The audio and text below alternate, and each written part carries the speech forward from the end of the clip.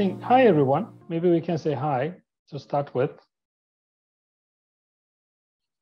Hello everyone. Okay, great. So sorry, we had like some technical difficulties joining, but hopefully, you know, this like online stuff is always challenging, but we're gonna try our best to you know, deliver the content and create some interesting things today. I think this is a very hot topic. So what we wanted to do is a couple of things. Actually, this is an ambitious workshop, but it's an easy one because we have all the material ready in the Google Drive that I sent yesterday night. And what we're going to do is we will update as we move forward. We will collect your files and we will include them too. So this is going to be a fully collaborative, you know, 6 hours if we can pull it. And at the end of the day, you're going to have the material that you can use for next 10 days to 3 months, 4 months. Okay, so that's the idea. And I think the big discussion now is, you know, of course, generating images by using AI.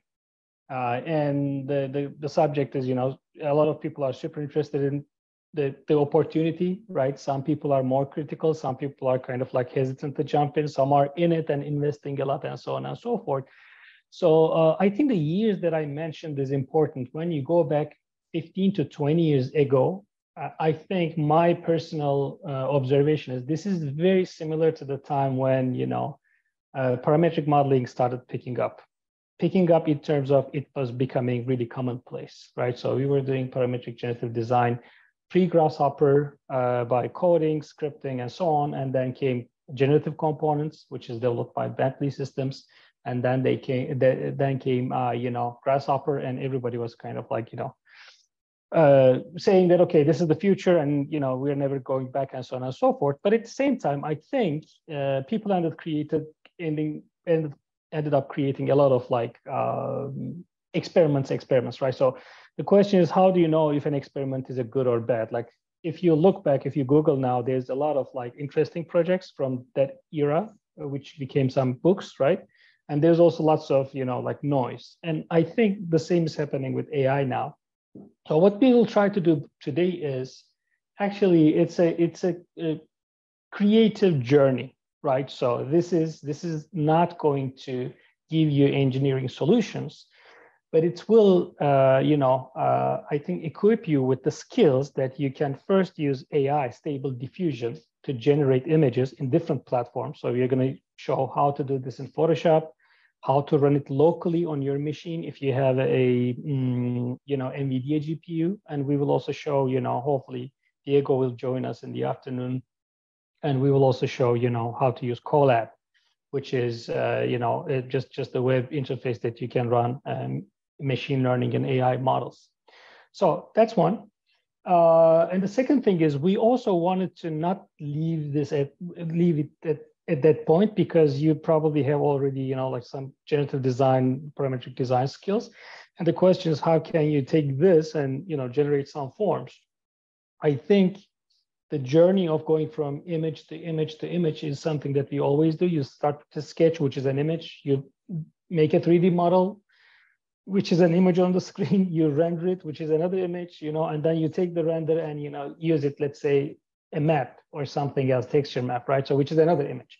So what we're going to do today is I mean, something similar. So we're going to take make images that are related to data. You don't have to, but we did a lot for them already. If you want to explore them too, you can explore in the Google Drive, but you can create your own. And then we will show how you can use different methods to kind of apply creative techniques to make 3D forms in Rhino. So that can also lead to, you know, like renderings, animations, data stories, data visualization, and so on and so forth. So that's the point. So without further ado, let me show you. I'm going to show you first a 2-minute video, and then 4 minutes of the video, and then maybe 3-4 minutes again, just to put everything into context. So let me share my screen for that.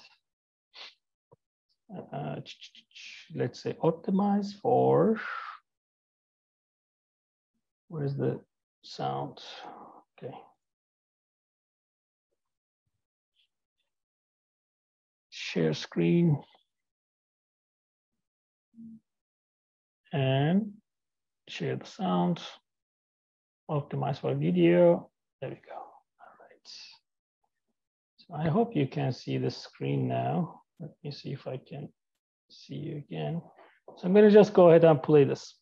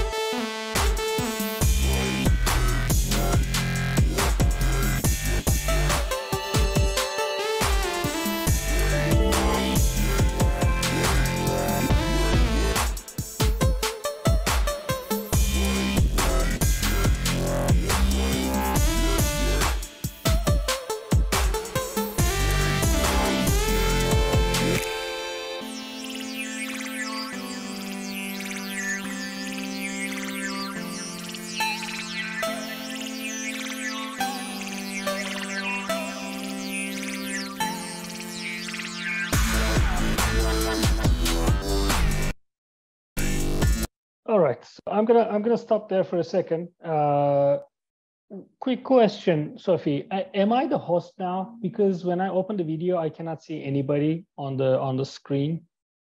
Yeah, I am the host. Okay, yeah. So I need to change something here, but anyway, I'll deal with it. I hope you saw the video and you were able to hear the sound. Okay, great. So if you see that there's an image on the right side, so let me keep playing that as I speak over that. So share the screen. Unfortunately, I can't see anyone when I'm doing this, so I just muted it. What's happening is, yeah, this is totally, every mesh here, you see 3D mesh here is generated by the image that you're using that's being kind of like displayed on the right side. Okay, so this is something that I did, I think 3 years ago or more, and I'm gonna share the story of that. So all these videos are, by the way, in this, like my YouTube channel, so you can kind of like go and check those if you want to see them. Okay, so the next one is, let me stop this for a second again. Okay, so here is the story. This is the context for you. And copying is very important because copying helps us build styles. So these are some, oil paintings that I work on, and for me, it's always a, let's say, a challenge to generate this kind of, let's say, ambiguous, let's say, textures and colors and so on by computers, because everything you make kind of like ends up being somehow flat. So I had these questions. Okay, if how can I replicate the style, that I'm having on the oil painting side? So as I was painting, I was taking the photographs of the paintings, and you would see that, there's some sort of a language. It's not 100% there yet. They're not really matching 100%, but there's a recurring technique that I'm using with the knife, painting knife. And it's helping me build this, let's say, style. But what it really is not that clear. So what I did is I collected these, I put these images together, and then I fed them into a machine learning algorithm, and this was the outcome. So what we see here is they are really reminiscent of the paintings that I did, right? We see paintings, we see colors. They're somehow merging and blending, and they're more streamlined than the paintings themselves. But at the same time, it's an extension of my work, right? So I don't evaluate these on the same level with my paintings, but they're helping me expand my understanding to the next level. And what do I do with these images? So first I analyze them, I look at them, and interestingly, sometimes you see some outcomes. Oh, where is this thing coming from, right? So there's like a circular object there.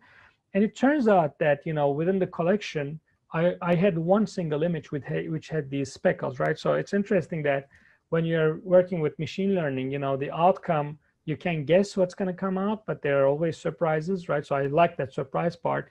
And this kind of taught me that, okay, the data set is really important. And even if you have, let's say, one single, painting that has these weird features, they may appear back in the painting this way, right? So it's a good learning process. And then the other thing is, everything comes, let's say, washed out from this process. So you have to go back to it and sharpen it and so on and so forth. So what I'm doing is here is I started with oil paintings. I took the photographs. I ran a machine learning algorithm, and it helped me produce these interesting images. And then I ended up making clouds, right? So I was like, okay, where is this coming from? So this is exactly using, let's say, an image like that, right? So I'm using this and I'm transforming into, let's say, a meshing algorithm this time, and bitmap processing. Then this thing emerges. So this is very inspiring for me, because it doesn't also end there. I can still move on to the next step. But in a way, this is very similar to looking at the clouds and finding shapes in them, right? So I'm doing vice versa. I'm looking at the shapes and making clouds out of them. So this is again, being on the move. This is again moving from one idea to the other one, because by using these images, I ended up making these forms. So they are very kind of architectural, right? And I was very surprised to see that in myself, because I was coming from, end of architecture, product design, oil painting, and then suddenly something architectural really emerged out of these by using. Okay, so that is the short story, and I think it's kind of like giving this, like context for the study. What is interesting is when this was done more than 3 years ago, there were no text-to-image based tools, right? So this was like just using StyleGANs, SGANs to train a machine learning model, create latent spaces of images, and get like a variety of images, so you can kind of like process that. So my question then was, okay, you can train models, but what do you do with the abundant number of images that you create? And here, actually, now you can make even more by using text-to-image tools. So, okay, with that, I will stop here. And again, if you're interested, just Google. Actually, if you go YouTube/computational design, that's me. YouTube/@computational design. So you're gonna find it. Or the name of the, all these videos are here, Design Computation Human. So this is the page. Okay, so if you go there, you're gonna see all the, whatever, like text to image AI or, generative design things, including the video that I showed you. With that, I'm gonna hand it to Dana, and she's gonna do the real stuff, right? So I'm kind of like, I'm just talking. She's going to show you how you can first start running Stable Diffusion in Photoshop if you have it installed. Just hearing about your background, I think all of you probably have Photoshop installed already. And if not, we will also show how to run Stable Diffusion locally. That's a hard installation. So for that one, we're going to play a video. And if you have already downloaded the files we sent, you're going to have kind of like easy time doing that. So Dana, thank you. Great. Thanks, Onur. So first, I'm going to dive right into the Photoshop plugin for Stable Diffusion that we've been using. Let me share my screen. So it doesn't look like I have access to screen sharing. Let me see. I can do that really fast here. Yeah, I'll make you a host. So yes, you should be able to share now. Okay, great. And then I do. Okay. Okay. Can anyone see my screen, the Google Drive directory here?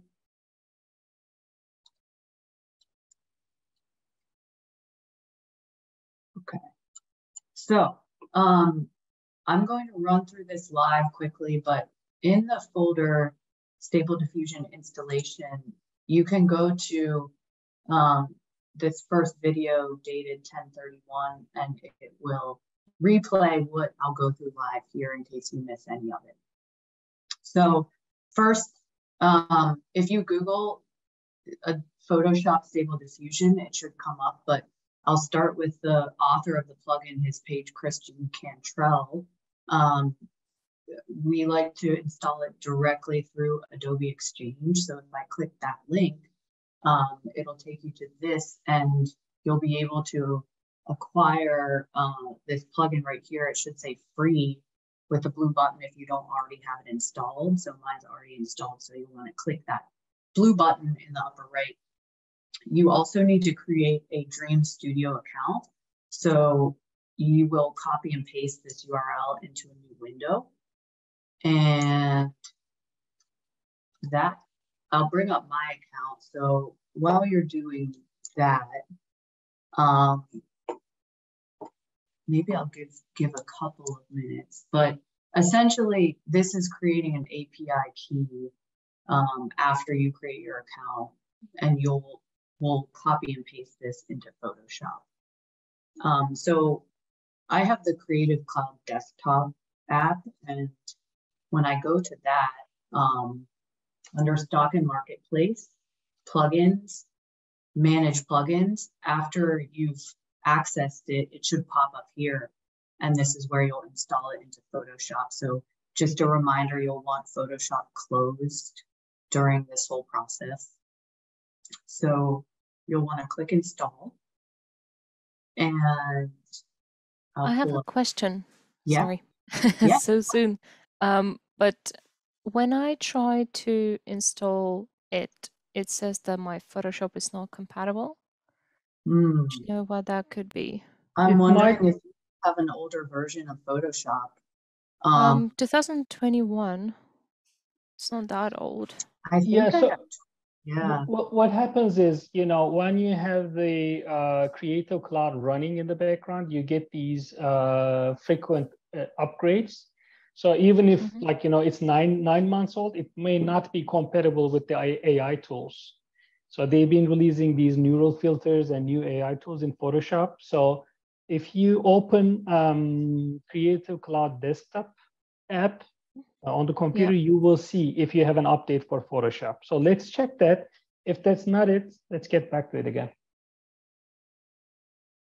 Yeah, let me have a look.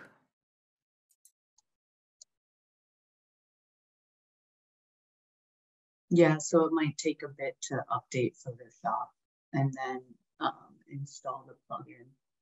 But while everyone is getting up to speed on that, I can show you what it looks like. So after you install the plugin through Creative Cloud, you can open Photoshop. And I usually do a new file, and then under the plugins menu, you should see all of the plugins you have installed. It should say Stable Diffusion, and this toggles the window like other Photoshop windows, and it'll just pop up.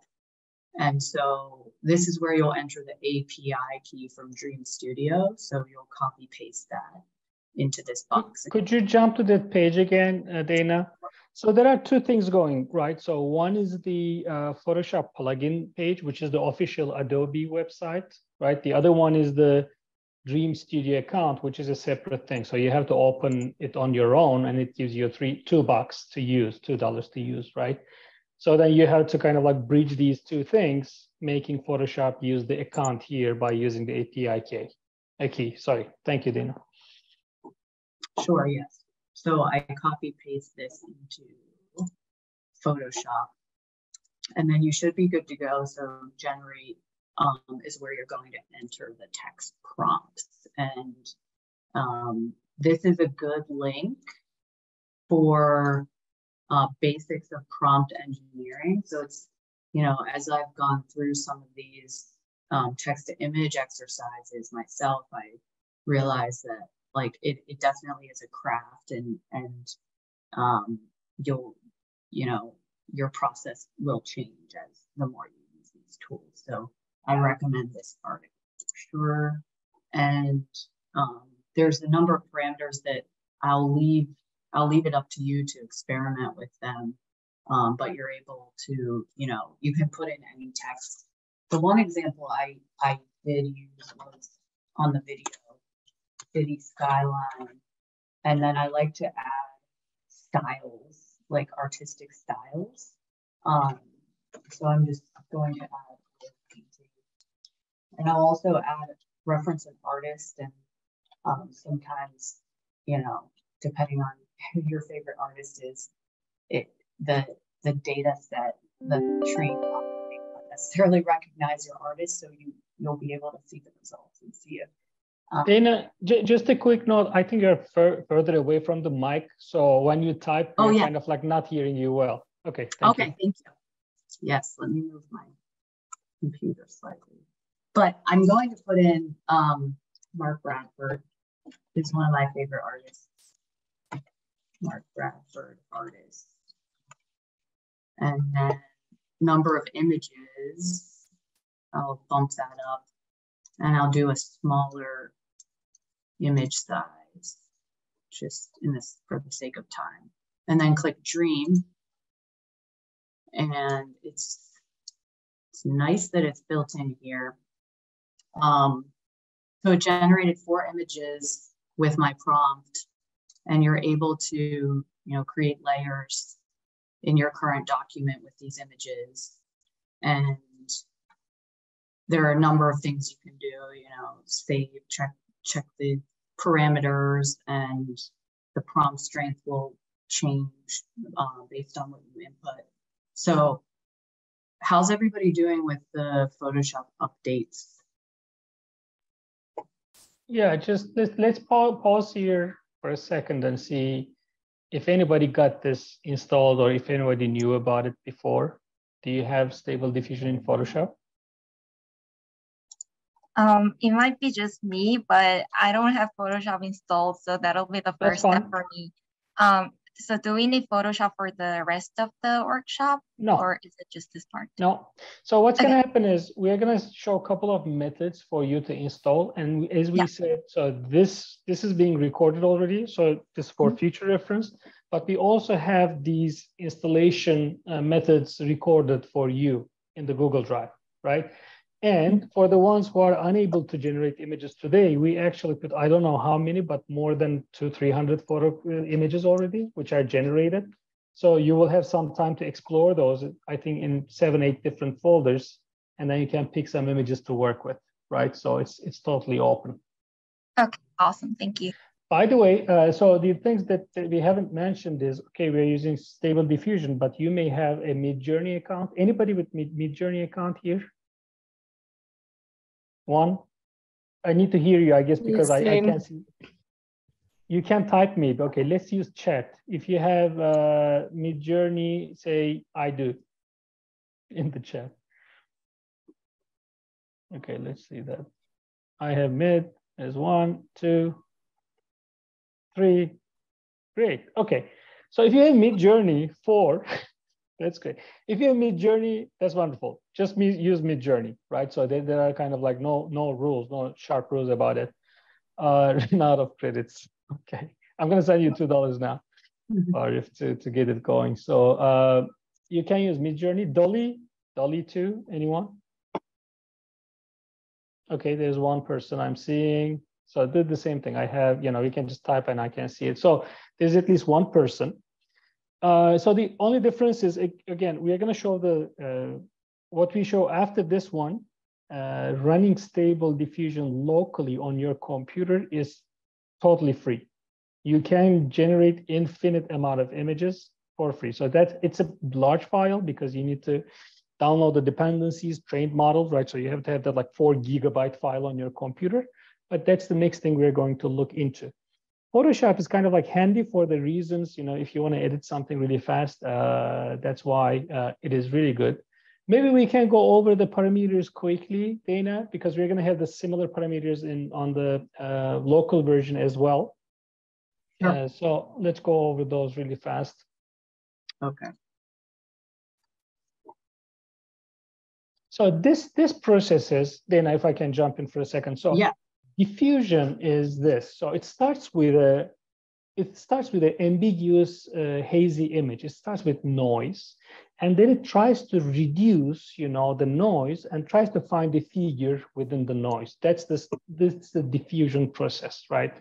You know, technically, this like text to image based, all like tools are working this way. It randomizes pixels and then it tries to kind of like use a pre-trained machine learning model to make an object that looks like what you're asking for, like a car, like a cityscape, and so on and so forth.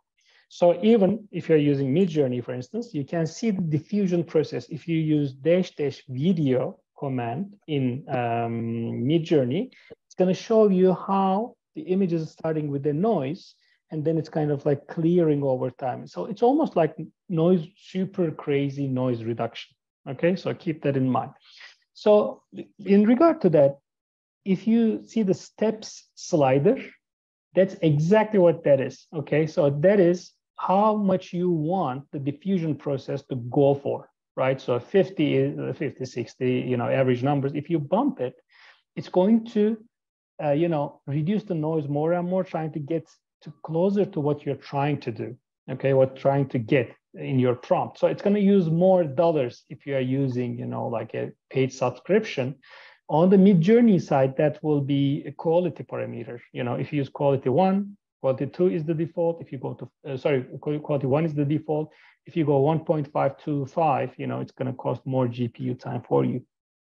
And yeah, the prompt strength is just, you know, like how much, if you give a seed image, you can start with an image and then, you know, make the tool work on it. You can change the weights, and then number of images is just like what it is. So that's pretty much that. Dana, maybe we can click the include image and show the options that you can show images. Yep. Mm-hmm.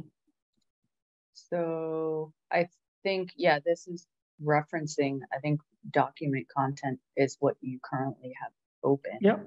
Yep. And then, yeah, selected layer, self-explanatory. Exactly. Yeah, so it kind of describes each. So yeah, you can do like in painting, you know, select an area and it's going to do the in paint thing, which I'm not going to go into now. You can see what it is.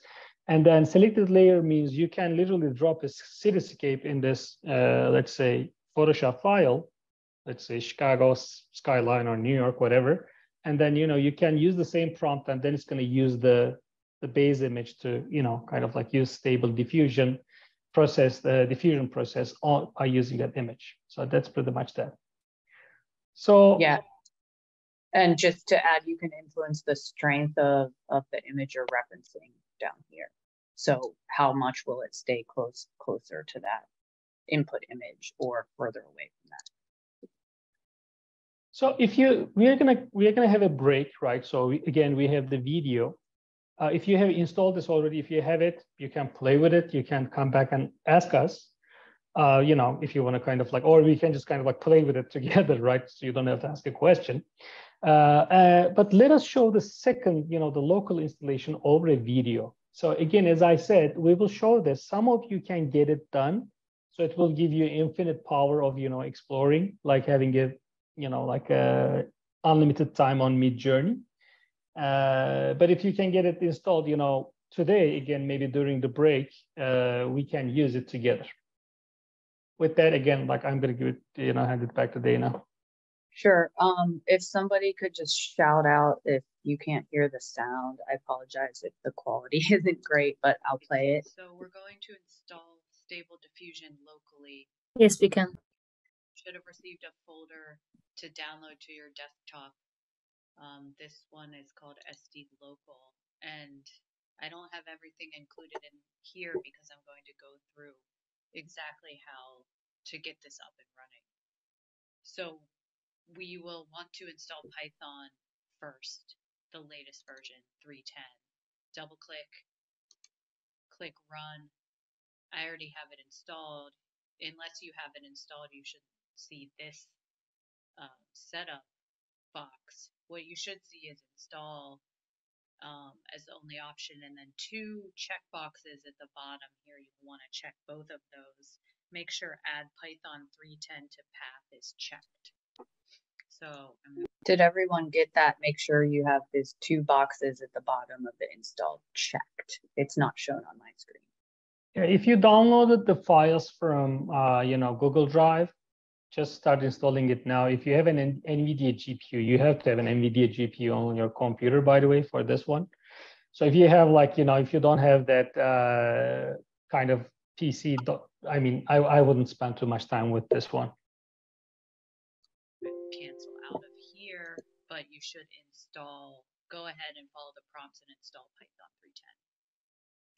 Next, we will install Git, double click, and just for purposes of example, I'm going to add my credentials. And I already have it installed, but just so you know, as I go through, we want everything checked on this components section. And then under default editor, make sure that use Notepad as Git's default editor is selected. And then we will click next. Nothing else needs to be changed from the defaults, and then click install. So unfortunately, I'm removing and then reinstalling it. I already had it installed. So this should be relatively quick.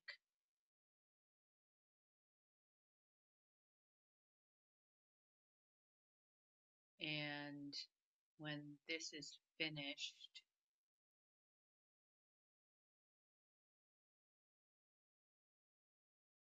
we should be able to just cancel out of here. We don't need the release notes finished. Okay, next we're going to make sure we're in this SD local folder in Explorer and type CMD, enter, and a terminal window will pop up. This is where you can open the text file that's in that folder. There are two lines of text here. The first one will copy and paste into that terminal, enter, and it's essentially copying the Stable Diffusion Web UI folder into this directory.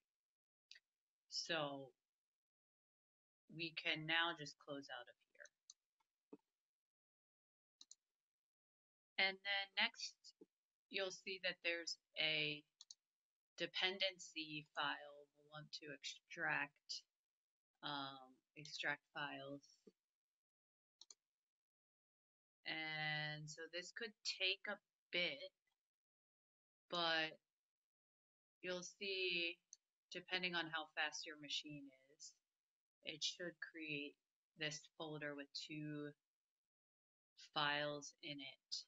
Now mine's moving pretty fast, but we may need to pause the video while you extract these. But hopefully this doesn't take too long. And then we will go in here. You'll see there's two files, a checkpoint file and a path. We're going to cut these and add them to under the Stable Diffusion Web UI folder that was just previously downloaded under Models, Stable Diffusion, and then paste here.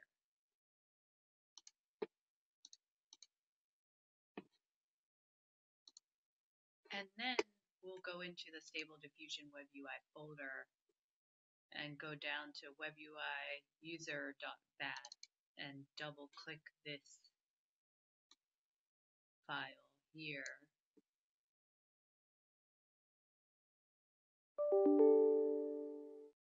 And you'll see it running. This could take anywhere between 5 to 15 minutes. And so this is installing all of the things required to run Stable Diffusion locally.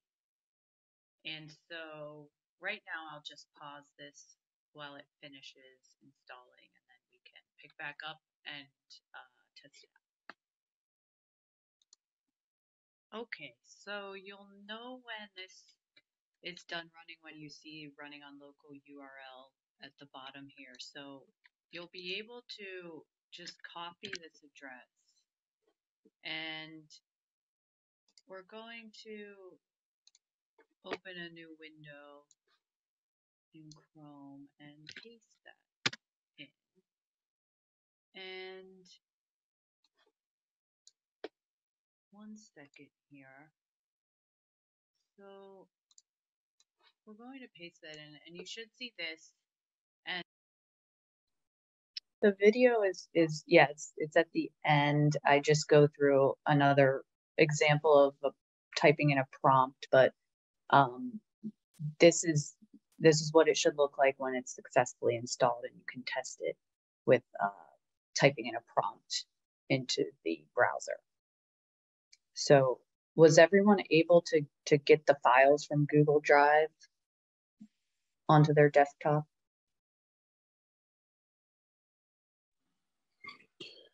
I was not, but owner sent me another link which I could download. Yeah, so what I did is for the people who are unable to download that, the two dependencies, which are like almost two of the largest files. So let me send them to you now. So we can, Oscar emailed me and I sent him let me see here, the two links. So the dependency files are, if you want to download them directly, I just dropped them in the chat. So you can download the dependencies and then the GitHub installer and so on and so forth. So you can pick the files that you're downloading from the Google Drive. You don't have to download everything. And I just asked in the chat if you have an NVIDIA GPU. Like only one person responded. Do others, like, does anybody else have it at all? Not really, no NVIDIA GPUs on the PCs, okay. Okay then, so this kind of like shows me that we're gonna use like the local won't be a, you know, like the best choice for you, but hopefully, let's see if we can find other tools. But in the meantime, let's give, you don't have the dependencies file. Okay, so you can download these two links from these two links, Anastasia. So these are the dependencies which you are looking for. Okay, it's in the chat again, the links.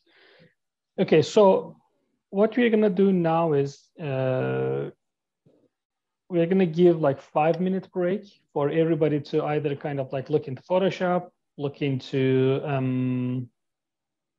Stable Diffusion Local. Looks like not many people will use it. But at the same time, start browsing the images here. So I'm just going to send a link, which is, if you go to our shared folder, you will see demo files. Under the demo files, you have images folder. So I'm gonna get the link, copy the link again for you, just put it in the chat.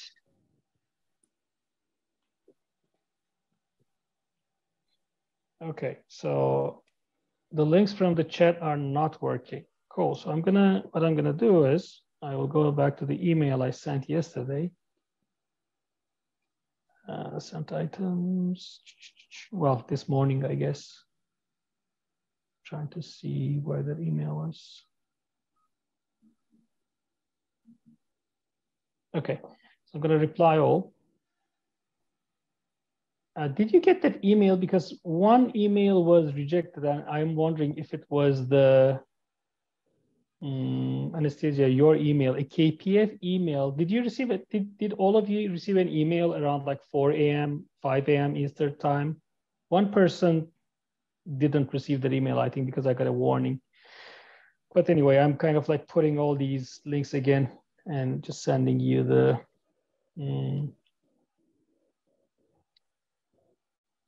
links. Okay, so I just sent that. Let me share my screen for a second. So if you, let's do that. Okay, great. So if I share my screen. Host disabled participant screen sharing because I'm not, can I make myself the host again? Okay, Dana, you need to make me host now. Why are you banning me? Okay, how do I do that? Go to my video, and then you have 3 dots on the right side. Say make host. Yes, we're gonna have to keep. Yeah, exactly. Flipping it back and forth. All right. So if we go to here, okay. So if you go to our shared folder, this you have demo files, and if you go to images, so these will have Rhino and Grasshopper files. By the way, these GH plugins and add-ons try to install these at your own earliest convenience. You don't need Monolith. It's a pretty old let's say plugin. You don't need it now, but try to install all the other ones. But in the meantime, if you want to explore the images, so you can go here. So these were created in Midjourney, most of them, I would say. So they were created by using data prompts, right? So, and this was a funny one because I was doing this, and it was just saying like abacus, right? So it was creating these sort of images. They're kind of like boxy stuff that are more abstract, data curtain painted, sort of stuff. Data is like architectural expression. So these were interesting for me because, I was trying to get some, tectonic forms and so on and so forth. All right, see you, Annie. See you later. Hopefully we're going to be fine. Dana, we shouldn't close the meeting. That's the thing that we need to remember. Okay. You're not supposed to close. So base images are the images that we're going to use in the demos. We don't have to, but we're going to show them. Data flux. So this is one, which is interesting because with this one, I'm going to show an animation. And I think this is the closest thing to the first video that I showed today. So it's like step by step, you can kind of like process these images and make 3D forms. What else? Oh, and there's this huge library that, which includes Dana's artistic explorations with Stable Diffusion. These were local, right, Dana? Yeah. Mm-hmm. Okay, wonderful. So I like it because it's free too. Yes, exactly. Like another reason to love that. So you can familiarize yourself with those images, check the installations. I'm just giving, so it's like 11:07. So I'm just giving a 7-minute break. And if you have anything installed, if you have Midjourney or Dolly, explore, like try to make some images, right? So related to data. So we are here, I'm here. I just need to kind of like check a couple of things. For next 8 minutes until 11:15, and 11:15, Dana will start with the first Rhino Grasshopper file. Actually, one thing, of course, okay, I said 11:15, but you need to install the GH Grasshopper extensions, all of them. So Dana, maybe let's go over them first, sorry, and then give the break. Could you just kind of like show the extension, the add-ons that we need to install? I just showed them. Let's go over them again. Thanks. Can you make me a host? Of course. Yes, there you go. Okay, thank you. Okay. So in demo files, plugin folder, so ignore Monolith. It's the largest plugin file. You don't need that. This is, so Aviary is just for bitmap processing. And I'm sure you all know, but download and copy into the Grasshopper components folder and make sure the files are unblocked for any of these DLL file types. Dendro is similar, you just have to unzip it. And there are some examples of Hedgehog in this folder. So it's essentially 3 plugins, Dendro, Hedgehog, and Aviary. And once you have those, you can open the image to 2D pixel map Rhino and Grasshopper file. I think there's only one file in each folder. And if you open those, it should tell you if you're missing any plugins.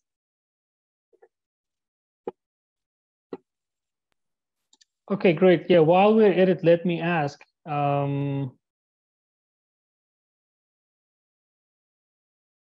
Anybody, do you all have Rhino and Grasshopper experience? Yes. Are there any no's here, like no Grasshopper at all? No Rhino?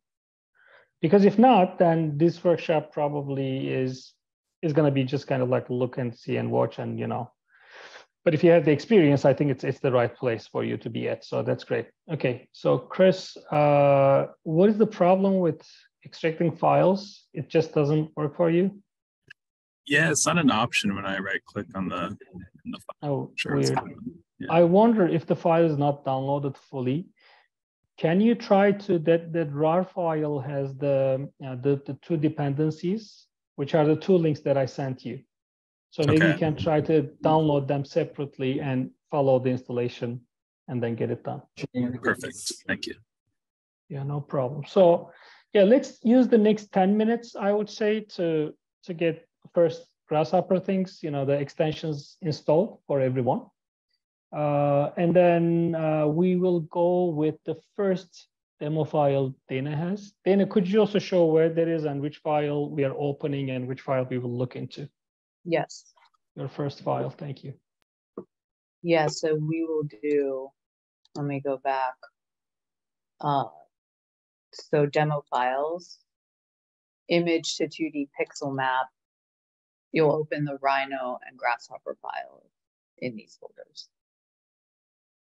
So if all the Grasshopper dependencies and plugins are installed correctly, you shouldn't get any warning. If you get a warning and, you know, Grasshopper, you just need to go back to the, go ahead. The other thing is owner mentioned, I have images linked in those files. So if you go into the images folder and base images, if you download this whole folder and put it with your Rhino Grasshopper files, you may need to relink the images, which we can go through. But the ones I'm using in the example files are in this folder. Yeah, we can definitely relink them so everybody can kind of like see that from the folder. That's great. Yeah, great.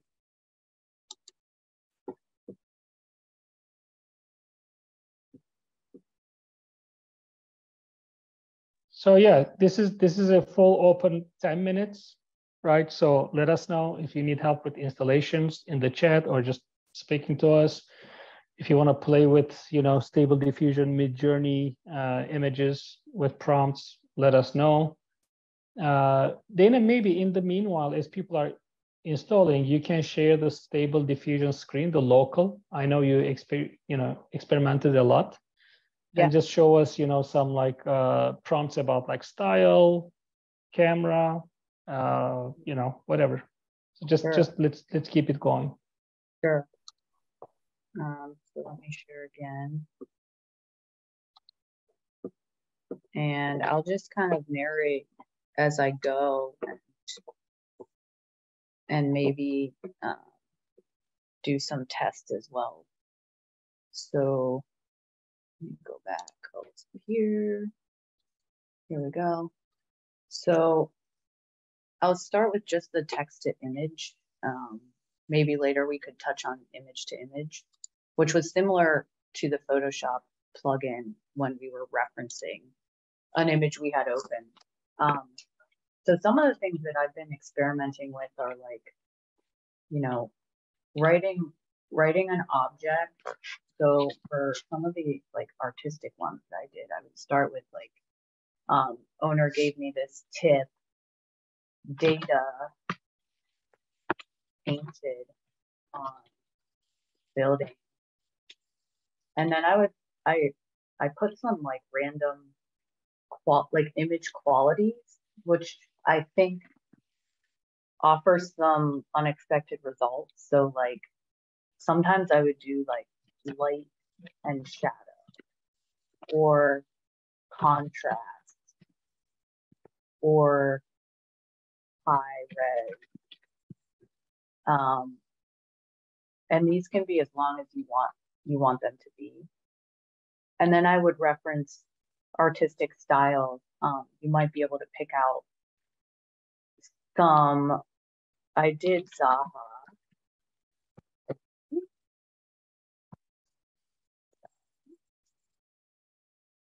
And yeah, architects or artists are always nice, especially if you can recognize their style. You can start to make connections with how the strength of where that prompt is in the string. I noticed that the words at the end of the prompt, maybe, I don't know if this is true, but maybe have less strength than the beginning, depending on how many words you input. So let's just generate.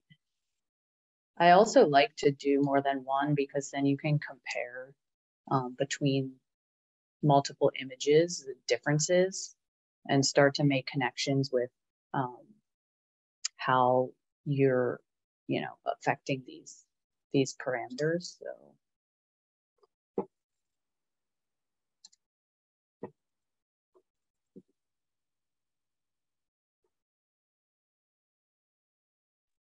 So this percentage is showing Dana's GPU reading the information from the pre-trained AI model, machine learning model that is using this stable diffusion algorithm. So that's why it's free, right? So there's no service provider, it's not on the cloud, it's just like locally happening, which is an open source code people shared, which is great.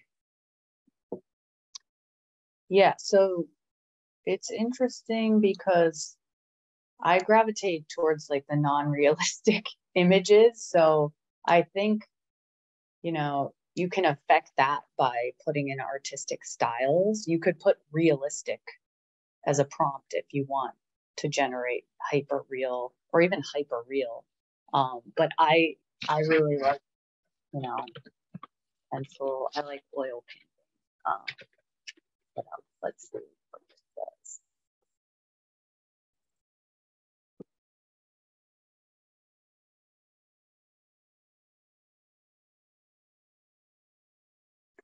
One of the other things that I did do, like just in keeping with the architecture theme, I like to also put in, like, you can put in vantage points, like top view, elevation, topography, or like if you want to generate like a map infographic or map image. All these descriptors will affect the final result. So I really like just changing, one or two of the words, and then you'll like build this database of how it's working. And you could really start to refine what your images are. You could also put in like different color schemes. So if you write, words, different colors, like, black or, backlit even, it'll start to change the lighting. Yeah, could you do this, for instance, Dana? Could you make like backlights and then also depth of field maybe, or focal depth or bokeh? Yeah. So these are kind of like you can literally put camera. So you can say architectural below a portrait, taken by using 35mm lens, right? So I think what is really interesting here is that your experience and your knowledge about like visual arts and photography comes into play here, and rendering. So if you say, Octane render, for instance, it knows what an Octane lighting looks like, right? So it knows, meaning it's implemented in that, right? So they use that kind of data set. Yeah, so I added watercolor in here, which starts to get a little more interesting to me and unexpected. Yeah, that's probably, like the depth of field and watercolor are working against each other here, right? Because the watercolor is trying to make things abstract and the depth of field is trying to make it photographic. So that's an interesting thing. Yeah. We talked about I talked about the diffusion process and the steps in Photoshop, if you remember. We are showing this because a new version of this is available free again, and you can run it. If you have a Google account, you can just run it, right? So we're going to show that in the afternoon when Diego joins too. So don't say, you know, like, okay, this is local, I can't install it. No, actually, you can install it with this in Colab. You know, he just got to me like now, 30 minutes ago. So you're going to show that. So it's important to understand what's happening here.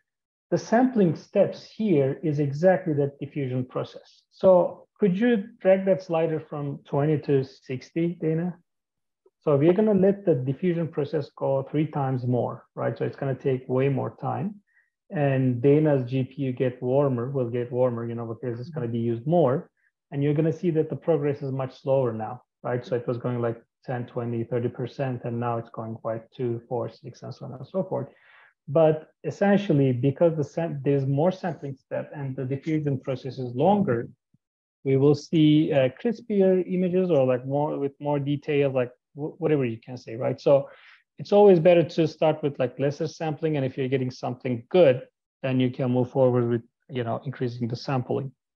What happens in Midjourney is a little crazy because they have like really, really beefy infrastructure, and then you know, like whatever you put, you're getting immediately high, you know, like high resolution and well diffused, you know, images. So that's a different story. Let's see what comes out. Yeah.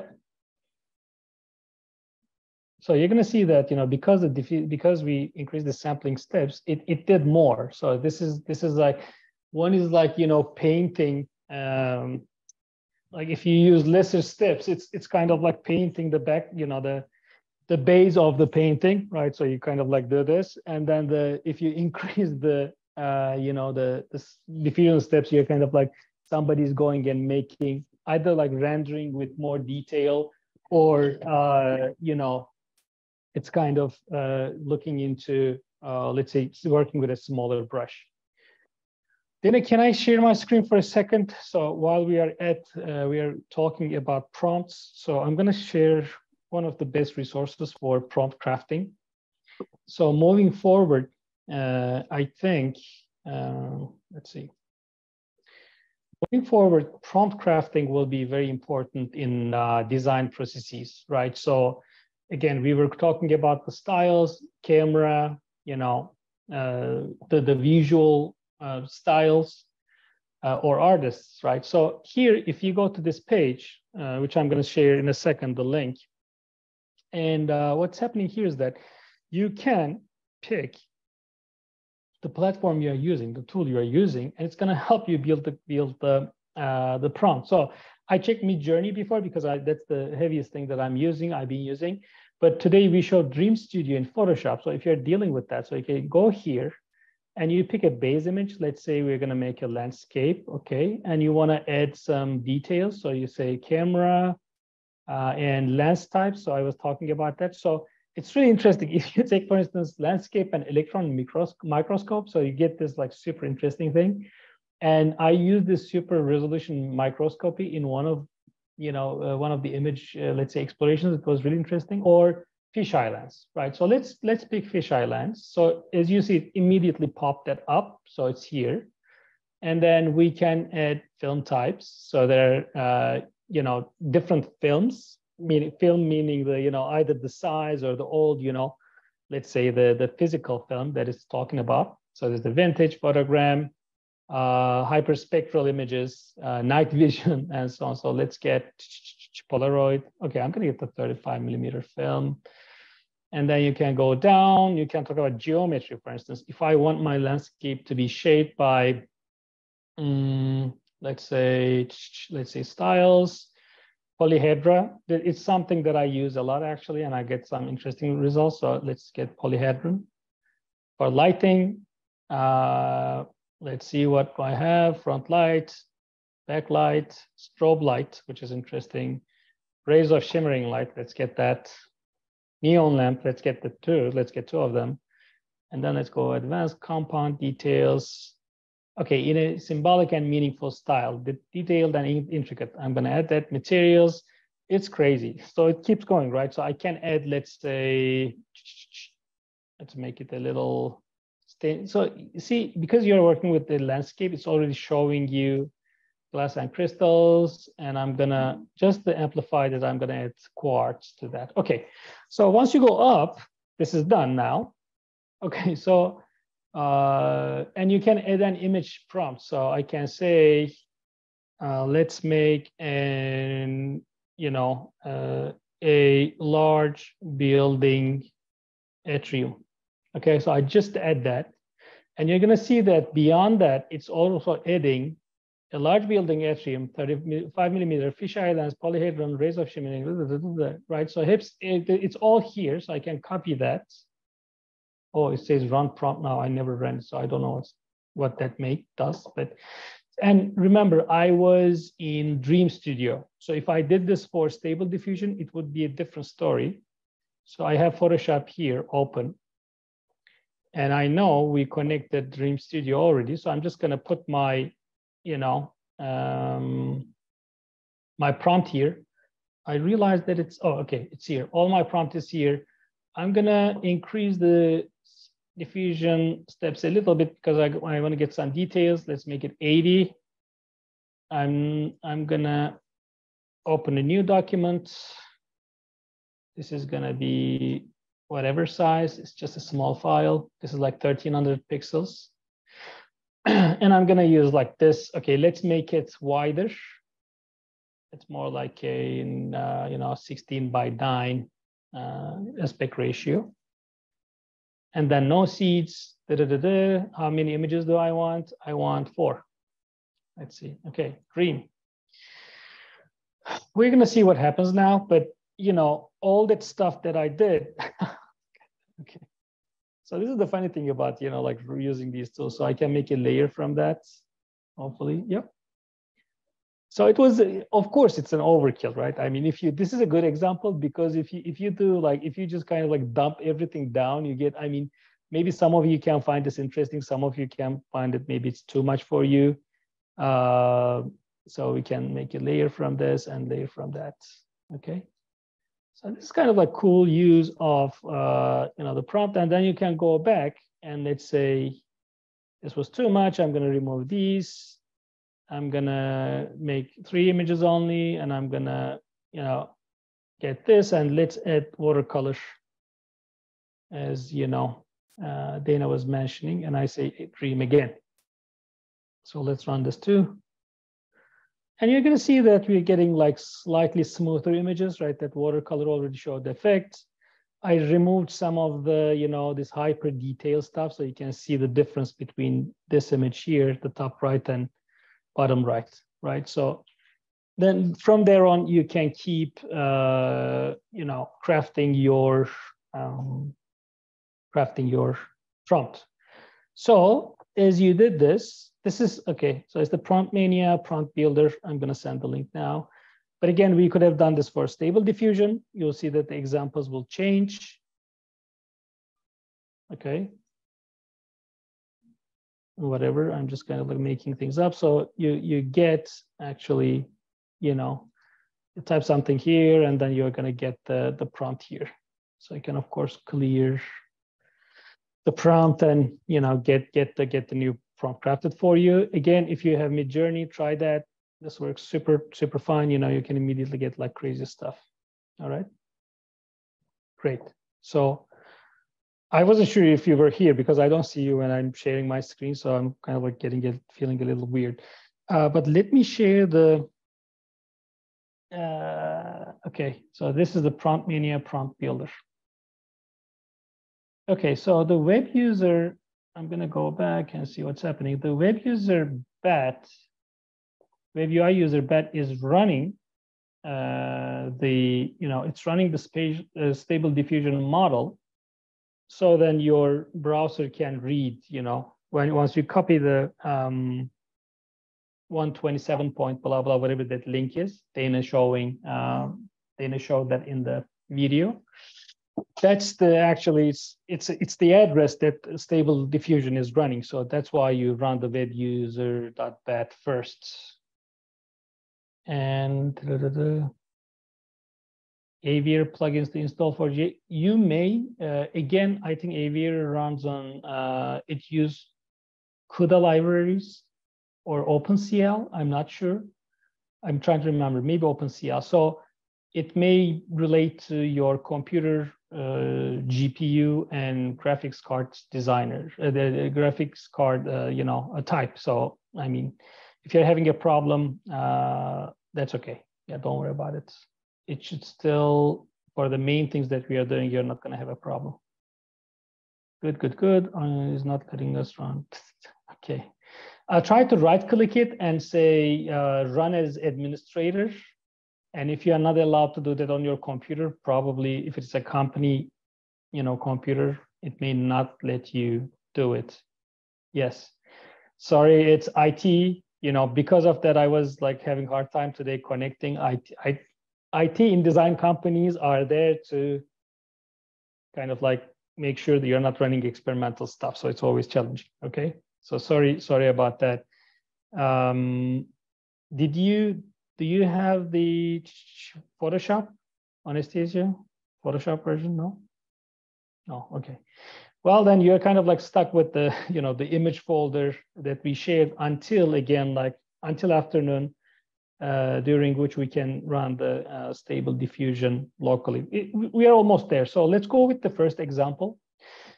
But before that, let's take the 10-minute break, because I think like this was quite a bit. I'm going to give a 10-minute break. We meet back at 11:40. The meeting keeps running. And then 11:40, Dana is going to make the first demo. Then we're going to have the, I think, lunch break. Let me check this. Yeah, either or, depending on the time. Okay. Any questions or comments so far? Okay, 10-minute break. So see you at 11:40. All right, I'm back. If anybody is back. Bitmap plugin. What is missing? What is the warning? When I open the Grasshopper module, I just get that warning that. Yeah, it should say the plugin name saying this is missing. Like, I don't understand what this is, so it should tell us the plugin name. So it says wind, and then the object is bitmap read. Yeah, so I've been getting that error. I don't think wind exists anymore. I'm not sure, but you can make it work without that, right, Okay. Dana? Yeah, I think it might be part of the Aviary package, okay, yeah. but we can. Yes. I think it's just like I'm just using it to show the image in Grasshopper, but it's not necessary to have. So it's the display, right? Yeah. Okay.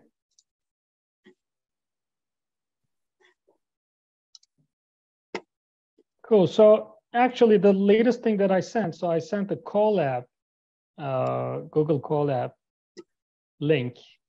We will look into that. I'm not going to kind of like spend time with that now, but there is, again, after this workshop, if you don't have Photoshop, if you cannot run Stable Diffusion locally, for Google Colab, you just need to have a kind of like Google account. It's going to use your G Drive, Google Drive, which you have by default if you have a Gmail.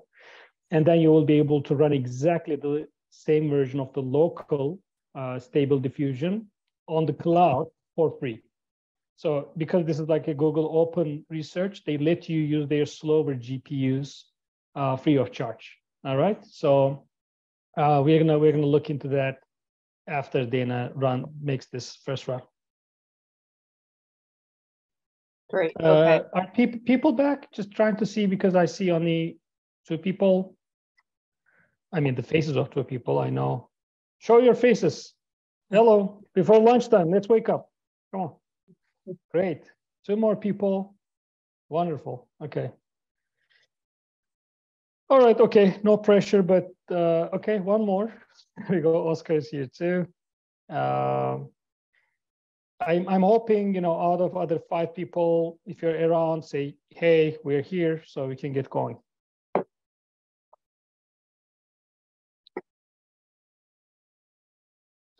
All right, okay. All right, one more, thank you. Great, I think it's okay. It's 45, so we can get going, Dana. Thank you so much. Great, okay. Oh, I need to be the host again, I think.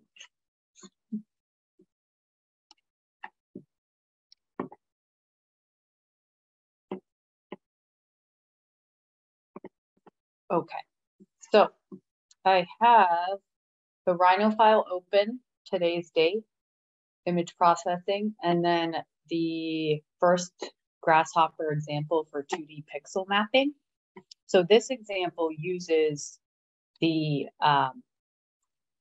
Hedgehog plugin.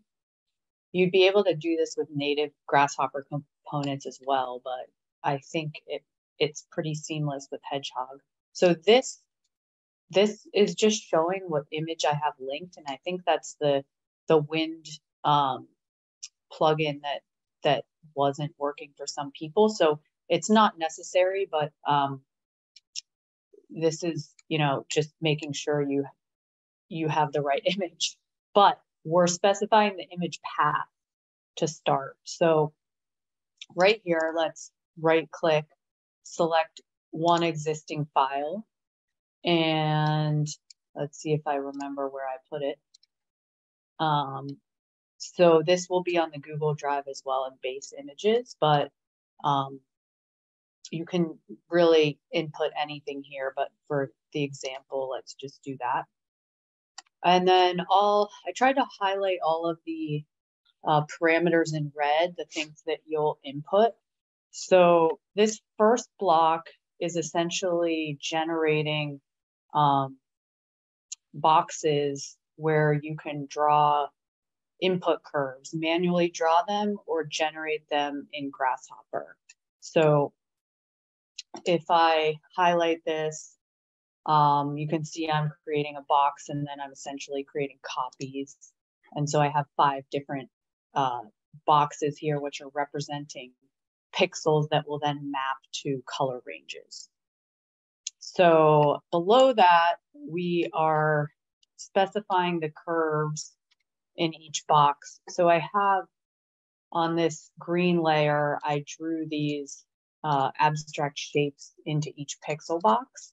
And then I did the same thing with linking, right-clicking, setting one curve for each box. So as you see, when I go through and highlight these, they're just in order from left to right. So the idea with this was, you know, getting an image. This is an abstract representation of a building, but the application of this could be like similar to like a facade panel study or something like that. So my image is looking at black and white values and bright, you know, dark and bright values and mapping different shapes along those values. So it's kind of separating those values into 5 chunks. So then when I preview the final thing that Hedgehog is doing, it's, as you can see in the white areas, it's mapping this square curve, and then it's in the dark areas, it's mapping the smaller panels. So the idea might be, you know, you want a larger opaque panel, maybe where there's more sunlight hitting a facade. Maybe you want a larger window opening with indirect light, something similar. Very abstract, but it just shows the concept. And one thing to note is the resolution of the image. So right now I'm creating just like based on the size of the image, it's not very large. So I'm specifying, you know, the number of divisions. And so I think you can bump up the resolution as well, but just for ease of use, you can see like my image is 512 by 512 pixels. And I'm, you know, only creating a rectangle this size. So that, I think it's referencing the size of the original image. So depending on what size image you plug in, you'll be able to get a higher resolution there. And you can also preview it in black and white as well. Yeah, Dana, there's one great point from Arif. He's saying that if you don't have the wind because you are reading the image dimensions from the aviary, maybe we can just kind of like input the width and height of the image Yeah, so either by hard numbers parameters or another tool. Let's show that. Yeah, so I guess this is the wind thing too, which is reading the bitmap. So I'm inputting the file path, but then Dana, can we show with the image sampler? So the display. Sampler, So yeah. Just let's get rid of this and then check the image size and just put sliders for that. So it's fine. Yeah. Perfect. Thank you so much. So I think we have to make this a mesh, right? Or a surface instead of, can we do this?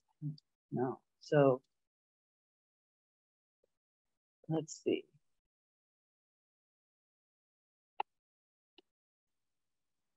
If we just put. Yeah, if you don't drag actually on the image sampler, just double click on the image sampler. And load it in. And load it in, that's it, yeah.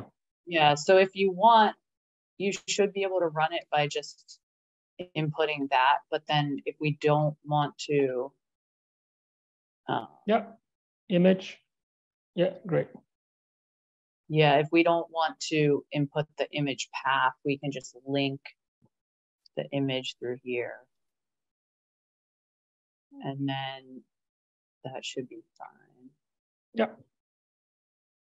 And then this. Actually, you can still keep the path. That's fine. Yeah. Just for the display purposes, because you don't have to display it. That's what I was trying to say. Oh, gotcha. Okay. So yeah, just for the display for people to see it. Yeah. Okay. So yeah, we don't necessarily need this one either.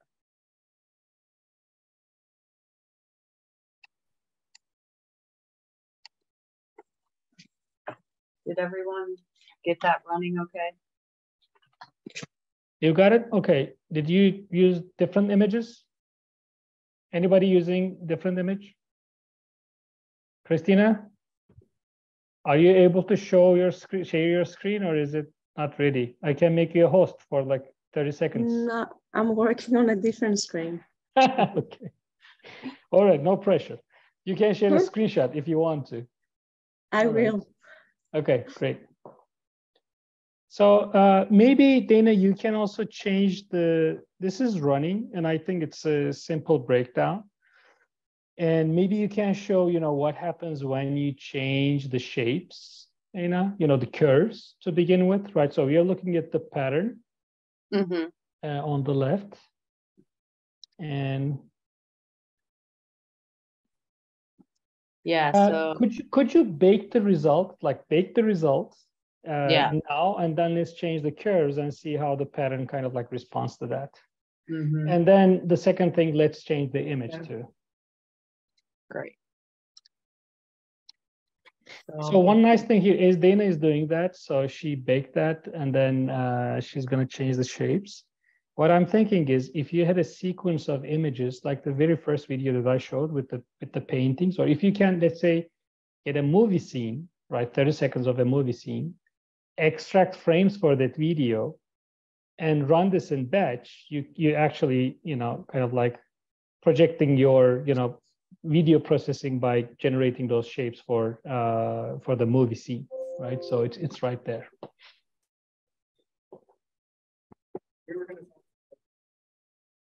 Okay. So let's see if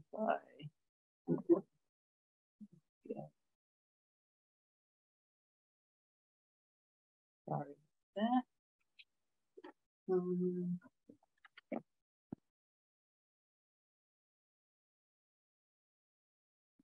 So this is all random, what I'm doing.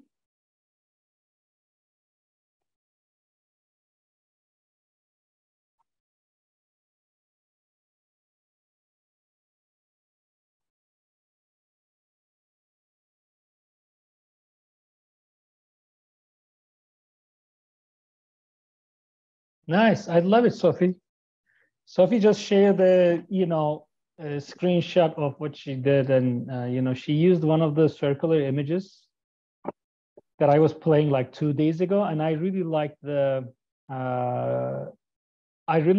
fact that the bright areas, the halo, if you download that image, you're going to see it. Dana, can you go to, sorry, like I'm asking too many things. Dana, can you do the thing? Dana, could you check the chat? Yeah. And Sophie sent exactly that image. So I like the fact that, how that bright area is like sinking in geometrically in the Rhino site, right? So you can also kind of like lift this thing up into 3D as well, if you want to, right? Just using kind of like height fill or heights for each polygon. So it's interesting. Thank you. But yeah, I'd be interested to hear if anyone has any other takes on the pixel mapping and how we could use that. But I use the Slack to upload, but I haven't changed the geometries. Okay, so Slack, unfortunately, we didn't implement Slack. So we are not really using it. If you want to upload to the chat, that would be super nice. So Arif is asking Dana the logic between the distribution of components, which is by the color or the brightness value. Could you again show that portion, please? Yeah. So my take is that, so this is just like a standalone plugin. So I'm not like getting in here to see, but I think it's like essentially like changing the color value to grayscale and then mapping the curves in chunks from light to dark, or white to black.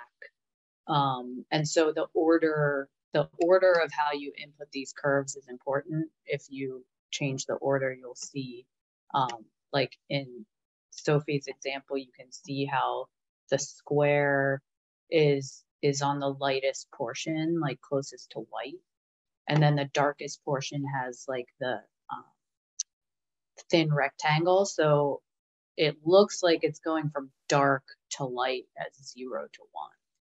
Yes, but at the same time, there is like blue too, right? So blues are rectangular too. So let me explain that for you all. Can we go back to the script?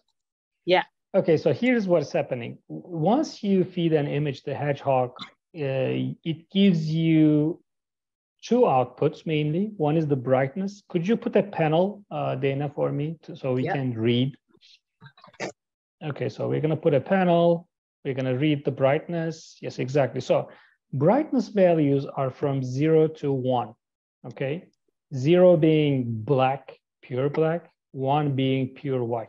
Okay, but don't forget like a light blue is also closer to white than black, right? So because it's about the brightness of the pixel. The second thing you get, actually, it's the first thing you get, is the color. So let's check the panel. The same panel, just attach the color. It doesn't matter, or the copy. Okay, the color is already giving us the RGB values of the pixel, right? So red, green, blue. All the colors are, pretty much you either use the CMYK color coding or you use the RGB color coding. Okay, the basic difference between these are this. So one uses red, green, and blue, and it's like the logic of light. So if you combine all the spectrums of light, like the rainbow, when you put a crystal, you get the rainbow colors. When you combine them, you get white light. So RGB, in essence, when you use it as a light, you get white on the intersection. But on the CMYK space, which is a substance, it's more like a paint. If you mix everything, you get black. Okay, so that's the difference between like CMYK, and the K refers to black actually in CMYK, which I can show in a second. So here, Dana is like pulling the brightness, which is the gray value, and again feeding it to the K of CMYK, which is again black, right? So it's kind of like doubling a little bit what's happening. So that's off right now. So that we are not seeing. What we see on the screen is the other one, which is taking the color. And as Dana said, it's kind of like, because you have 5 geometries, it's splitting the color space into 5, right? So it's kind of like distributing those shapes according to that. So could you turn on the other preview instead of the color shape? Yeah. And they're different. And the reason is one is using the color directly, so it's taking RGB, and again, it's not necessarily using actually you can drag maybe, oh, you are getting the color, okay. The CM, you are building a CMYK with that, so it makes sense. Okay, so one is reading the brightness of the pixels, the other one is dividing the color space, and the color space does not equal to the brightness of the image. So that's what it is. Actually, the nice thing is we kept using Hedgehog for this workshop, which is it's a like 5-year-old plugin, I think. It has some glitches, but it's a great way to kind of like immediately pull the color information of pixels and then attribute geometry to it. So that's that. Are there any other questions about this? Oh, okay. Chris sent an image. Sure. I have a couple of questions. The first is about resolution. I didn't hear how we can, I didn't see actually how we could make, I don't see it actually in Grasshopper. Let me, meaning using the Hedgehog, right? Yeah, meaning. Yeah. Yes, let me show you that. In this definition, yeah. Yeah. I'm gonna show it to you. Let me open a file. While we are at it, could you, Dana, open the other image that Chris shared, I guess? Let me find the files here. Yes, I think I have.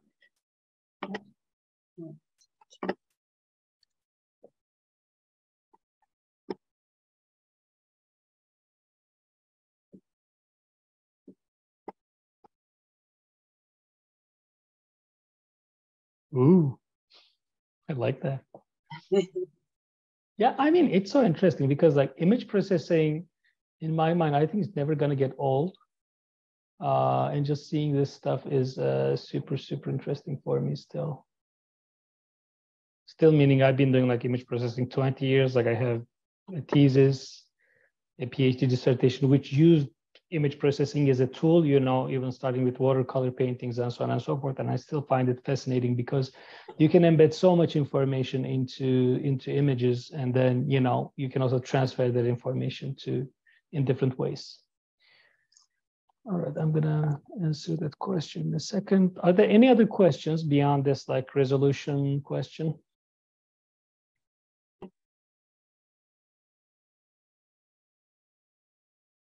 I take that as a no.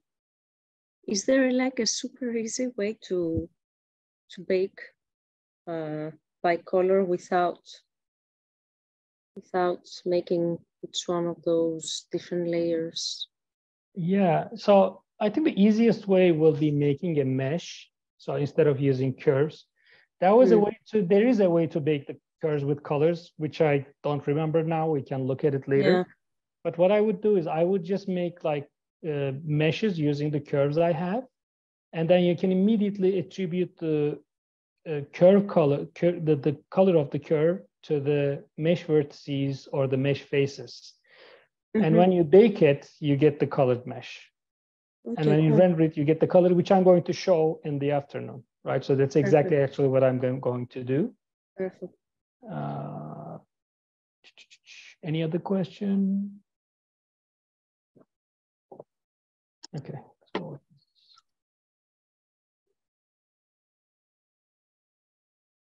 So you're kind of like making me, Dana, can I share my screen for a second? Just to answer this question.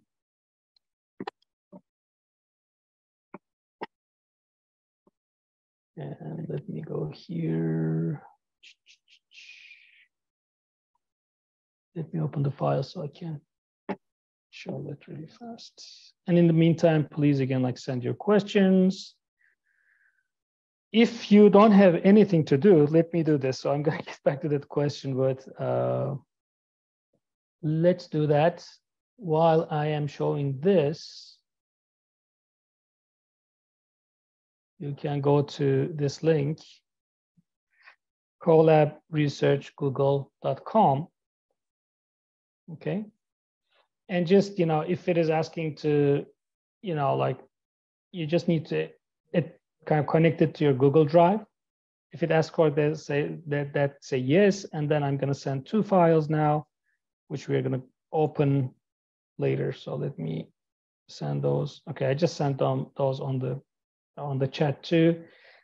So this EAC Tech 2022 Stable Diffusion file actually helps you run locally, which I'm going to show in a second. But let's go back. So you have those files now. I'm going to show it again. So don't panic. So we're not. I know I'm multitasking, but just to be efficient. But we're gonna do it together. Okay. So let me share the screen first. Great. So this is the. I'm having such a hard time. I don't know why I can't see you once I open this window.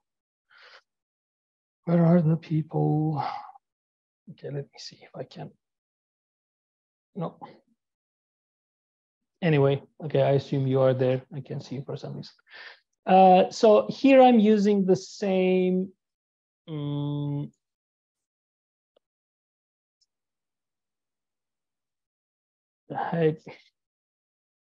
If only I could type. Okay, so I have Hedgehog, right? So I just put it, and then I'm gonna say I need 1 file. Okay, so I'm gonna right-click this, select 1 existing file. God knows where the files are. Okay, so I think it should be here. I'll get any image, doesn't matter. Let me go 1 back. Let's have fun. How large is this? Okay, I'm gonna check. Okay, this is like 453 to 453 pixels image. Okay, and I'm gonna just put that here. Path, right? Nothing is happening. And I know that image was 453 to 453. This is the best practice I usually apply. So I open a panel, and this is for square image. You can do it for rectangular with 2 parameters. So 453. All right, so that's the pixel width. I'm going to put it. So what I can do is I can use this directly for width and height, right? So, that's done. And then I can use like here method. Do you want to run that? And I say yes. So just to toggle true. There are no geometries. For mine, I'm just going to use 1 geometry. So I'm going to delete. If I zoom in, you're going to see these delete, delete, delete. And for the geometry, let's say I'm just going to make a box and I'll be done with it. So I can just make a center box, which is here by default in the center of the coordinate system. And XYZ is 1. Fine. I'll just keep it that way and just connect this box here. Let's see. Y. And I get an error. It's funny. Let me mesh this and see if that helps. Okay, yeah, it didn't like brep. Okay, so I just meshed it and the mesh works and it creates this thing. Okay, so let's try to understand what's happening here about the size. Okay, this looks a little weird, and I know my box edge, this edge length was, if I check X, Y, and Z, they're all like 1. So I can make that box larger because otherwise the pixels look too far away from each other. Actually, I can make them even almost like 10 times larger. But let me go with 5 for now. So just make a slider. Okay, so I have a larger mesh. And well, it looks more manageable. Great. Okay, so, and remember, my image was 453 pixels wide, so I'm applying that. If I draw a line here from 0, 0, 0 to 453, it hits right at the end of the image. And I can do the same for the height, 453 units, and yep, it's done. I mean, it's showing because I'm not in the corner of that, it's of course kind of like offset here, which makes sense. If I shift it, it's going to be the frame, that's fine. But I'm going to keep it this way. So what I do is, depending on how many boxes I'm trying to get, I change this number. So I put in multiplier here. So I say from 0.1, okay, to 2, let's say. So I'm getting a slider from 10% of 1, which is 0.1, to 2, right? So I just put that. And then I multiply this number, which is my pixel width and height, the resolution, with this number. Let's set it to 1 first and see what happens. So I'm going to set it to 1. So I'm checking what's happening here. And I multiply that, and I just put those width and height here. Nothing changed. Why? Because it's multiplied by 1, still reading that pixel dimension. So if I make it smaller, it's kind of weird, like what I would expect is, because the image size is not changing, right? I mean, the image that I'm using is the 453 pixels. I'm just trying to sample less. Maybe let's say, instead of getting a pixel sampled in every 10 pixels, I'm trying to sample maybe every 20 pixels, but it's not giving me that scaling down. So that's the weird thing about Hedgehog. It takes a while to get your head around it, which is not the same with the image sampler that Grasshopper has, right? So in the image sampler here, actually it works in a different way. So you just pick another image, and then you sample, and you can change how densely you are sampling the image by using parameters. Okay, not to confuse you, I'm skipping that for now. Dragging this back to 1, and here is what I'm going to do. I'm going to make a preview, custom preview, and my geometry is these guys, right? Oh, let me turn this off. By the way, you made me do what I was going to do in the afternoon, but it's good. That's fine. We're going to do it anyway. Okay, so that's it. And for the material, I'm going to use the color. All right. Okay, so now we see. Actually, that's exactly the image from the movie. But let me go back to. Let me go back to here. Find the colorful image. Let's go here. I'll just make it fun. Okay, here is. Okay, I love these.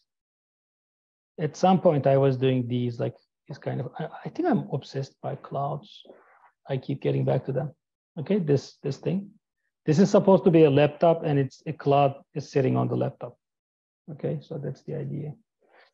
And let's find this image here, which is a pretty large image, just to make more sense of the process. Let's say select one existing file, go to that folder, find the image, which is this one or that one. Let's see, the size is 248 by 248. So this is 2048 pixels. It's much larger image, right? So let's see if we get that one, or, oh, actually we can use also these maybe. This, okay, let's get this one. This is 2048 by 2048. So I'm gonna get that image, you see. Okay, so, and I need to make this 2048 this time. So I would rather, that's what I'm saying. Then I get the full resolution image, okay? Wonderful. So again, if this is too big for me, and if I want like less sampling, now I can use my multiplier to adjust the resolution, right? So it's kind of like going down, becoming more abstract. The image is still there, but sampling is different. And if you go higher, you're gonna see it's getting much, much better. And I can even bump this to 2 in the risk of exploding everything.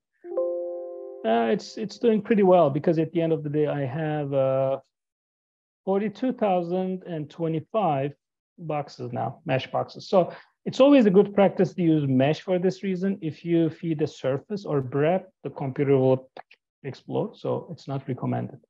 All right, so what I'm going to do is, let's say this happened to be, because of that question, this is going to be my first demo file, which I'm going to include in the drive in a second. And in the afternoon, I'm going to show some similar stuff. But before I do that, let me ease it a little down. And the nice thing now is, because this is mesh, I can get a mesh here. Actually, I'm going to show that later because this is going beyond what I was trying to show. So that's it. Let me stop here and ask, was this clear about the resolution? I think it was a great question. And, like once you work with this, you can master like Hedgehog. My only problem with Hedgehog is, I like the sampling going down the resolution. I wouldn't expect it to shrink and enlarge the image, right? So I would rather have it constant and change the sampling. But anyway, there's a trick for that, which I can show in the afternoon as well. Wonderful. So any other images? Any other questions? No? Any? Is it working for you? Did it work? Can I see thumbs up for the people who work for? Yeah, all good. Okay, great. Okay, wonderful. So just want to make sure that we are being useful, so that's important, right, Dana? Awesome. Okay, yes. So we still have some time. This is good. We are on time. And actually, we showed some extra stuff too, which is great. I really want to, before we hit lunchtime, Dana, I was able to run the local stable diffusion on Colab. So now everybody can run this. Okay, it's miraculous thanks to Diego. He sent something this morning as I was talking, and now we can run stable diffusion in a browser. You don't need to do anything. All that installation we showed you, it just happens automatically. So that's great. So Dana, what I would like to do is, if you are not missing anything from the first demo, if you're missing anything, if there are any questions, if you want to show anything else, let's do that. And then I jump to Colab and show that. And then we give a break and we do your second demo once we come back from lunch. Sounds good? Yeah, that sounds good. Okay. So are there any other, before we move forward, any other questions that you would like to ask? I take that as a no. Dana, anything you would like to say? Yeah, please. Yeah, I just have one comment. I think, if you want more control over the mapping of the geometry to pixels, you could build this thing with just native Grasshopper components and do like a box mapping transform. So that's one way. Then you would be able to specify like the divisions of color and how you want that. Do you have it there now, or? I don't. That's okay. I don't have it. Yeah. Yeah, that's okay. It's what I used to do. So what I do is exactly I map. So what I do is I make a bounding box, and then which whatever the result is, I make a bounding box that includes the full image, and then I have a preset box that I want to use all the time. So what I do is I kind of like keep, scaling it down into that box or scaling it up into that box. So all the results that I'm getting are always the same. All right. So that's that. So let me go show, just to show you how playful this can become. Let me do this. Oh my. Who is the host now, Dana? Is it you or me? I think it's me. Okay. Okay, so I'm trying to open something. Okay, wonderful. Let me scroll down a little bit. I have one question. Yes. I'm just wondering, like in your office, like at New Balance, in the practice of using these workflows. So like Hedgehog is a plugin that hasn't been updated in a while, like you said. So would you ever sort of like rewrite this one plugin or something like this just to have more control over it? Or do you think, since it's so specific, maybe it's just fine as it is? Hedgehog, I brought the Hedgehog discussion to Dana because I've been doing like a lot of, I can talk about this, you know, showing some images to you. Yeah, it's just personal. To be honest, we are not using Hedgehog at work at all. It's not needed because there's the image sampler, and image sampler is going to give you, you know, way more control, and we would rather have something custom, as you said, right? And again, in the past, my image processing work was mostly on processing, right? So I was just using a processing. And years ago, it's kind of funny, but my master's thesis was in 3D Max script, which was a C-based script. And because I was trying to render images and then make 3D Max read the image that it renders. So this was like 16 years ago. I realized that I was trying to make a machine learning algorithm, right, without knowing what it was. So, but what we do is also like Dana is looking into Python for a while. Dana, have you ever you wrote, oh, it was the renamer for images, but not necessarily image processing, right? Have you done anything for image processing in Python? Just the color algorithm for the knit. Yeah, exactly. Okay. So yes, we have custom tools. That's the short answer. Great question, because you don't want to go with something that is. So again, in my mind, I like Hedgehog for the workshop, right? Because here in all the workshops that I'm trying to do, I think it's very important for us to teach the method and understanding. The tool, you can change it. Today it's Hedgehog, tomorrow it's processing, the next day in Photoshop, something new comes out, and so on and so forth. So and I think Hedgehog serves that purpose really well, because we don't have to spend too much time going into pixel bitmap and XY and arrays and so on and so forth. So we don't have to go through that. If you have time, go through it. It's really useful. Maybe you already know it. I mean, image processing is crazy heavy and it's challenging, but it's really, really rewarding as well. Makes sense. Thanks. Sure. Let me share this. So anything you see here are like, this is the thing that I showed you, which was I was generating these in SGAN, StyleGAN, and then blending them in After Effects, I guess. So this is a real painting, right? So this is a close-up photography of a real painting. And then these are the clouds that I was mentioning. But you're going to realize that. So I started using Hedgehog at some point because of teaching, and it became so handy. And this is one of my students at MIT just experimenting with a physical, like dripping experiment, which is very reminiscent of these kind of like forms. So I really like that. But let's go to, so it was really handy so this is a super complicated, super heavy mesh. This is literally a strawberry photograph. So I was taking a strawberry photograph and just making like layers and layers of different ways of like reading the pixels, and then like color spectrum and the distances between pixels, and meshing them in different ways depending on the color. So Hedgehog, again, like instead of writing these custom things, because I have the color and brightness information, I can just pull them, connect them, and then create these images. Okay, so I wanted to show these actually. So this is literally what it's doing is it's just using what I showed.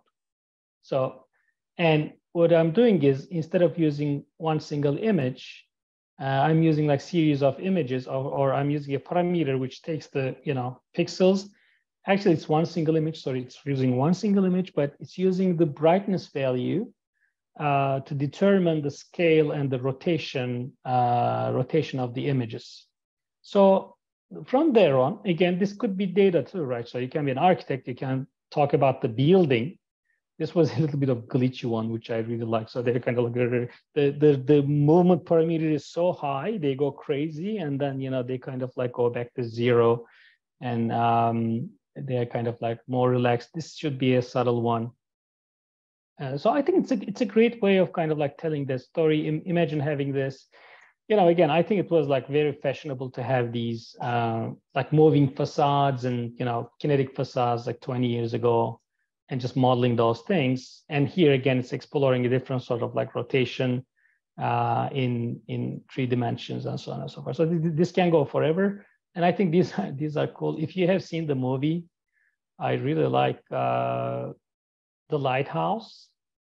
I really love this scene where he's like, oh, and then, this is pretty much, again, using Hedgehog and just taking a Weaver bird mesh. I'm using a mesh again for this to be lighter and just kind of like, slightly sweeping the space in 3 dimensions.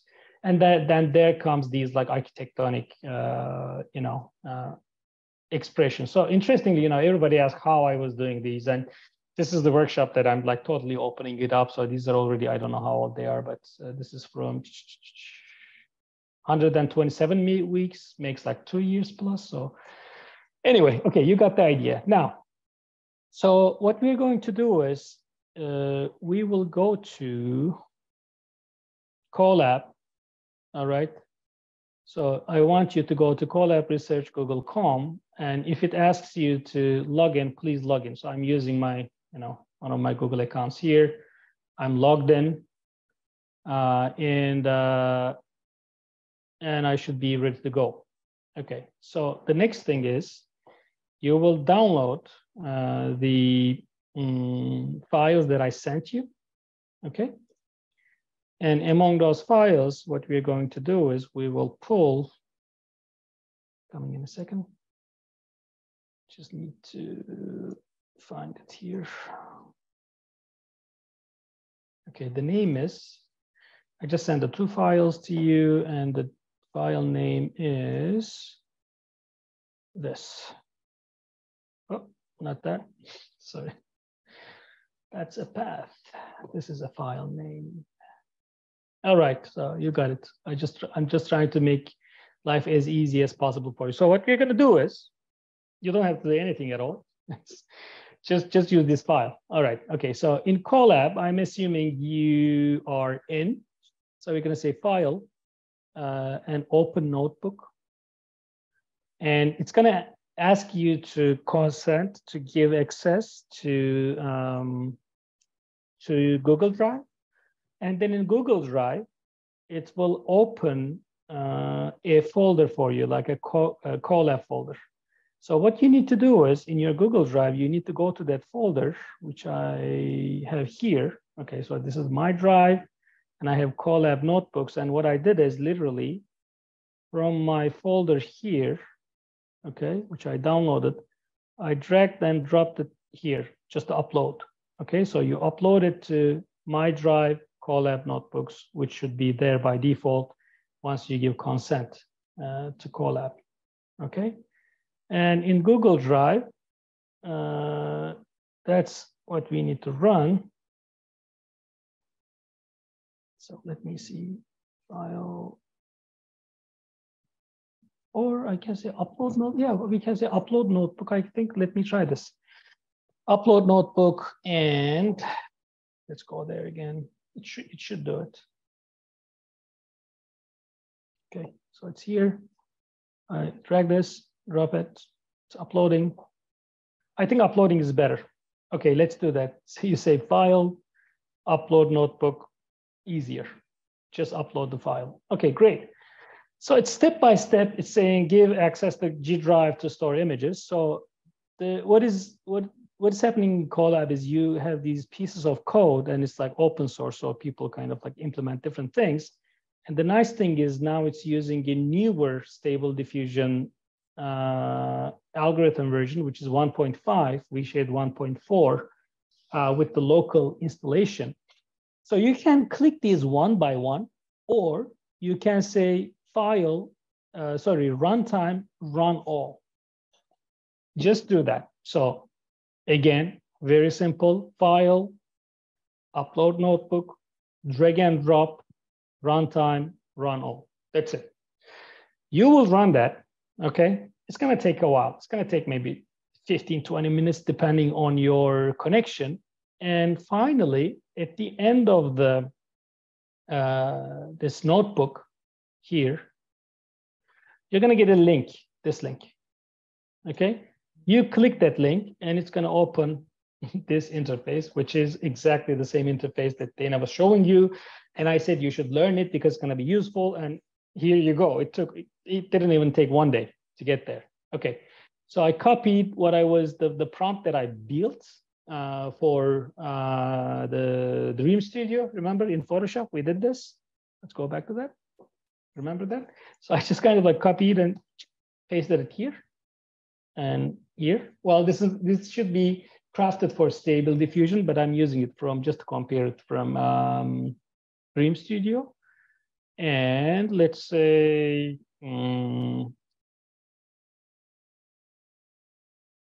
cinematic and so on and so forth, whatever, it doesn't matter.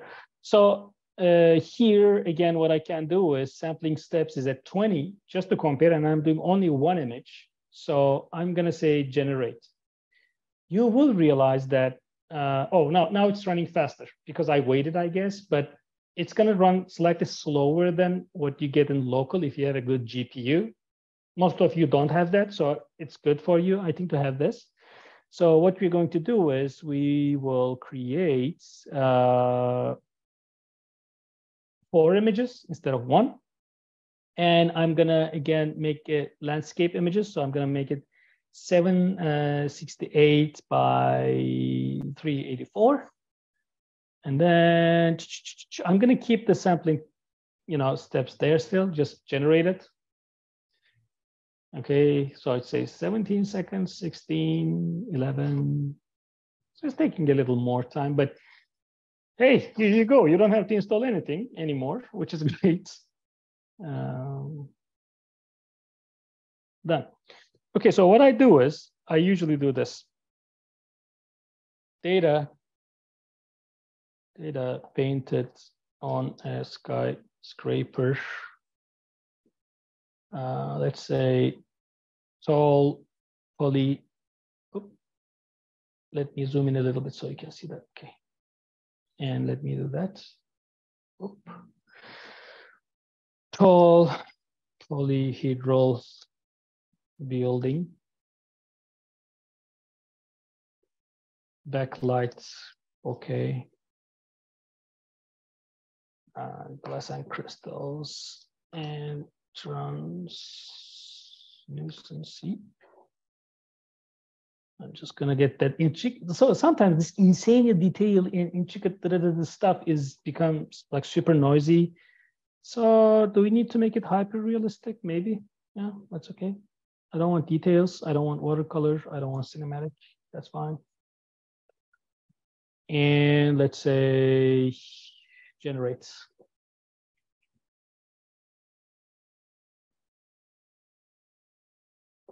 With prompting, I would start simple because it's always, if you want to track, if you want to understand the inner workings of a system, see, okay. Oh, I am impressed. I can't see data yet, but it's not bad. So anyway, I'll stop here. So just to make sure that you got Colab, kind of like going. Can I get again like thumbs up for that? No? Okay, what is the problem, Christina, for Colab? No problem, still running. Oh, okay. No, but yeah, it started installing, right? Yeah. Oh, okay, that's fine. Great. Okay. Yeah, I just wanted to. No, I thought like it's not working at all, so that's great. Any questions? Dana, did you get this? Is it installing too? Yeah, it's still running too. This is gonna be a lifesaver. Yeah. And again, maybe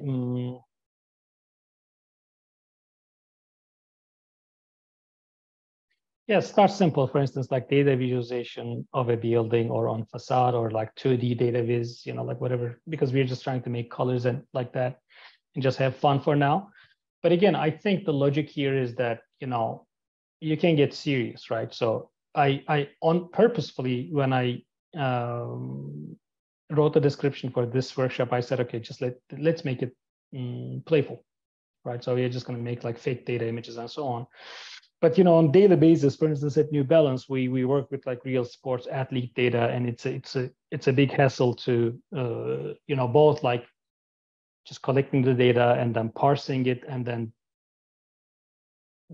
developing an understanding of how you can use that for design, and then using it, and then also checking if it is working or not, right? So that's like multiple steps of dealing with data. Same goes with architecture. So I remember us running, solar insulation algorithms in 2007. That was a tool called Ecotect. I don't know if you ever heard it. Like Ecotect was bought by Autodesk later on. So it was interesting because you couldn't really create a mesh and import it to Ecotect because the meshing algorithm was not working. So Arif, just going back to your questions, for instance, I had to write a code which was taking any form and creating a mesh file that Ecotect could read. So I was kind of like creating my own mesh in the file format that Ecotect had, right? So that was the custom solution. And then we were kind of like running even the like shadowing simulations that we wrote in Rhino Visual Basic. Right, so we had a team in KPF again for the KPF fellows, right? So this was in New York, again, 15, 16 years ago. So data is always there, and I think like there's no one single solution. Like there's no one single clear answer to how to use it. But these kind of explorations at least make you understand how you can tame the image, how you can take an image and go from like 2D to 3D. Let me see. So I'm trying to get something. If you're using Midjourney, you're going to realize that Midjourney it's really skilled. Okay, so the developers, I've been listening to their community calls. So if you haven't given it try to Midjourney, I would suggest you do it. Because they bake the algorithm by including a lot of, they created the data set really well, because all of this stuff is trained by using millions of images, right? Not all the images in the world, not every image in the world. So they are kind of like being very selective about which images they use to train these AI models. And Midjourney out of the box is super artistic, right? So it's kind of like creating these, cinematic effects, painting, like effects and so on and so forth, architectural renders and so on, where DALL-E, for instance, DALL-E 2 is trying to be photorealistic always. So it's either super abstract or like, if you say realistic in DALL-E, it immediately tries to make a photo because that's like, that's the goal, that's the take of the algorithm. Whereas here you have a wider, nicer spectrum. So I just got to see, like I said, data visualization of building, nothing colorful came out. So I said heat map, and then I kind of like started getting these kind of images. So it's showing a world map. Maybe just reading the heat map, it's thinking not the heat map, but so I can use, for instance, turbo colors. Turbo is the usual, like green to red pressure, visualization. We usually use this that just call like turbo. There's, you can use Inferno or Plasma, which are more like yellow to purple. Actually, instead of speaking about that, I can show you turbo color map. So this is this, for instance. You can influence your data with that. Or you can say Plasma. See, so, and once you Google that, actually you find stuff like this, which is really cool. So, okay, see, this is cool. This is copper. So this is globe.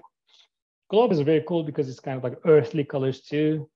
Rainbow, polar, Sealand, right? So you have this, and this is again like Plasma and Magma, Inferno, which are really close to each other, to human eye. but they are not really this is interesting. So some software have these implemented already, right? So you can just kind of like get, let's try one. Let's say plasma data colors kind of thing. Let's see what happens once we do that.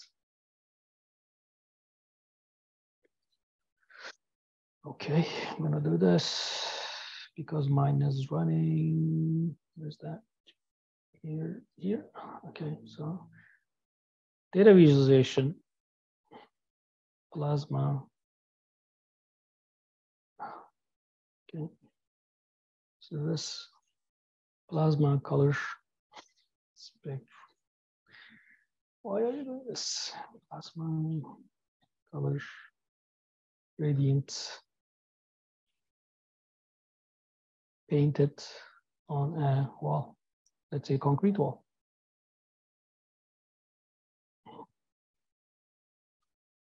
Okay, so this time I'm going to increase the diffusion sampling steps, so it diffuses a little more to give us more playful stuff. Yeah, actually, these were nice. I kind of missed that.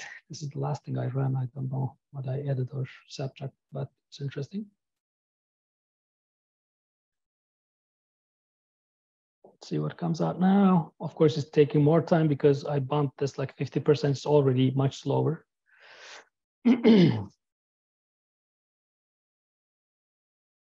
Yeah, so, it's okay. Not too crazy. I would go with this one because this is not too bad and I can push it even more. This is the last thing before I stop sharing my screen. So let's generate this. So this time it's going to take quite a bit of time because I doubled from 30.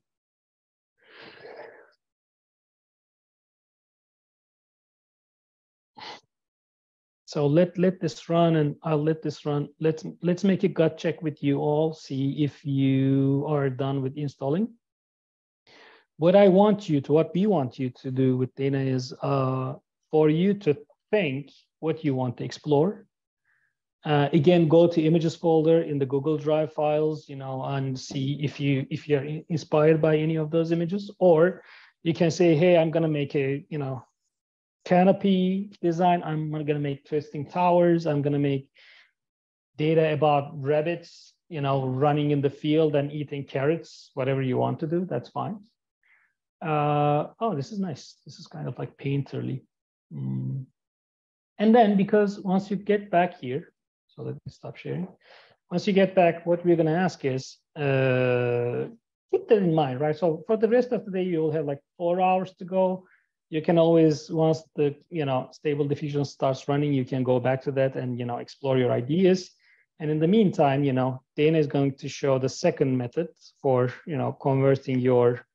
She showed like 2D. Now we're going to move to 3D sculptural things, and then we're going to show two options. One is more random, one is more controlled. While doing that, and then I'm going to continue with what I showed you, and I'm going to show you how you can stack images. It's like, when you go into CAT scanning, like when you get an MR, of your body, it's actually slicing you through, to get kind of like, give you a series of images, the sections of, your body. So we're going to do something similar with data images. With that, anybody whose installation is done? Still no? Still down? Oh, Christina, you got it? Wow, okay. 3 people. Nice. Dana? Yeah. Awesome. Okay, so once you click the link, you see the user interface. This is our. Yep. So we didn't have this at like 10:30, 10:45 today. So we're gonna when Diego comes, just say thank you to him, because he sent the file. He said, oh, it's running, it's working, and so on. So he found it, he dug it and like found it for us. So that's really great. And Diego is also gonna show some playful stuff. What we're gonna do is, the nice thing is he's gonna use Colab again. So Colab suddenly became our core, like tool in this workshop, which is great.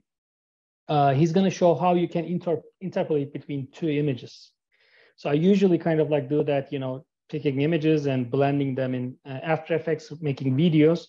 this is going to kind of like create a latent space between, you know, the images that you pick. So we can make 2, 5, 10 images and then, you know, create a video by using that.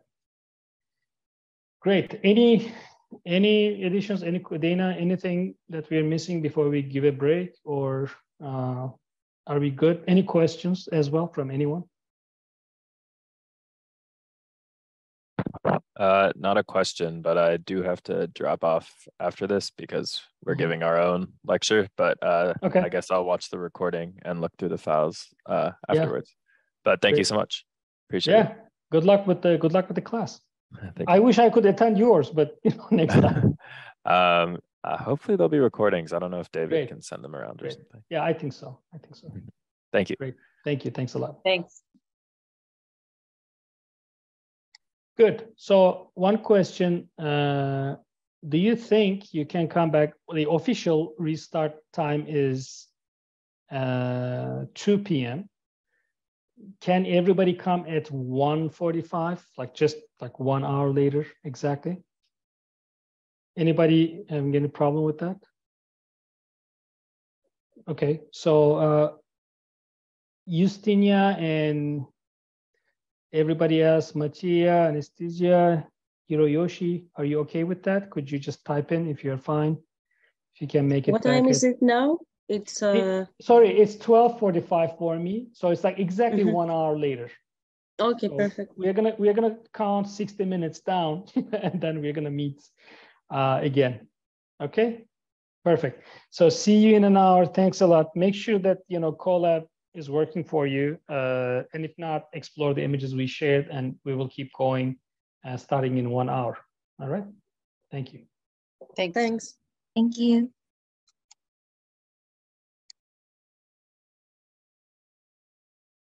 All right. Hi, everyone. Again.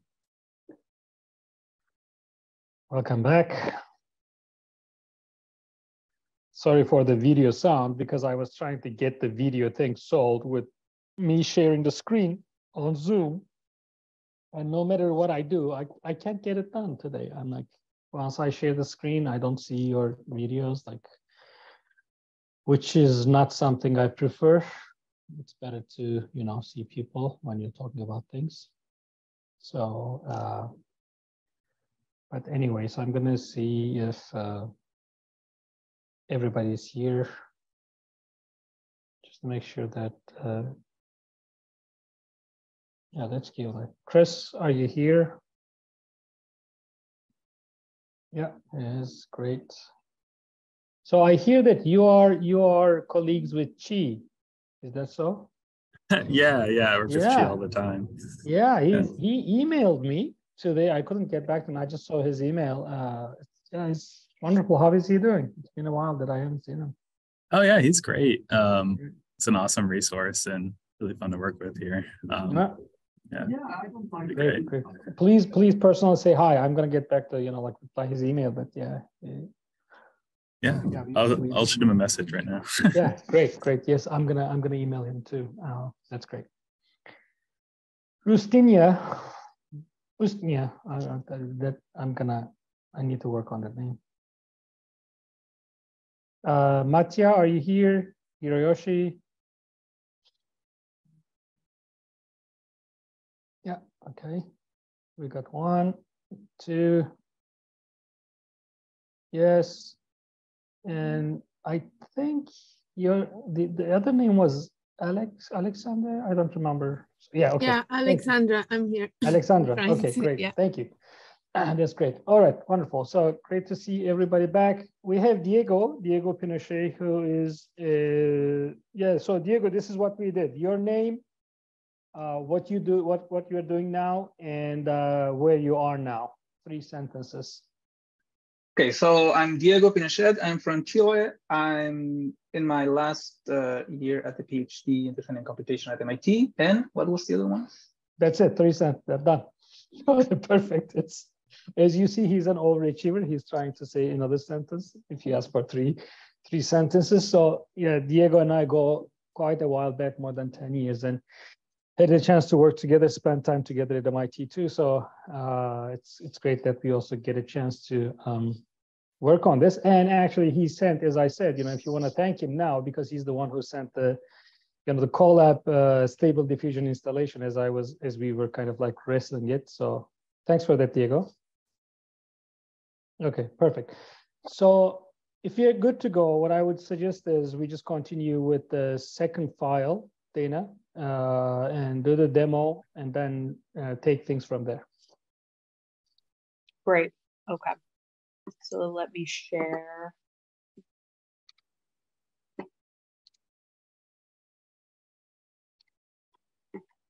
Okay. So the file that we're using is in demo files, image to 3D sculpting. And then there's only one that it's the same Rhino file that we used before. And then the Grasshopper file, let's do the random VO1 file first. And we'll see if we have time to get to the color carving one. So I have it open right here. And I think, yeah, Owner and I were talking, do you think I should build from scratch, Owner, as we go through, or? Can I see the whole definition just to make sure that yeah, it's not... there's some like... Yeah, maybe until the end of the purple, box. Yeah. Field, and then the rest we can just plug it in. Yeah. Okay. Yeah, some of this stuff I may reference what's already here, but just as an overview. So this is using, I would say this is like more on the creative side of how can we go from 2D flat image to 3D mesh. And so I utilize the Dendro plugin, which I'm not sure who's used it before. And I hope everyone got it installed if they didn't have it, but it's using voxel space to create a mesh that you're able to smooth and do difference operations, union operations, so you can really start to carve like very cool conceptual forms out of it. So the first thing we'll do is let me open the chat here. Okay, the Grasshopper file is this 3D mesh mapping random VO1. And it's in the, I'll just show it again. It's in the main folder on Drive, demo files, 3D image to 3D sculpting. And then there's 2 Grasshopper files. It should be the version 1. So we're using the same components in the beginning as the previous 2D definition. So link the path, file path, set one image file. Maybe I'll do a different image so we can compare. Maybe this one.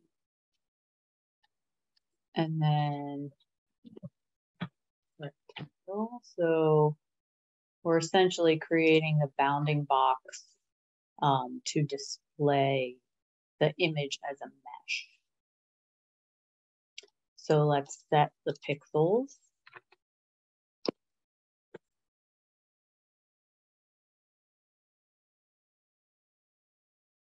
And then this image viewer, I think it is, no. Import image. So import image creates a mesh. So you can see if I put a panel, the output of this is geometry. So that's what we're converting this file to, is mesh geometry. So we'll input the rectangle and then we'll input, so this sampling, do a slider and put it low. So this X and Y dimension is going to be how many mesh faces you have in each direction. So if we Okay, so we can see this image now, the rectangle. And if I move this down, you can see like the resolution, it gets more and more pixelated, and the number of mesh faces is decreasing. If I go up, you get that higher resolution. So I was keeping it low just for ease of computation, but you'll be able to experiment with the resolution. And then this is the same thing that Owner had demoed in the last session, where you're scaling down that original image. So go back here, and then I don't think I'll recreate this block, but I can go through it and explain what it's doing. So summary, we're essentially taking the color value at each mesh face and we're remapping it to a number. And so that's the first section. So deconstructing the mesh. I'll recreate some of it.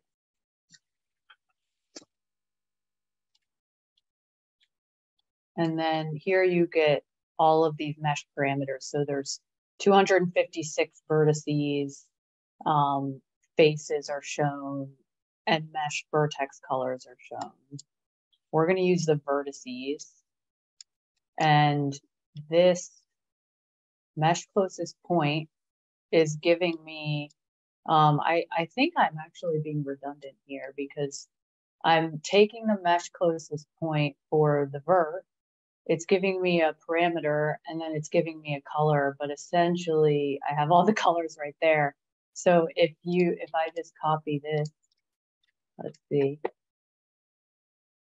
here,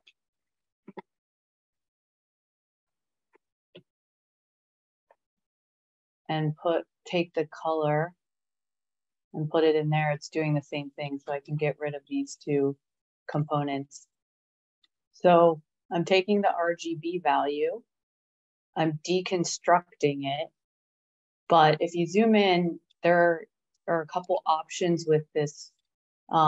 This is split ARGB, so it's giving me the separate values, but I'm remapping it, the 0 to 255 integer value to a decimal, so 0 to 1. So if you right click and check integer channels, you can see that changes, and then your output is on that scale instead of 0 to 1.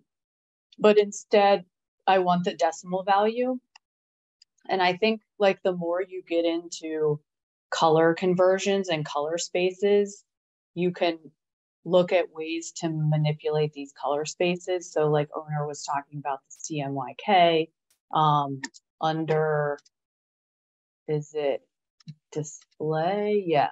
So display tab, color, there's all of these color labs, LCH. So all these color spaces are slightly different. And so you could experiment with each of these and it would give you different results. So in this case, I'm just trying to simplify it and convert everything to a 0 to 1 decimal value.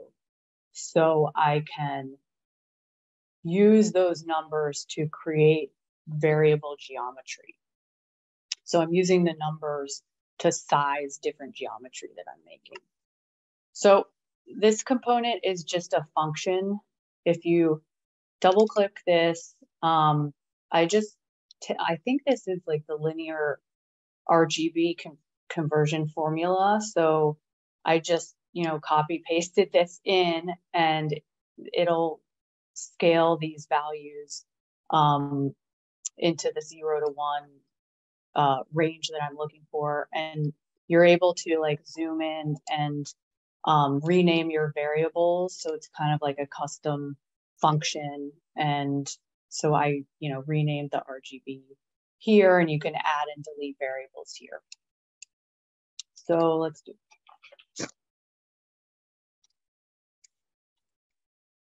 So I'm getting decimal values between 0 to 1 for each vertice on this mesh. Now, I want to remap those values because depending on the scale that I'm working in, you kind of have to like envision like, what do you want your final result to be? How big do you want it? How detailed do you want it? So before I created this, I was thinking, you know, I just want to kind of extrude some geometry and mesh it and smooth it out. So what I decided to go with was extruding lines. So if we go back up here, I'm going to jump ahead to this component so you'll be able to visualize it. So at each mesh vertice, I'm extruding a line. And so to do that, I just took the vertice from the mesh component and I moved it up in the positive Z direction by these values. So I'm remapping the 0 to 1 decimal value to another set of values that for the size of my line. So the highest would be 1,000 I'm in millimeters right now. That's what we do in shoes. 1,000 millimeters max down to 0. So I'm creating this extrusion here. Then the next chunk is, I'll jump ahead a little bit to Dendro because I think in order to understand like what I'm doing here, you have to understand what options are available in Dendro. So Dendro takes in Rhino geometry such as curves, points, B-reps, or you convert it to meshes. So curves, points, and meshes. And so I know in Dendro, there's a component called points to volume. And so I like to use that component a lot because you're able to create like a gradual blend of sizes if you have different points in a row and you can create meshes out of those. So because I want to use points to volume, I'm going to take this curve and divide it by a certain number of points. And in order to make the definition like run faster, the only reason I have this division component is to reduce the number of points. I'm taking the length of the curve and then I'm just dividing it by X to get less number of points. So it's all linked. So then I have all these division points and I can plug that directly into this points to volume component. Now, let's see what this chunk is doing. Does anyone have any questions so far before we jump into Dendro? Okay. Okay, so let's see. So let's look at what goes into this points to volume. So points, you're inputting a tree of points, or it could just be a flattened list. It doesn't matter. You're inputting a radius value because we're creating a sphere volume at each point. And so the radius value, the number of radius values you input has to be the same as the number of point values. And for some reason, if you hover over it and you can see that it says 6, 9, 7, 8 values, it's different from my radius values, so we can figure that out. So yeah, go ahead, sorry. Yeah, no, go ahead. Now the settings, your settings are, yeah, it's dead, that's why. Yeah, yeah. Okay, got it, okay. I can put these on, but yeah, okay. Yeah, so let me enable it. So I disabled this because it does take some time to compute. And the voxel size is going to really, really influence the time it takes to compute, which also influences the final resolution of the mesh. So 4 is quite large for some of the things that we do. Like we've used 0.2 as a voxel size before in some of our workflows, but you'll be able to see the mesh resolution at the end. But for each Dendro component, it usually has a settings input. And so this kind of range of values tends to be pretty optimized for mesh creation. So I think starting here and then adjusting slightly as necessary, you'll be able to see how that influences the final mesh. So, okay. So this, yeah. Just want to make sure a couple of people ask. So the Grasshopper file is again in the demo folder. And could you just show that again, Dana, just to make sure that people are following? Thanks. So in this directory demo, image to 3D, and then it's VO1. There's 2 files in here. It'll be the VO1 file. Okay. So we created mesh from points here. This stuff, you know, is open to interpretation. You could have a consistent radius value. I think if you put in, let's say 10, I'm gonna disable this again. I think you can put in 1 radius value and have it work. So what I think was happening, let's see. Yeah, so you don't necessarily need to have the tree structures match. So this is making all of the points with the same sphere radius. But let's see if we can dig in and see what's happening. So I'm Dana, just to show the functionality of Dendro, could you just reduce the distance, the height distance between the spheres, and so we can see what happens? Yeah. Thank you. So let's see if I do like 20, and then maybe, yeah. So maybe a little 50. Okay. And then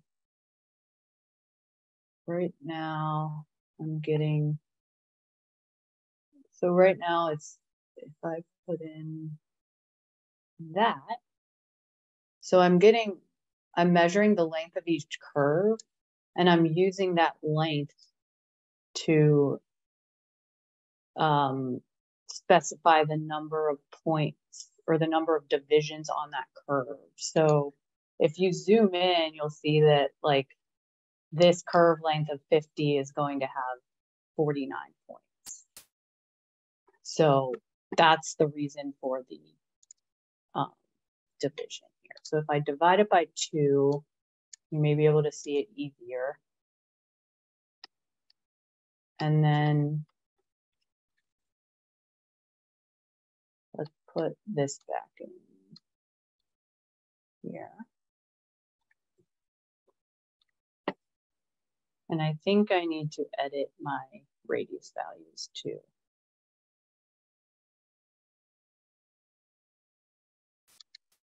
Yes.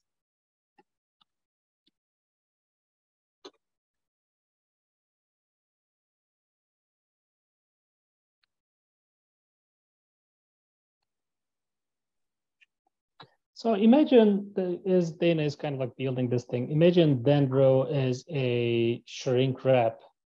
So what happens is if you can use points or curves or surfaces or meshes to wrap volume around. So, and what happens is it takes your, let's say we put the surface, it kind of like creates imagine a bounding box around it, and it subdivides that bounding box into your voxel size. That's what your voxel size is. So if it is 2D, it's pixels, 3D voxels.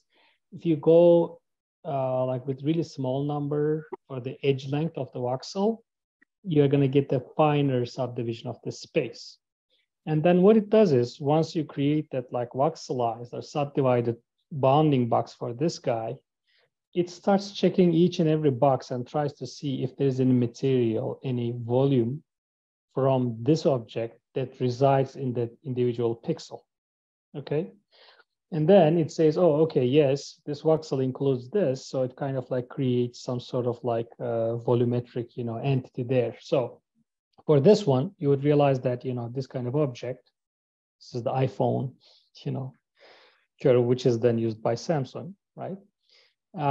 So to get this detail, if your voxel size is, let's say, this big, then you're not going to get this fine detail. So you have to go like really, really, really low resolution to capture such kind of like geometric details. The other thing that's happening in this definition is that you have points, and every point Dendro is generating a spherical volume around the point if you don't change the parameters by default, right? Because point doesn't have any dimension. And if you offset to every direction from a point, that's a sphere by definition. So once you start, getting those points closer to each other, the two spheres will start intersecting, okay, volumetrically. So there are two ways to deal with this, which I'm going to show in the file that I'm going to share. You can either leave them like that, so there's some sort of like weird mesh intersection that you cannot do anything with for like 3D printing and so on and so forth, right? That poses a challenge, but it might be interesting for some other purposes, right? So if you intersect these two things, you can get a Boolean of that area, or you can unify, you can combine those volumes, which is Boolean union, right? To generate a continuous, let's say, hourglass shape from those two spheres. So essentially, the very cool thing about Dendro is this. It can do this for any object, any surface, any curve, as I said, and you can use a combination of those things, right? So if you, let's say you can take the surface and you can take 4 lines, and let's say you can generate a smooth table whose legs are kind of like connected in the corners to a surface, right? And it's going to kind of like create this, and then you can smooth the form the way you want it. And then the geometry that is created is just a volume, and then you can mesh it. And there are also different ways of meshing that. So it's a very flexible platform in which you deal with voxels. Within a voxel space, you generate a boundary representation, BREP, and then you can mesh it in any way that you like. And it's very handy for 3D printing because it ends up creating these sealed, closed meshes, right? So you don't have to kind of like go back and try to fix and fill holes and stitch edges and so on and so forth, depending on what you're doing, the complexity, but it's pretty handy. Thanks, Dana, for the patience. No, thank you. While I was figuring out what I actually did here, so my initial thought was create a line of spheres with a variable radius, but as I preview this, I'm like, oh, it's all the same radius value. So what happened there?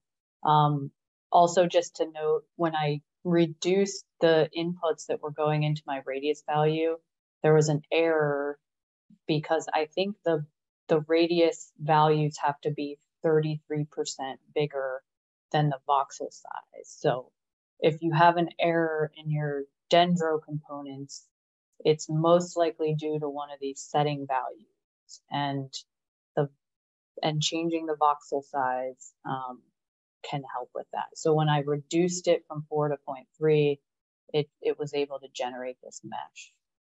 So there's a lot of components happening here. Let's step away from that for a second because I want to get this variable radius value. So I just entered a series component, which is creating a list of numbers.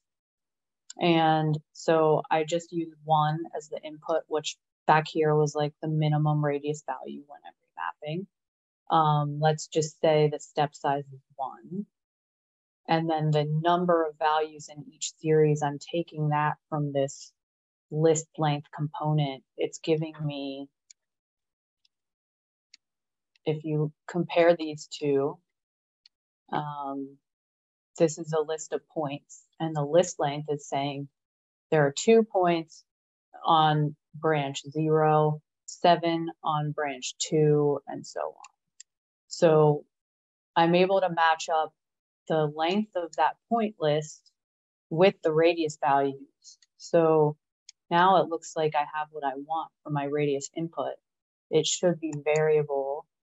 I'm inputting 8507 points, and I have 8507 radius values. So let's see.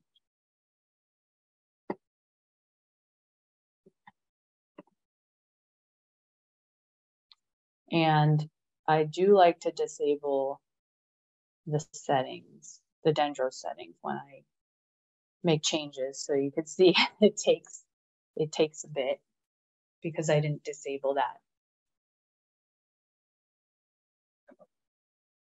And the voxel size is also very small right now, so it's taking a long time.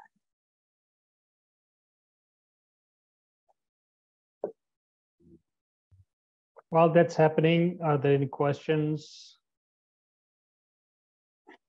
general or about this file?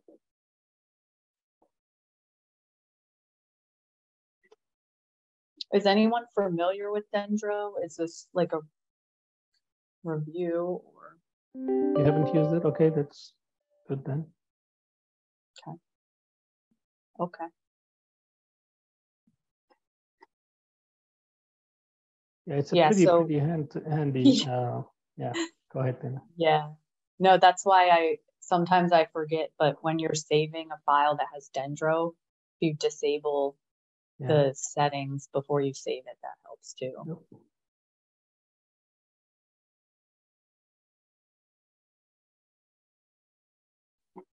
I had one question. Hi, everybody again. This is Sasha from TT. So I just sent an image with missing plugin. I was able to kind of follow the workflow without it, but I couldn't find this exact one on Food for Rhino. Can you? Yes. Yeah. This is the one we had an issue with before. So if you, I'm having a slowdown here, but yeah. If you just download Aviary from Food for Rhino, the DLLs and the plugins, including Win, should come with it. I downloaded Aviary, but still missing this one. It's just for image bitmap processing, and we can get around that. I can go back. I was able to get around that. Just was wondering what it was, because I couldn't find it. Okay. Probably if you make a clean install, you know, it should work after a while. But yeah, it's just like you can put the hard numbers for the height and width, and then it should work. Great, thank you. Yeah. Okay, thank you. I may have crashed my file. 1.2 minutes. Okay. Okay, you can see it's working. I created these like weird teardrop shapes. I think it's because I have so many points on each line. There's like 8,000. So it's calculating that whole set of points. So let's keep going. I wonder it might help if I flatten these two lists before. No, you know what? Actually, you flatten. I think this is a great example. If you could select the previous one again, 1.2 minutes. Yeah. Which is showing us, you know, individual bubbles, and actually there are bubbles in bubbles, right? So you have so many points, and it's like high resolution. Let's pick the next one, which is the volume union. Yeah. Yeah, which is flattening it and combining it. So you already lost, you know, like those some of the intersections already got, you know, like sucked in or like Boolean union by the overall shape. What I would do in this one is, because it's so slow, I think the resolution, the voxel resolution is too high, meaning the voxels are too small. So I would go to Dendro settings and just risk it. And yeah, like instead of 0.3 in the voxel size, I would go with like something maybe even 10 times more, or like 4.5-ish for the voxel size. So I was at 4. And when I reduced these, because I reduced the lines, and then I reduced those, and then I reduced that. But yeah, let's do this. Do you want to go back to the original file so we can see the final result instead of experimenting now? Because it may crash again, you know. And so also people can see, you know, the file you have. But I mean, if you want to improvise. Yeah, I can open a copy, I think.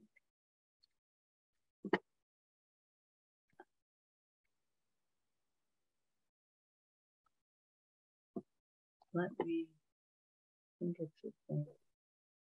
Well, Dana is edit. Diego, for the stable diffusion running on Colab, this super stable diffusion.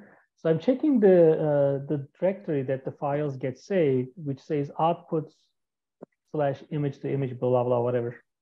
Where is that outputs folder? So you are running which one? The Keras, the very simple, or the one with the? Not the simple one, the latest one you sent in the morning.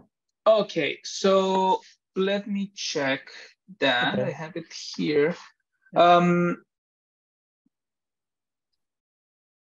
No, it doesn't save to any directory. I mean, you can specify it. No. Check the settings. If you don't specify, there's a default directory. But we can get back to this because people installed this already. So I'll let Dana do it, and if we find it, Diego, we can share that. Perfect. Great, thanks. Okay, so here's the original file, and let me turn that preview off. That was the line preview. As I click through, so here are my point volumes that are then unioned, and then I do tend to use a lot of smoothing in my Dendro because I think you can really like affect the final result of your mesh, and when it's high resolution, you can get some really interesting shapes. But like when you smooth it out, you can see how like some of the mesh parts like disappear because they're too small. The voxel size just gets smoothed out. And then this section, how are we doing on time? Do we have? Okay. We are fine. Yeah. Okay, cool. So the reason that this one is more randomized, or it's called the random version 1, is because this section of Dendro, I'm kind of improvising and saying, okay, I want to carve away from the shape. And so in order to do that, I'm using this volume difference component, which like is like Boolean difference in the NURBS world. And so I need to create another Dendro volume to remove out of this one. So the way that I did that, and there are an infinite number of ways you can do this, is creating a box. So I'm taking this Dendro volume, I'm creating a bounding box, and then I'm using the populate 3D grasshopper component, which is essentially populating that volume with a number of points that I'm specifying in random position. So I just, input a random number of points, and then I'm doing the same thing. I'm creating another Dendro volume from these points with random radius values. And you're able to, change the spread of the radius here. And then flattening that list, smoothing it, so you get this like cool bubbly volume. And then this will difference out those random points from the original volume. And then I'm smoothing it again, which reduces some of those weird artifacts you get, like sharp edges and maybe not so clean. And you're able to play with the smoothing settings for the desired result as well. And then this last chunk is just converting it back to regular Rhino geometry. So this component volume to mesh, you always need when you're going back from Dendro back to get a Rhino geometry to bake out or render. So it just takes the settings. So you plug the settings in. And then right here, I want to assign color to the mesh. So I'm, again, duplicating work with these. I can just deconstruct the mesh. And I think just do that.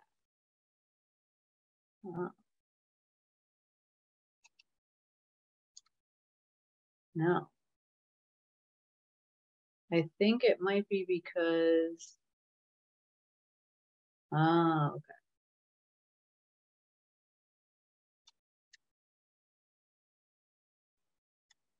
Oh, I'm going back here.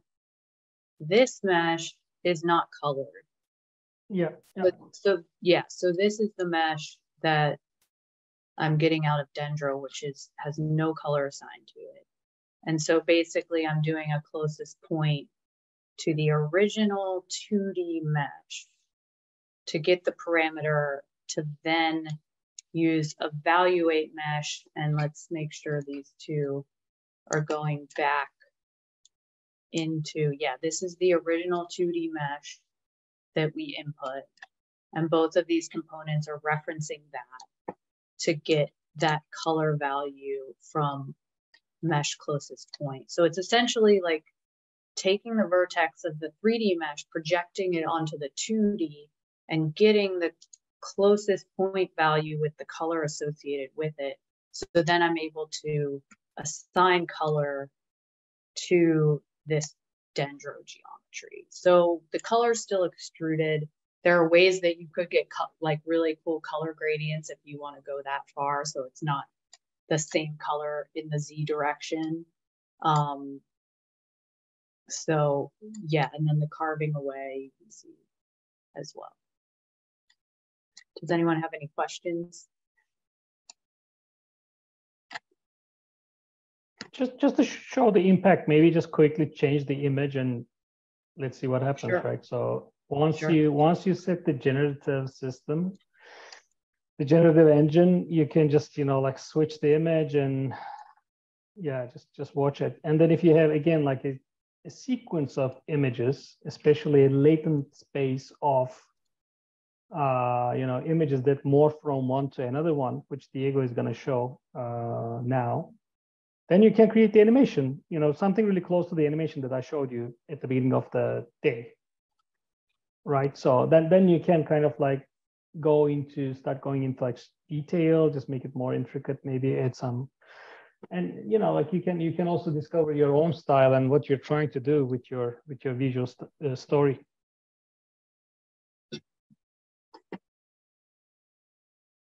Yeah, so these images that are on the Google Drive, they were created with Stable Diffusion Local, just for reference, pretty abstract.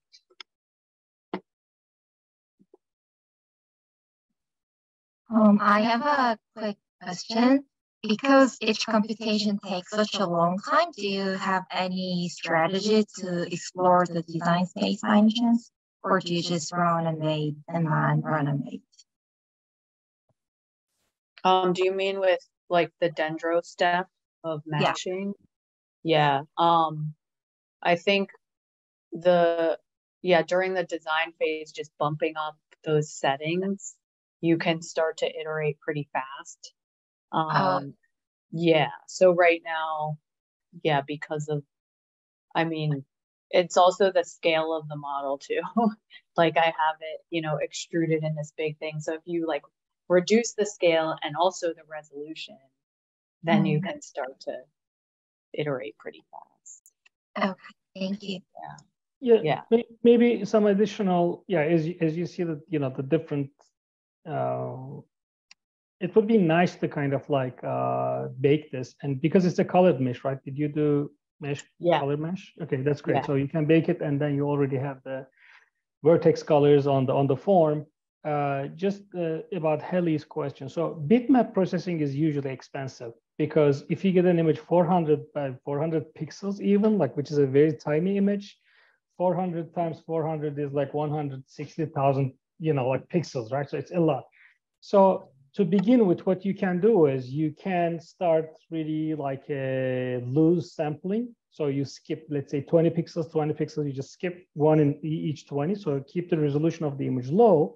And you do the same for the voxels for Dendro.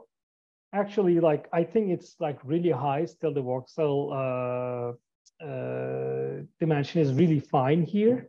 So that's why it's taking, we can get this like, in a much shorter time. But again, it's kind of like, I think once you spend time with this, you kind of like understand what parameters work for what scale. Okay. Great. One nice thing, maybe last thing about Dendro is that it is a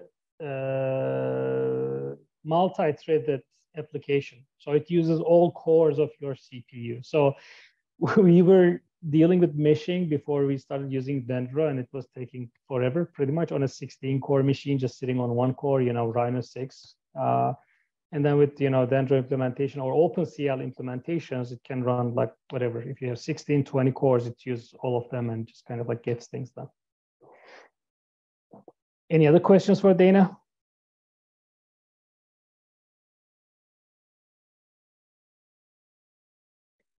Great. One quick thing, because everybody so I'm going to kind of like leave the stage to Diego in a second, but let me share this really fast. As Dana, thank you. As Dana was showing the file, I was experimenting on the side.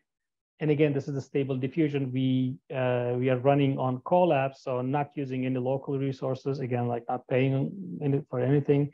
And I just kind of like slightly changed, my prompts. You would remember data visualization.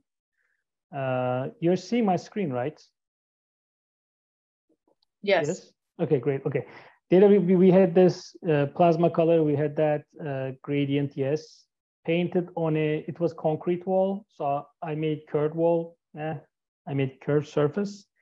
I did pixelated details. Infographics is a very interesting keyword. Keep that in mind. And with annotation and graph bars and so on and so forth, right? So I did that. And just to explain you what these are. So batch size is the number of images you get. Let's say if you keep the batch count at 1 and make this 4, you get 4 images. If you keep the batch size at 4 and batch count 2, it's going to give you 2 times 4, 8 images and so on. So if you bring this to 10, it's going to be 40 images. That's going to take a lot of time. But anyway, so this was, like I think it started generating these kind of interesting results, right? Like reading some annotations and infographics, like, trying to understand what those are, like bars, colors, and so on. So I was trying to see, because the local one actually saves all images immediately. This one I had to download them, so I couldn't solve it yet, but maybe we figured it out as we move forward as well. But in short, what I'm trying to say is, exactly. So whatever you're trying to get, and text to image tools, just kind of like go back one step and then change one keyword, and then the results are gonna change quite a bit. Thanks. So with that, I'm going to leave the stage to Diego, and he's going to show us how to morph between or how to tween between images and create latent space kind of image stacks. All right, so I will share my screen in a bit. I will leave a link, because we're going to use one specific. I think Onur already and Dana explained what Colab is, or do I have to dig a little bit on? We didn't spend too much time on explaining what it is. We literally imported the file and just run all. We didn't go even step by step. So what you can do is you can also show like how to open the file and just run through somebody who's starting from scratch. That would be great. Everybody has a Colab now already, so that's wonderful. Perfect. That's great, because we're going to use the just let me accommodate my screen, and I will share it. Can you see my screen? All right. So again, this is a very simple implementation of Stable Diffusion. Diego, again, one quick request. If you could scale things up a little bit, it would help tremendously. Like that? Maybe go to, yeah, this is much better. Perfect. Okay. So Google Colab, for if you don't know what it is, it's a platform from Google that uses this format that is called Python notebooks, Jupyter notebooks. And the difference with like a typical script is that it allows you to execute little chunks of code in specific cells. So this is why the code looks like this. If you have seen like a Python code or like any a script, for example, even like in Grasshopper, for example, it's always just like a bunch of lines of code, commented or not, whatever. Here, usually you have like an explanation, you have a text cell, and you have instructions. So what is happening here is that each of these instructions are calling different functions and are executing different tasks, let's say, right? So you will see sometimes, and I mentioned this like very quick to move to the other Colab that we need to use now. You have, because this is running on top of a Linux virtual machine. So basically we're connecting to a server at Google that is using Linux.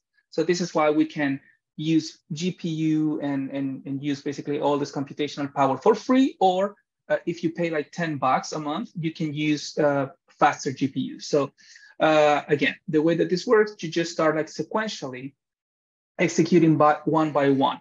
One of the things that Onur and Dana shared was an IPython notebook. So what you want to do, actually, I don't have it in this computer, so I will just save it really quick. Let me put this here. So let's say you just enter Colab.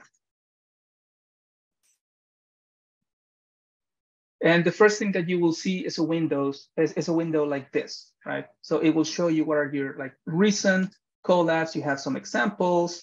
You can upload things from your Google Drive, but you can also upload IPython notebooks or Jupyter notebooks, right? So you can go here to upload, choose file, and select the Jupyter notebook that you have in your computer.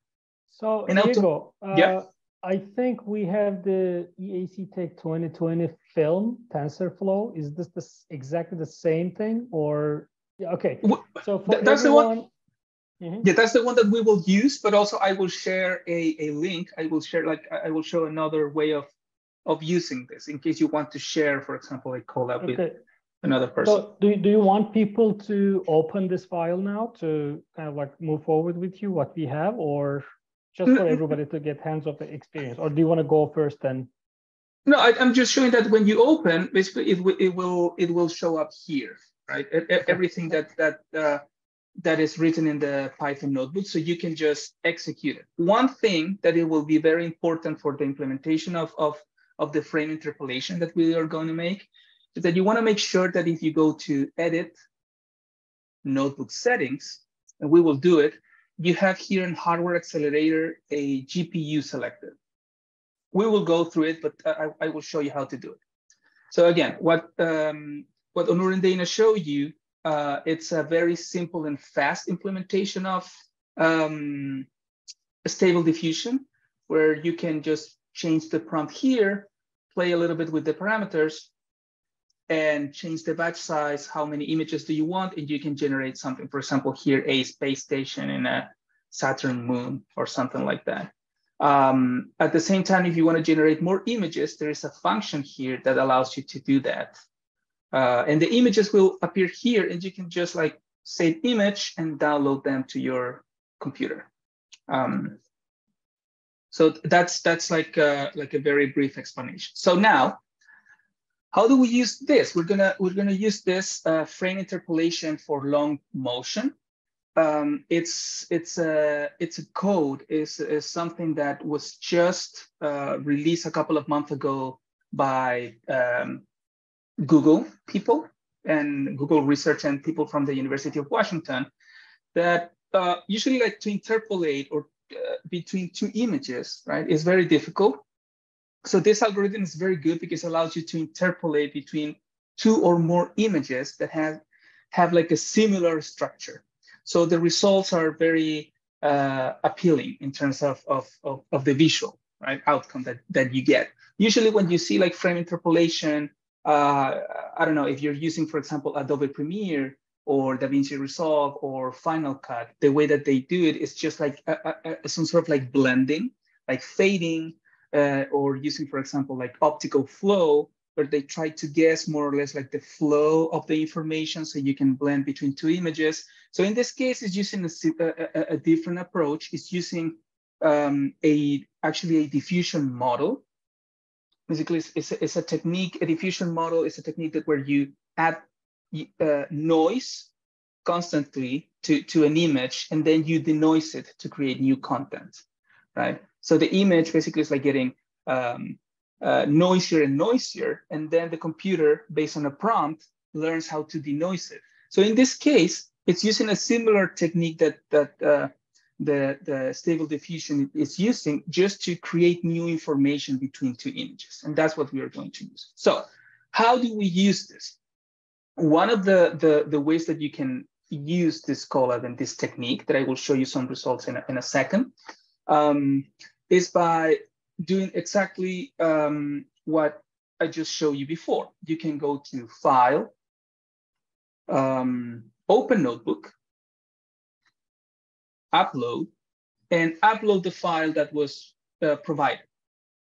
Right? That is one way, and it will immediately appear here in your Colab window. The other way, in case you have problems, you don't have the file, when you have a Colab file, you can always share it.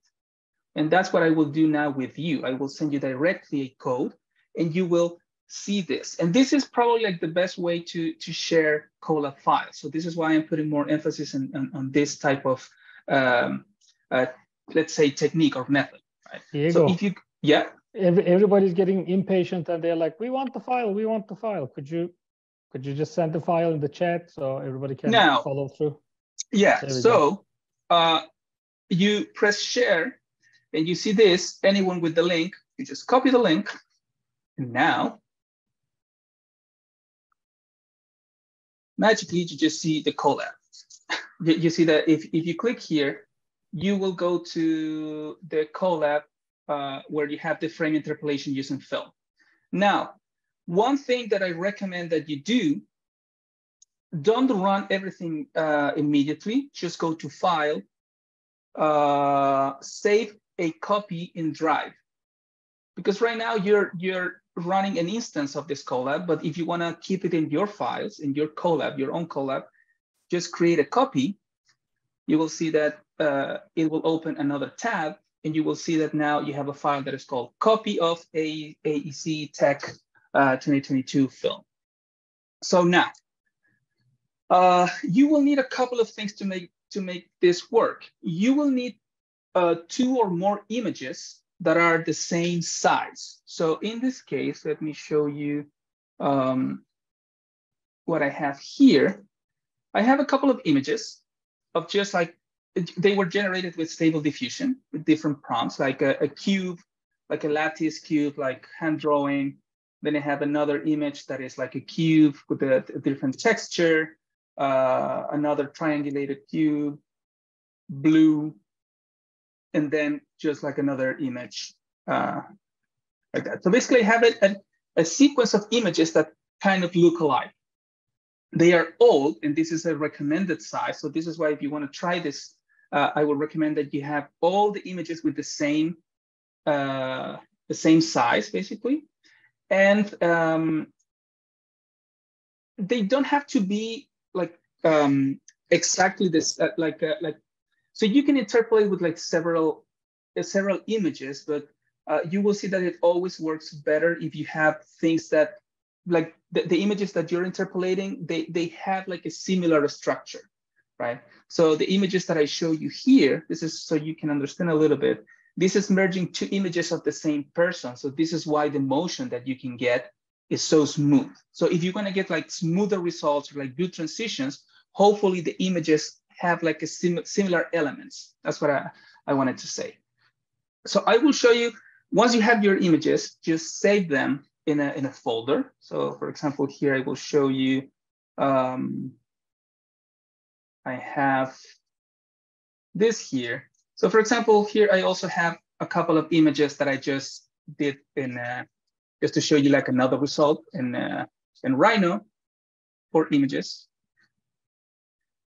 All the same size, I will keep them there. I have these images that I showed you before, and I will upload them to my folder. So if we go through like all the steps, the first thing that you wanna do is connect. If you see here like reconnect,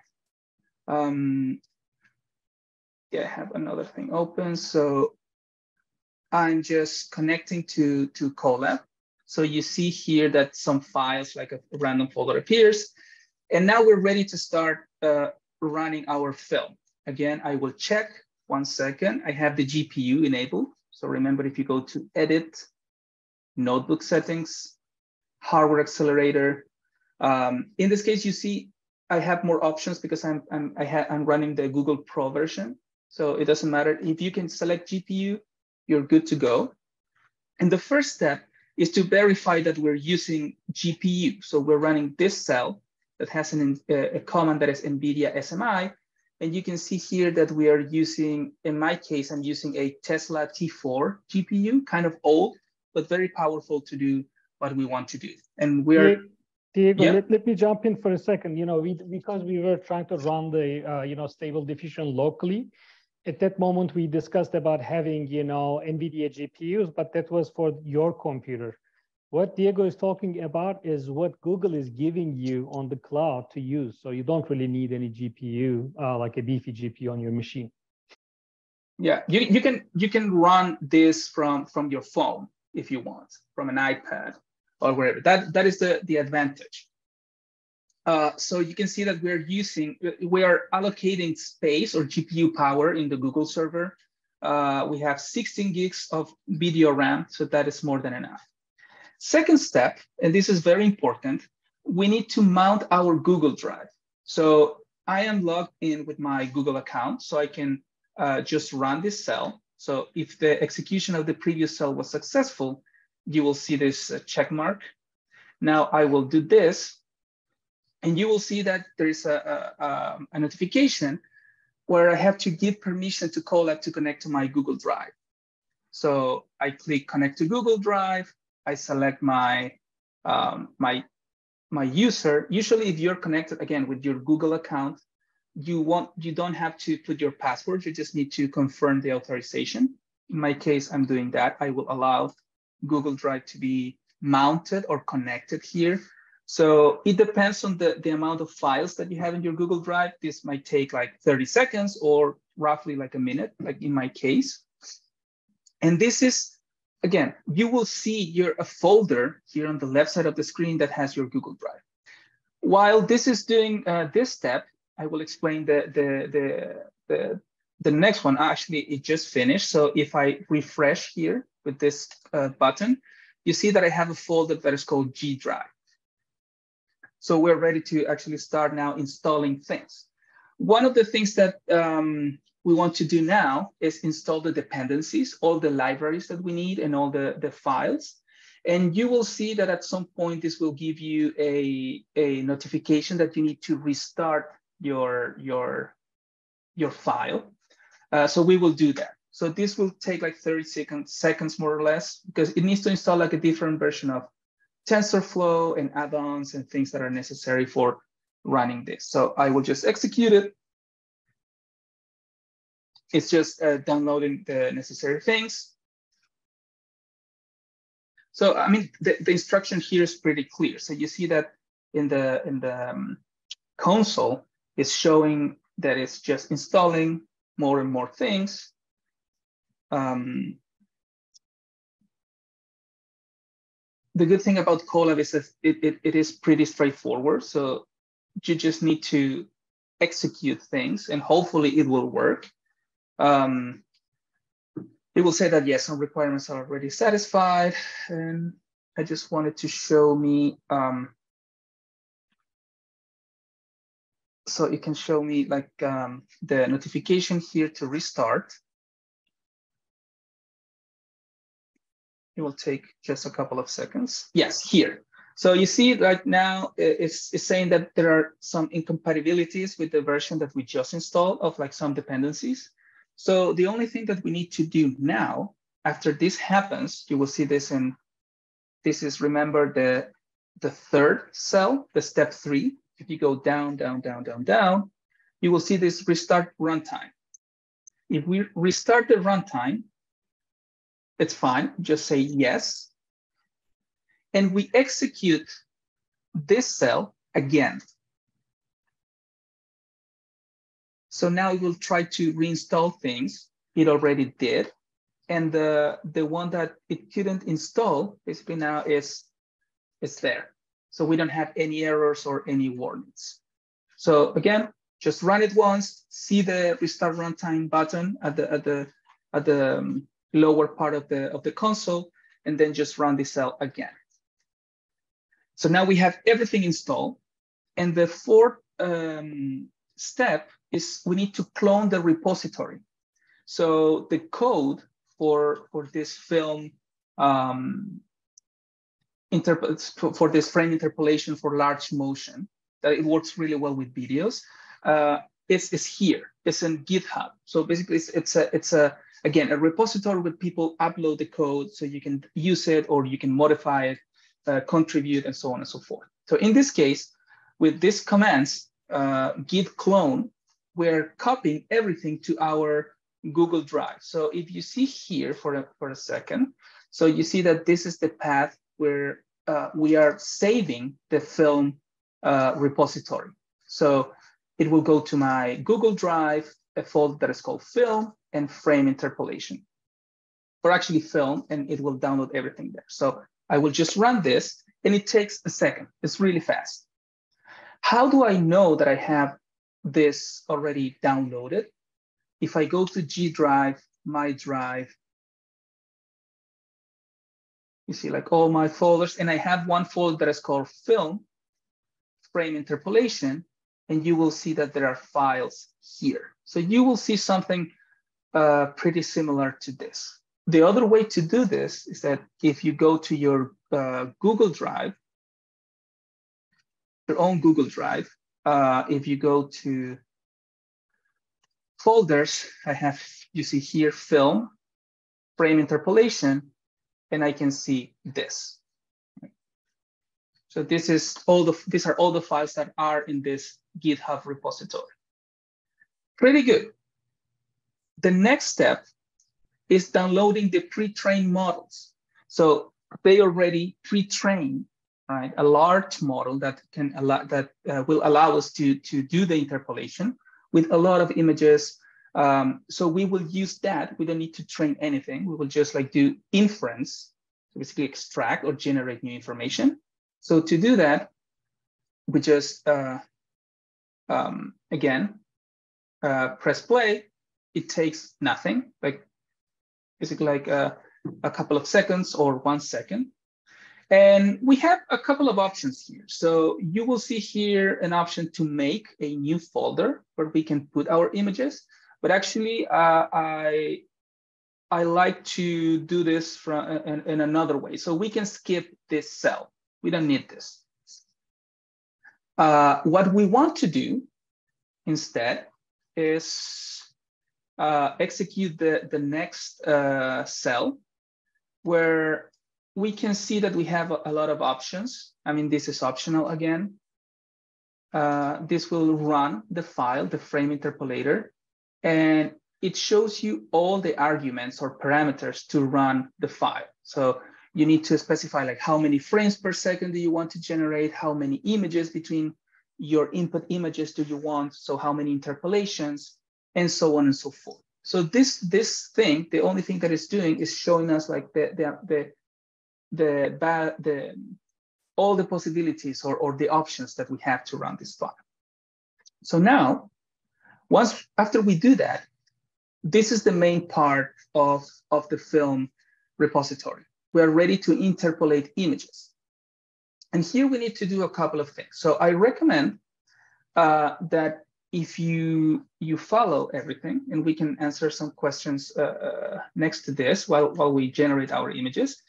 What I like to do is just go to my Google Drive, where I downloaded the film, frame interpolation, go to Photos, and here I can create a new folder.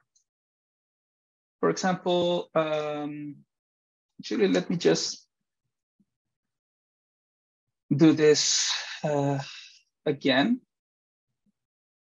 Let me just erase all of this. So let's say I just created inside the Photos folder, AEC, I created a folder named Cube. So you just go here to New, Folder, you name it whatever you want. Yeah, it will yell at me because I have two of this with the same name. So you create your folder, and then you just upload your images direct.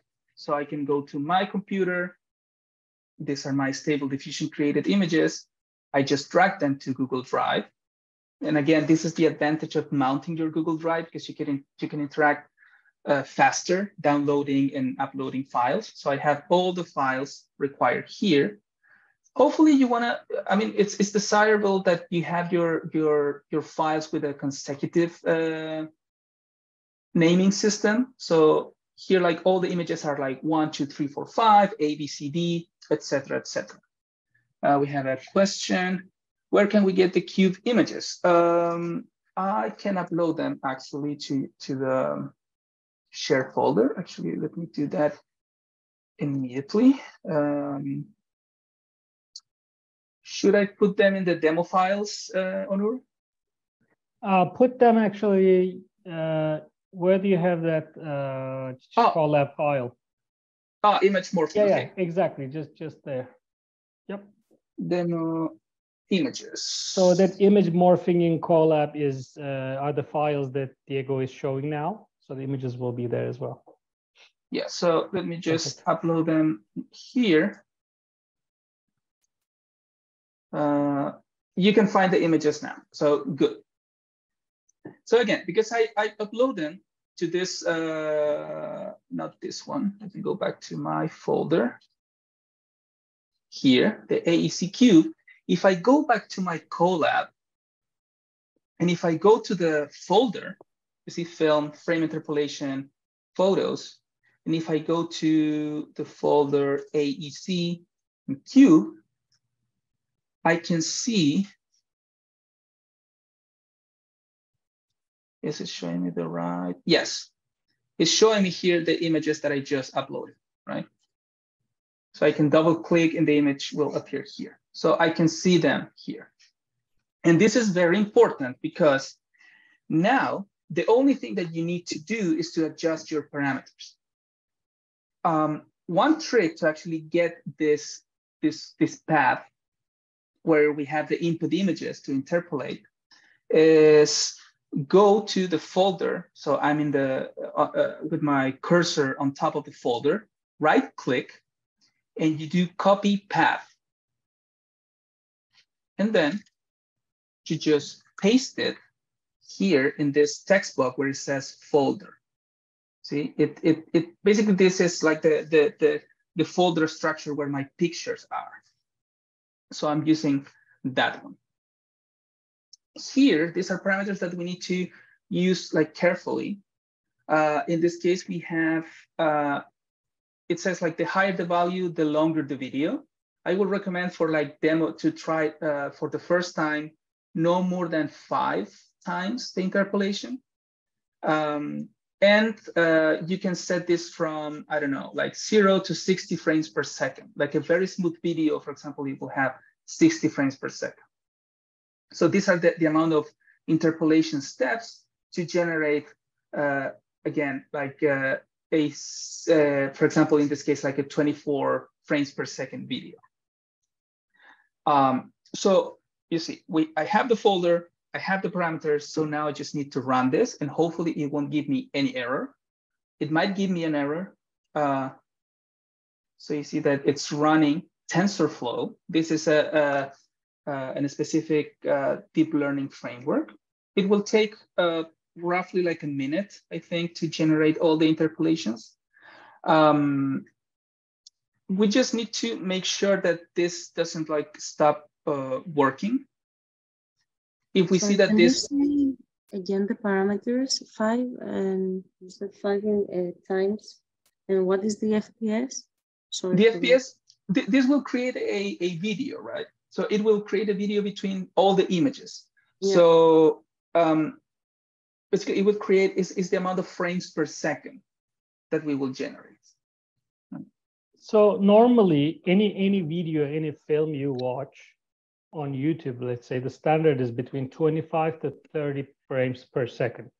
That's what most of the cameras work, you know, like the phones, and you know, and 60 is an overkill most of the time, but in 60 you don't see blurs, right? So it's kind of like this fast image processing. So if you want to make a, you know, convincing and like unbreak video, right? So it should be around like at least 24 frames per second, 25. Yeah.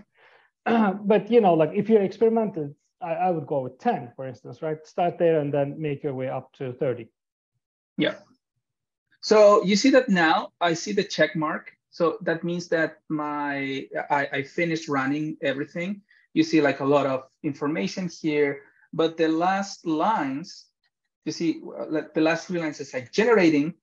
Now the output frames were saved to the folder where I had the images, and also it saved a video. So let's see what is the result. So if I go again to my Google Drive, I see that now I have, let me update this.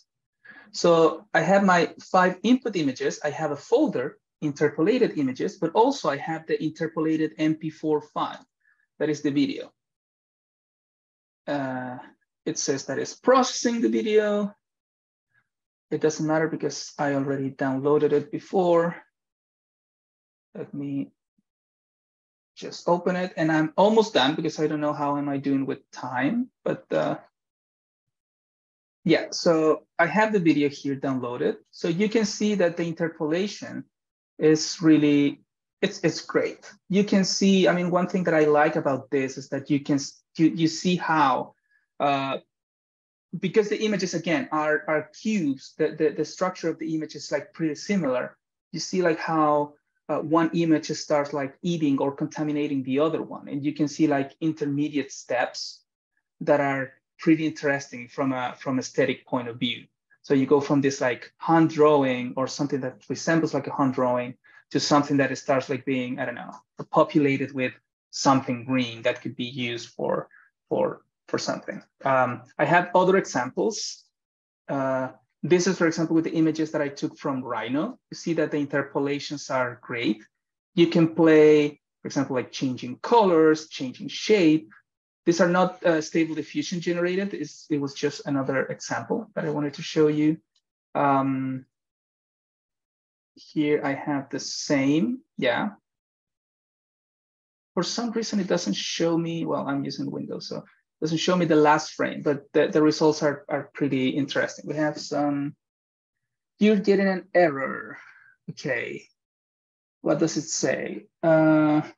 Say model file does not exist at while running process. Okay, so let's see what that error might be. So, one thing before we check the error, so we can be done with this. You have the video, but also you have the individual images. So this is pretty nice because you can, you have all the frames in between. So again, it works really well like really, you get like really interesting results when the images, the content of the image structure is more or less like similar. If you're trying to, I don't know, go from a building to a dog, probably that won't have like very good results. Or maybe it will have like weird results. So if you're getting this, let's, the crucial part is this one, where you download the pre-trained files. So for some reason, I will do one thing. I will erase my film. I will try to recreate the error. Does anybody get too many command line arguments? Do you know what that points out to, Diego? Sorry? Too many command line arguments. Yeah, these are just tests to download like in different ways the model. So let me see if this works again. So I will start from step 4. So I'm just creating again the film folder. I just clone the repository. And if I do the step 5, yeah, what I would suggest, so you see, you need to see this. This will download a 900 plus megabyte file. So what I did, in case you're getting the error, I just deleted from my Google Drive the film folder, and I executed the step 4, because the step 4, what it's doing is checking if I have already the folder created. If not, it creates the directory again, and it downloads the repository again. So once we do that, if we execute the next step, it will again check if we have the file. Probably that might have been the error that you're getting. It will download the weights of the model to the right location. That is this one. Frame interpolation, pre-trained models, and you should be good to go. And then again, remember that we can skip these 2 cells, because these are just to know what the possibilities of the file are, or if you want to create like another folder. We just need to go to this part. So let me know if it's working for you. On my side, I think that's it. And then for the next part of the exercise, you can download the images to work with Anur. So if you have any questions, yeah, let me know. Let's play a little bit with this. Did you say to go back to step 3, like run the step 3, the dependencies? Should we? No, the dependencies will be okay, because if you don't see. I just deleted film, for example. Yeah. So if you delete the folder in your Google Drive, you need to run step 4, because if you don't see anything like red or like a warning here, you're good to go. If you see that there is a problem here, that it says like restart runtime, you press that. No, it's fine. And it's fine? Okay, so then if you run a step 4, after you deleted the film folder, you should see let's say like a fresh installation of the repository. And then step 5, it will re-download the weights that are it's basically like the trained model. So it's this file that we have here. This file that is pretty, it's a big file.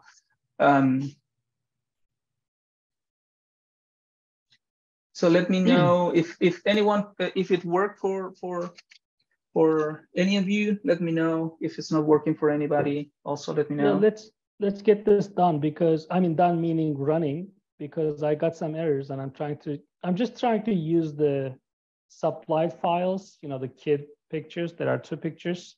Yeah. And not changing the numbers. So that might be a good way to understand rerunning the steps 4 and 5, fix the error for me. Okay, that's great. Yeah, Somebody got that. And let me see if I got that too.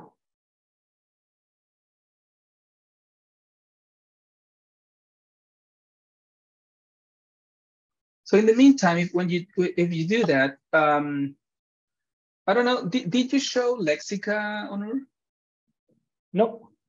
So there's a very nice, I mean, if you're producing images, there's a very nice website called lexica.art, Lexica Art, that has it's the Stable Diffusion search engine. So let's say you want to generate like any type of content, but you don't know where to start. You can start exploring. You can see that most people produce faces. These are images generated from other people. So let's say, okay, this church. If you click on an image, this is very nice because you can find the prompt that was used to generate that image. Sorry, you can see the prompt. You can copy it, so you can use it. But at the same time, it gives you other parameters that if you're using, for example, the web UI interface that Onur showed in the morning, you can reuse the seed. Basically, the seed is a number that will generate a specific number. And you have other parameters like the guidance scale. So how strong do you want the algorithm to follow the prompt, for example, things like that. So you can see like variations, but another very interesting thing about Lexica is that you can explore something that is more or less closer to the same style. So if you click on explore this style, now you will see populated the website with similar images. So you can, again, this is, I think, a very useful resource. So you can start like playing with your Stable Diffusion in Colab or locally. So Diego, yeah. The images that we put on in the file, inside photos, in the folder inside photos, do they need to be something specific? Do we specify that? No, you can use like whatever image you want. PNGs, JPEGs, anything. Yeah, PNG or PNGs or JPEGs are fine. I didn't try with bitmap. One thing that you need to, for example, if I want to use images from here, from Lexica that I just showed you, when you try to save the image, it saves the images in WebP format. That won't work. So yeah, just make sure that are JPEGs or PNGs, and you will be good to go. Christina, are your images being read by the notebook or not really? Before, yeah, they were there. The images were there. It's only the video that is not being. They are not being generated. Yeah. What about you, Onur? Is it working for you now? Same. It's weird because I'm using the default. You know, I got another error. Now I got another error. It's saying OS error for some reason. Okay. The saved file does not exist at so it's not saving. Let me try because I have a yeah. That is also important. You want to, but you're using my yeah, the folder. So it will save everything in the default folder. So yeah, I changed that. I just got my directory and. Okay, let me try with the photos that count with the repository. So. Because yeah, like what you change on there right now is affecting everything, right? So you just kind of like change that and you're golden. Yeah, exactly. It gives you. Let me see. Yeah, now it's giving me an error. So it says file does not exist. Pre-train folder film. Ah, okay. This is now it's saying that it cannot find the pre-trained model. Now it's telling me that it cannot find the pre-trained model. So let's fix that. kind of glitchy. So model paths, this is weird. Oh, Diego. okay. Yeah. Okay, go ahead. That's fine. Go. So once you run the, a way to fix this. Sorry about that, because I don't know why it's happening now.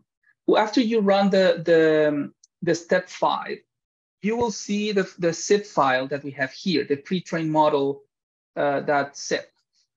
So if I go to my film, for some reason, it's saving the pre-trained models outside. So you see, so what I need to do, you see, this is the frame interpolation folder, and I need to have the models, not the models here, sorry, not the data sets. Let me check what the Colab is saying. What I was suggest was like, let's take 5-minute break as Diego is looking into it. So let's take 5 and be back at 3:20, and we see if anybody gets it done. If not, we will deliver it later. So you're going to be able to make animations, and I'm going to show an animation example anyway. So this was a way for you to kind of, interpolate images, and I'm sure Diego is going to solve it in 5 minutes. So let's take 5 and get back. Thank you.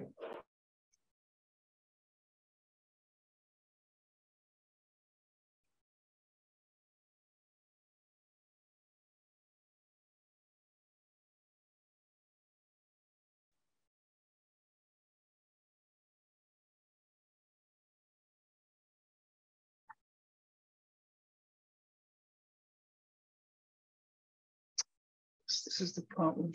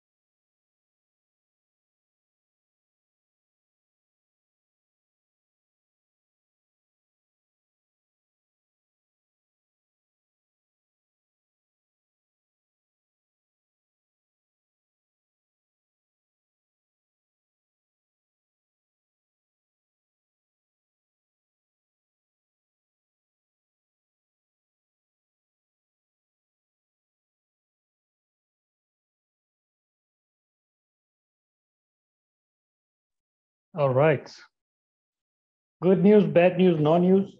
Good news. It was just, I was, because before yeah, but it's just like a silly thing. Before the session, I was playing with this, and I modified something in the code, but it's the way to fix it. You see that after you run cell, the step 4, this will put, and I show it before the break, in the film folder, it will put the pre-trained models. Pre-trained models, yes. Yeah, so you just need to pull that, move it inside the film folder. No, in the frame interpolation folder. Yeah, the frame interpolation folder. Got it. So it was, let me replicate the error. Yeah. So you will see something like this in your Google Drive if you're getting the error. I just moved something in the code. I will fix it now following. You just need to drag this inside the frame interpolation, run it again, and it will work. So actually I just use it again with the example. The example pictures. Yeah, so you see it generates a very nice. This is very good actually, and this is, I mean, if you, for example, have like footage, like video, and if you want to make it like a slow motion, like super slow motion, you can use this and you can have like really slow motion video. It works really well. Yeah, so you can bump the frame rate to 100 and something, right? So it generates crazy amount of frames. Because look at that. I mean, it's interpolating like perfectly between those two example photos. So you only run the interpolation, nothing else, nothing more. Sorry, can you repeat? You only run the part that says we are now ready to interpolate. Yeah, you can do that. If you get another error, I suggest that you run everything from step 3. If you get another error, Christina, that's what I did. Run it from step 3, and then it's gonna work. So the Anastasia asked what the error was. So once you install in the film folder, there are 2 folders. Yes, as you see. Diego, could you zoom into that again? Yes. Those two folders. Okay. So what I think she also asks just to interfere with like how we can fix it without moving it afterwards.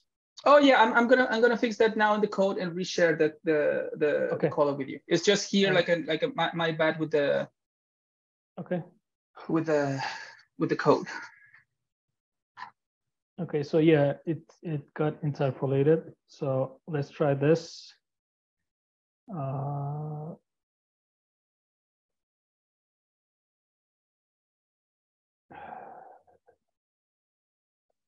Okay. Do you want to fix it now, or do you want to fix it and send it so I can keep moving? Diego, what do you want to do? You can keep moving, so right. I can send it. Yeah. Yeah. So let me do this here. New photos. Let me stop sharing my screen. Yeah. Yeah. I'm gonna share now.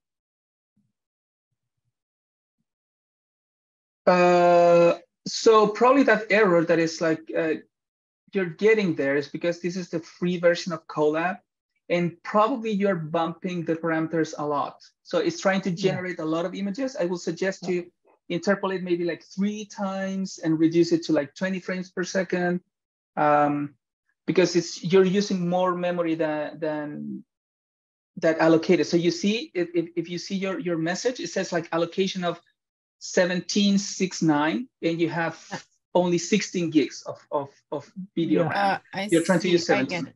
Yeah. Okay. Thank you. You're welcome. Yeah, I got something similar to. I tried to run, with multiple images, and because I was trying to use too many images, started getting that problem. Okay, let's go back here and let me open the files. All right, so this is good. The only thing is we won't have much time to see your exploration. So my request from you would be staying in touch, and like anything you play with, just send it to us. And if you do cool stuff, we'll be happy to share it, like online, over Instagram, blah blah. Just tag us, and we're gonna reshare it. Let us know what you get excited with. That's really important for us. So if you're getting excited with some of the stuff that we are showing here, we would like to follow up. Okay. Cool. So at some point I got a little mad in a good way, not in a bad way, with data stuff in Midjourney. And actually that is I think what influenced me in offering this workshop. So just this is like, take this as closing remarks for today too, and we're gonna do one last thing and then we're gonna be done. So one thing I ended up doing was just like it's always like I always try to differentiate creating meaningful designs to just like instead of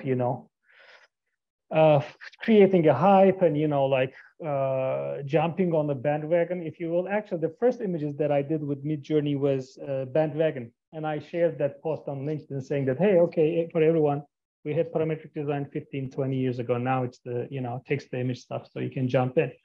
But I got curious, right? So what I did though was just getting these. If you're a college student, keep watching. One of my least favorite things about writing papers in college was remembering the correct format. Thank you. Okay, college is essentially, gone. I don't think much has changed. Okay, so the first thing I was trying was just trying to see the parameters and what they do and how you can try to tame this thing. Okay, so if you're interested again about Midjourney, each of these videos, and I was visualizing like data painted on car. And the numbers you see here is data is 1, car is 12. So it's the weights of what you want to see. You can change the weights and then the result would change. Okay, so this is actually like in each of these videos, if you go to the description, I think, yeah, so there's a PDF here. And you can download that PDF and, read what's happening. You can apply these on Midjourney and, understand how things are working. So you can kind of control that. So that's one. The other thing I wanted to say was just kind of you can also use these for, how to determine your path for creative purposes. So that's this is that which is showing divergence and convergence in design. So how to use these AI tools. And then, at some point, so as I was painting cars with data, I was like, okay, let me use data flux. So these are the outcomes. Interestingly, so Midjourney is very biased. I talk about that too, I have a couple of posts about that. And it's okay because, it's supposed to be biased because there's a data set, somebody picked those, or a group of people picked those images to train the model, the AI algorithm. And it's really natural that, it's biased. And, we discussed this, whatever you say, for instance, you can say superhuman flying into the sky, blah, blah, you get same color gradient. And you say data in flux, same color gradient, you say this car, that car, you get the default is always the same. So if you want to change it, you need to play with that. But then as I was playing, I was kind of pushing the prompts a little more and then started seeing these things, which got me super intrigued. And, I think one powerful thing about Midjourney is prompting is really important. How you prompt, how you craft your prompt is really important. But beyond that, running generations and generations and generations of, images, making versions in Midjourney is pretty amazing because it's letting you,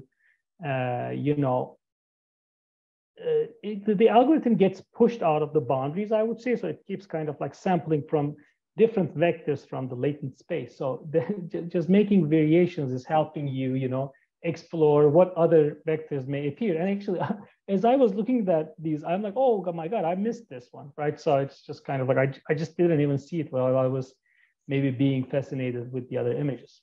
So I did that. And then I picked, a bunch of images. And I was like, okay, these are really interesting. I told myself, it's really similar process, but it's more like the manual process of making this. So I said, okay, this image is and I always pick the images that are offspring of the previous one, right? So this is really a lineage of, images coming like after each other. So like the one image is giving birth to the other one and so on and so forth. So then I said, okay, I'm going to merge them, and manually in After Effects, what you can do is, Diego mentioned this a second ago. So there are two ways of blending. One is fading in and out, which is the simplest thing, right? So the layers kind of like get blended. The other one is pixel motion. So try that in After Effects if you're using After Effects.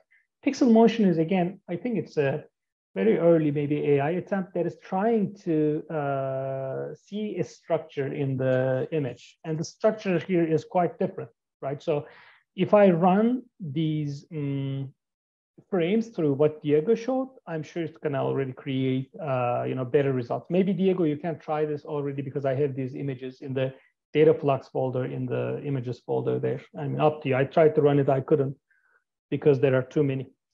But anyway, right, so I did this, which is a byproduct of After Effects. But once you do that, great, okay. So Diego fixed the code, so we can go back to that later. Once you do that, again, you can this time take this frame, take this video, and then because this is 30 frames per second now, I filled in between by using After Effects, right? So I can extract all these images. So then I went, again, generated these kind of like, images frame by frame, that video. I think I was skipping maybe 5 to 10 images, per second. So that's like, that's fine. Great. And then you take these and, you can create like 3-dimensional representations. Okay, and the last thing I'm going to show is this. Now let's Google. I think I'm going to find it somewhere here. Yeah, here, I think. Okay. So at some point I got this, bit of funding to work on this project. So it was a model of a drawing process. So what's happening is there are a bunch of layers, and it's a spatio-temporal model of a painting that's a watercolor painting that you do with a machine, right? So you paint, you capture, you project it, you paint it over it again. I'm not going to go into detail, but this is pretty much kind of like showing that development in space, right? So you kind of like explode the thing, and you have like these layers of temporal, applications or representation of how that model came to life. All right, so that was it. And we can now do this by these kind of images, right? So we can kind of like take them into Rhino using the image processing techniques that we have showed, and we can try to see, like what kind of visualizations we can create. So this is 0. I haven't uploaded this, but I will upload it. So this was the first thing, right? It was very simple. Everybody saw this already. We have hedgehog, we have the image path, we have the image size, and we have the multiplier for the image size.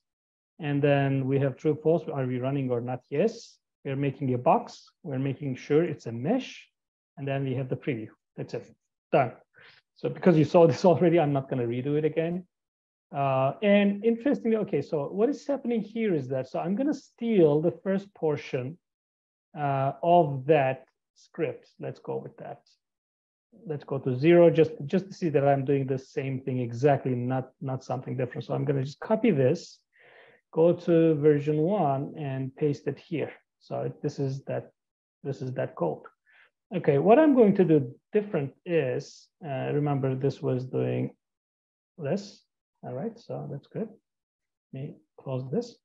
So what I'm going to do is I will, instead of using this image, I'm going to pick multiple images. So I can say select many files, And actually the files I selected were these files. So I can go here, copy, paste, select all the files, consider that I did because it's in another location. I don't want to destroy it now. So I have the path. Then I have the length of that collection, which is how many files I have in there. I said I have 64 frames already. And here I'm selecting the item. So out of 64 images, 69 images, I'm selecting one single image. And I know the pixel size of that images, the dimensions are width and height are 1024, right? My multiplier is 1 again, so I'm not changing the dimension. And then I'm, instead of a box, I'm using a Weaverbird pyramid just to keep things interesting. I mean, you can, if you know Weaverbird, it's just creating this. Let me close that.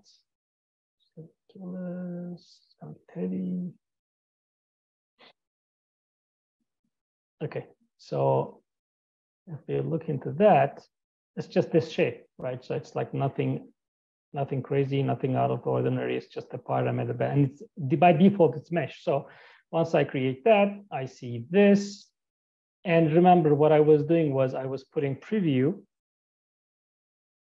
and custom preview for this one, and I can connect the geometry to the color, and done. Bam. So you see that this is the data flux image that we were looking into, more or less. It's kind of hard to see. Let's go shade it.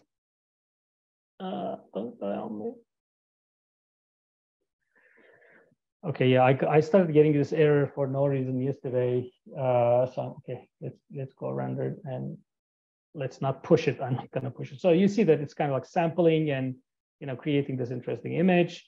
I can change the size of the pyramid, which is like the base circle says 5, so I can enlarge that to 10. That's like a box. It's just okay, now it's easy to see. All right, you got it. So this is the image, and then if I move the slider now from 0 to 1, it's going to change the image. And then if I move to, let's say, 17th image, just for you to see, so it's visible, I can slide this, so it's kind of like, okay, it's just doing it. So one nice thing now I can do is already, I can say right-click, animate in Grasshopper, and I browse, and I say, whatever it is saving, I'm gonna be okay. And I can say data flux. So this is 4K, so I'm rendering in 4K. Let me see where this is. Okay, now browse. Let's go to downloads. Okay, so let's go to, doesn't matter.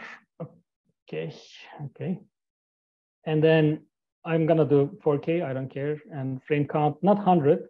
I have 69 images, so I'm gonna make 69 files. And let me check the preview. So by default, this animator is looking for perspective view, so I need to change that.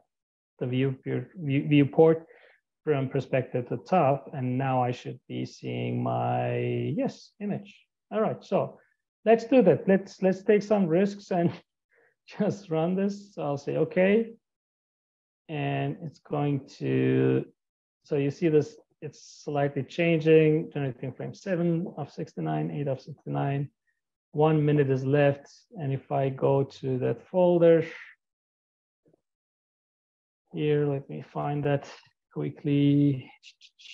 Here, templates, just down there.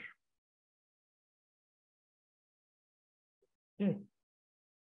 So you'll see that I have the files being generated already here. So this is again image from, like to image and so on and so forth. Okay, so now you have something new. All right, that's great. So what we can do now is we could apply, the size change by color, as Dana showed. That's like no brainer now, because it's you just use the brightness value to determine how large a shape is.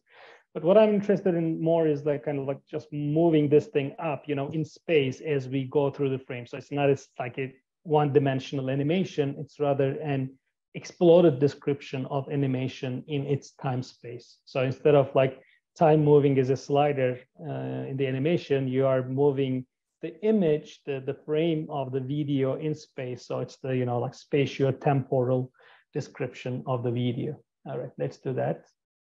Almost done.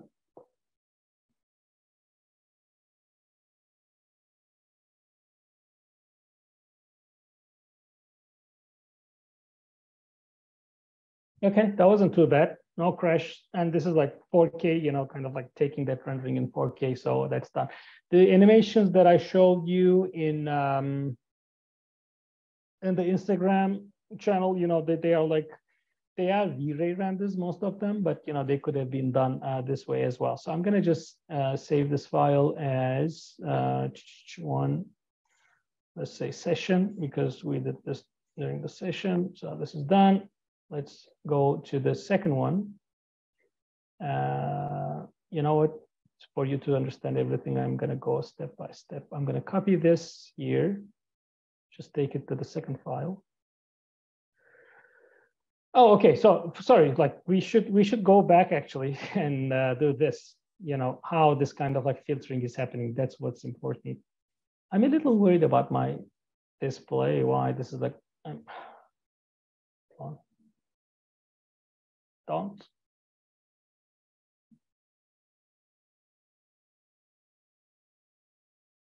Okay, maybe it's that. Yeah, it's that. Okay, so I'm gonna restart Rhino, and in the meantime, Diego, you fixed the code. Do you want to show us what's happening? Or what happened? I think Diego left. We can't hear you. You're muted. Sorry, I just lost communication for a bit. Can you repeat? Yeah, I was asking what the problem was, so you could show us the error, and we, you know, everybody can understand what was happening.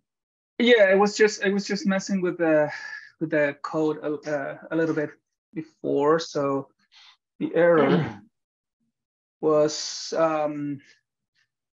in this step 5,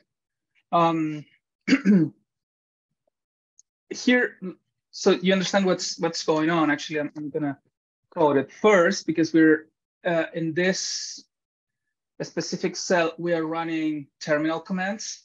So we need to go to the path where we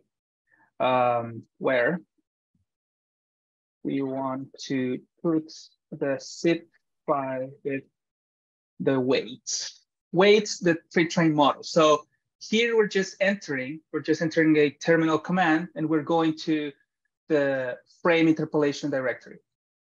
If it exists, that's fine. We just go one level. We just return to the main folder. If not, if this is the data structure, we just download the file, the zip file. We unzip it, but we unzip it being in the right directory, that in this case is frame interpolation film-frame interpolation. And then we need to go to the film folder. That was it. I just messed it up. For some reason I just deleted that portion of the code, and it will work now. So okay, so it was the directories pretty much.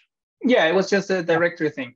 How do I know this? If for example, if you try to run this cell here that shows you all the helper functions, it will say that it cannot find interpolation CLI because you're not in the right folder. That's it. Okay, perfect. Thanks, man. Okay, so let's continue with what I had, and I'm going to keep it like simpler. Okay, so what we are doing is we are doing some redundant stuff here, right? So like there are too many black pixels, they're not doing anything interesting, blah, blah, blah, blah. So I can kind of like get rid of that.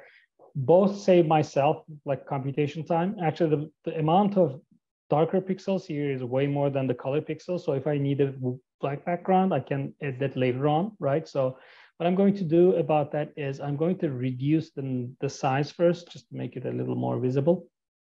Okay, let's make it 8.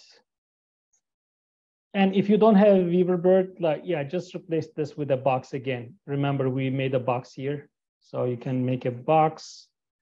Oh, sorry, not that. So from the first file, we can make a box. And actually in the other files, you already have it. So if you want to change that, do it, and then we can just generate a box. You're fine. 5, 6. Okay, let's go with this one. So what I'm going to do is now, if we stop here for a second and just kind of like copy pastes, just forget about this portion. So, let's say we don't have that yet. All right. So what's happening now is I know there are cubes. I have 2,704 of them, right? So if I check them, they're all meshes, okay, cubes. I have their colors, and I know like there are too many black, like 0, 0, 0 pixels, which I don't want to see. And then I have the brightness, which is again for 0 is black, and then it goes, up to 1, which is a pure white. All right. So what I want to do is I want to get rid of the dark pixels. So for that, I need a pattern like true. It's like, it is going to ask me, do you want to keep this? I need a component like that. Okay, do you want to keep it or not? And I'm going to say, depending on, hey, if it is darker than 0.3, that's the number I have there, or it can be 0.2, which is like let's say brightness level, which is lower than 0.2. So anything between 0 and 0.2, I don't want to see them. That's what we're going to say. So it's going to say false, false, false, false. Do you want to keep it false? Do you want to keep it true? Yes, those are the bright pixels. So I am going to check if the number is larger than 0.3 or 2, right? So if it is larger, I want true, which means that if it is larger, keep it for me. So I'm going to say larger. I'm going to check this brightness value against this number. Okay, so I'm checking every brightness value, and this component will tell me if the pixel is brighter or darker than the level that I mentioned. So here you get like falses. So if I go to the top, I'm going to see lots of falses because those are all zeros, remember, brightness 0, and they are not larger than 0.3. Okay, so you got this. I'm just kind of like explicating this a lot. All right, so I have a true false pattern, which I can use to filter out the ones that are marked as false. So I can say call pattern. So culling actually is one of the best, I would say, functionality in coding anyway, right? So because you get rid of the redundant data that you don't want to deal with. And it's also perfect for kind of like segmentation, making partitions, partitions, and so on and so forth. So I'm going to say call pattern. And pattern is the true false pattern. And what I need to call are the shapes, because I don't want to use my computing power for that many boxes. I just want, let's say, if I close the preview here and select this, okay, this looks good now. All right, so it looks really good. Remember, I had the color info too. So, and I know here, instead of these 2,700 boxes, I have 629. So that's way less than half. It's actually less than 1/3 of the boxes. So computationally, we're already, making more than 66%, reduction in the load that you're kind of like putting on the computer. So if I pull the color, would it work? So let's pull the, let's try to make the preview for this one. So these are the geometries now, and those are the materials. And something is weird happening here. So something weird is happening here, because the problem is, as I called the shapes, I didn't reduce the number of colors, because I'm trying to match, 600 something boxes to 2,000 something colors. So actually, I can use exactly the same calling pattern to call the colors. Okay, so I have similar amount of colors, true, false, and because they were already streamlined in Hedgehog, the boxes and colors, I can use that as my color. Done. All right. So now going back to my, okay, I can delete this part, which was exactly the same thing. You know, I just did this for the sake of describing, and I can change two things here. So I may want to see more darker pixels. So I, you know, push my slider toward the left, and I start seeing like really dark blues and towards black, and bam. Okay, so finally you see black. Because I pick not greater and equal to, I pick greater. So there are purely 0 pixels which are not being shown. Okay, keep that in mind. And if I want lesser, darker colors, I can push this to the, you know, to the extreme. And the other thing, nice thing is, because I loaded 69 files and I was picking the item here, now I can do that. Exactly the same thing in a much faster fashion, and just by using, you know, the meaningful data that I want to use. Like I don't want to see the other stuff, so I can kind of like, again, do this. See, it's like way faster if I try to print this. Yes, if I try to make the animation printing meaning, it would be much easier. So what I'm going to do is I'll save this file, save as. So this is V1 session again, V02. So it's the you know, V02 of the oh my God, okay, it's C. I couldn't type it. That's fine. So what I'm going to do is, again, delete this, get rid of the, yeah, there's nothing redundant here. Maybe we don't need the panel anymore. So I'm going to copy this and go to my third file so we can, again, track what's happening. Let's open the third file, which crashed too. So let me open the recovery file. Okay. So things start a little like changing here. All right, so this is our previous file. We can immediately look into what's really happening. So what I'm going to do is, I'm going to close the preview for this and close, of course, the, you know, preview for these. I don't want to see them. Great. So in perspective here, you're seeing already I'm stacking these images. Okay, so this is what I was trying to do. So let's see how we get there. So the first thing I'm going to do is, again, you know, this is the solution we're seeing. So I'm going to select that and move to the bottom.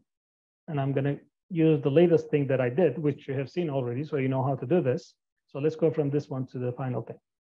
So let me turn this off. And let me get rid of the pyramid now. So I'm going to get rid of that. Just use boxes as of now. Make this visible. Like this. Okay, now we can see that. We're in the 44th frame. Let's go back to 1 and just organize it a little bit and save it. Okay, so here we go. So what I need to do here is, okay, remember, I have all the images here already. So if I check the panel, oh, there are like 69 images here.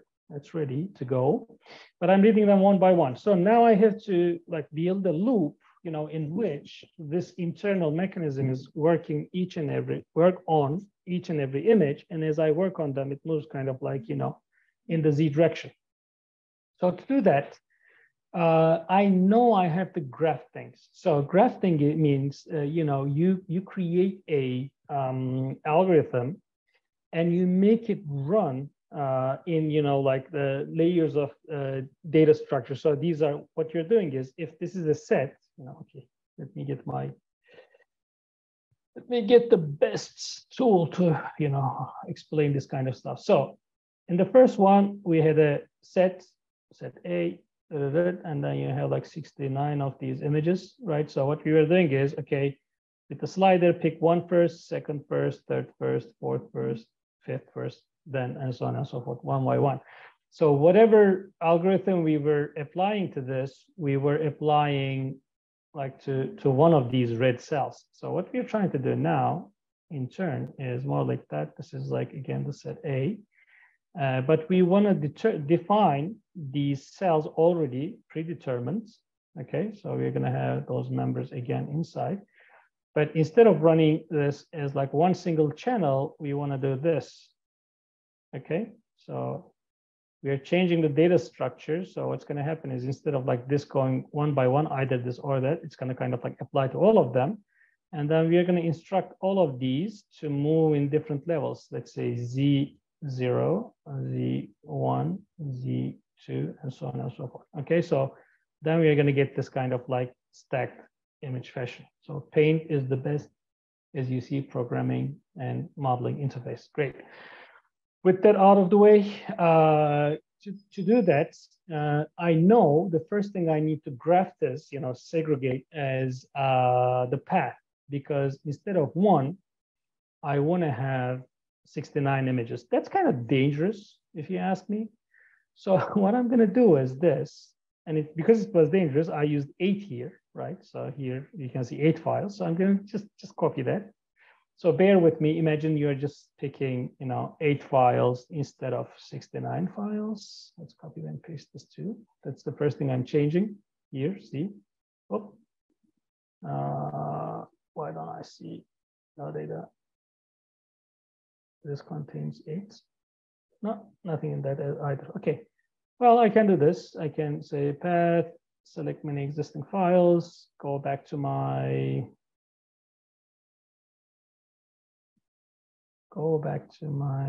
let's see, data in Flux, and just pick the video frames.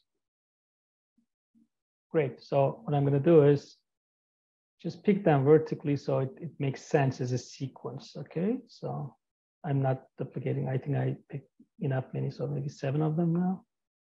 Let's see how many. Well, select many existing files. 1, 2, 3, 4, 5. Open. Oh my God! Somebody should have told me. I locked the solver, and nobody's telling me. Oh my God! Okay, 8 images. Back to 8. Oh, I don't know how I locked the solver. Sorry, trying to go a little fast. And I need to just right-click here in the path and just graft it. But before I do that, I don't want my definition to explode. So what I'm going to do is I'm going to sample way less pixels, lesser number of pixels. Okay, so I have much smaller sampling resolution, and then I'm going to graph this. Graph. It's going to get a little bit confused because what I'm doing is I'm graphing this. This is now. And of course, I don't need one item, right? So now I'm getting all the images here, okay? So this is dead. It's not being used because I want all 8. I'm feeding them, good. Okay, I have 8 channels here. So I have like multiple channels out already, partitioned in the way I want, but everything is in the first level. So it's not doing what I'm trying to do. So, but the culling is working. So I think it's fine for now. So I need to figure that out. What I need to do is this. I need to find a way to move each image cluster, each image processed image, the group of boxes in the Z direction as I described. So let's try to do that. Okay, so one thing I need for that is, I need the length. This is the length of the collection. Length means how many items I have in a set. So that's the set length, the collection length. So I'm going to make a series of numbers using that. Okay, series. So if I start at 0, and if I go with step 1, and if I use like 8 numbers, I'm going to have this. So it's a series of numbers that start at 0 and go to 7, which is 8,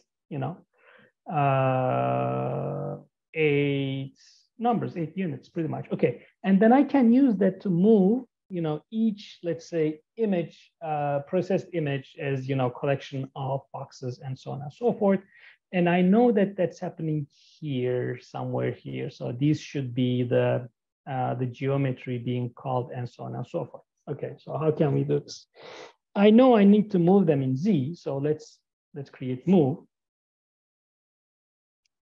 And I know that I need to create a vector in Z to move these boxes. So let's say vector XYZ. So this is the way I always like find the, you know, because I'm coming from like scripting, you know, I just kind of like type the names and it's easier than going to these, you know, like icons and so on. So it's I think helpful for me to find those. Okay, for Z, I know that I'm gonna use these series of numbers, 0 to 7. Nice. Okay, now I have 8 vectors. Yeah, I'm getting there slowly. The only thing I know is these were grafted. So if I don't graft this like that, data structures won't work. So if I need to do the same, I need to, you know, treat the collections, the data and collections in the same way. So if I check this, I'm going to see 0. I'm going to see 1, 2, 3, blah, blah, blah, blah, blah. And we're going to go to 7, of course. Great. And then we have 7 vectors, which is organized. Data structures are exact same. So this should work now, I'm hoping. So I'm going to take the geometry and I'm going to move with that. Okay, so something happened, but it's weird. Well, what's happened is, okay, things moved as far as I can see, but I think they didn't move enough because I'm using only 1x, like 1 unit to move things up. I can't change that. I know my box is 6 units tall.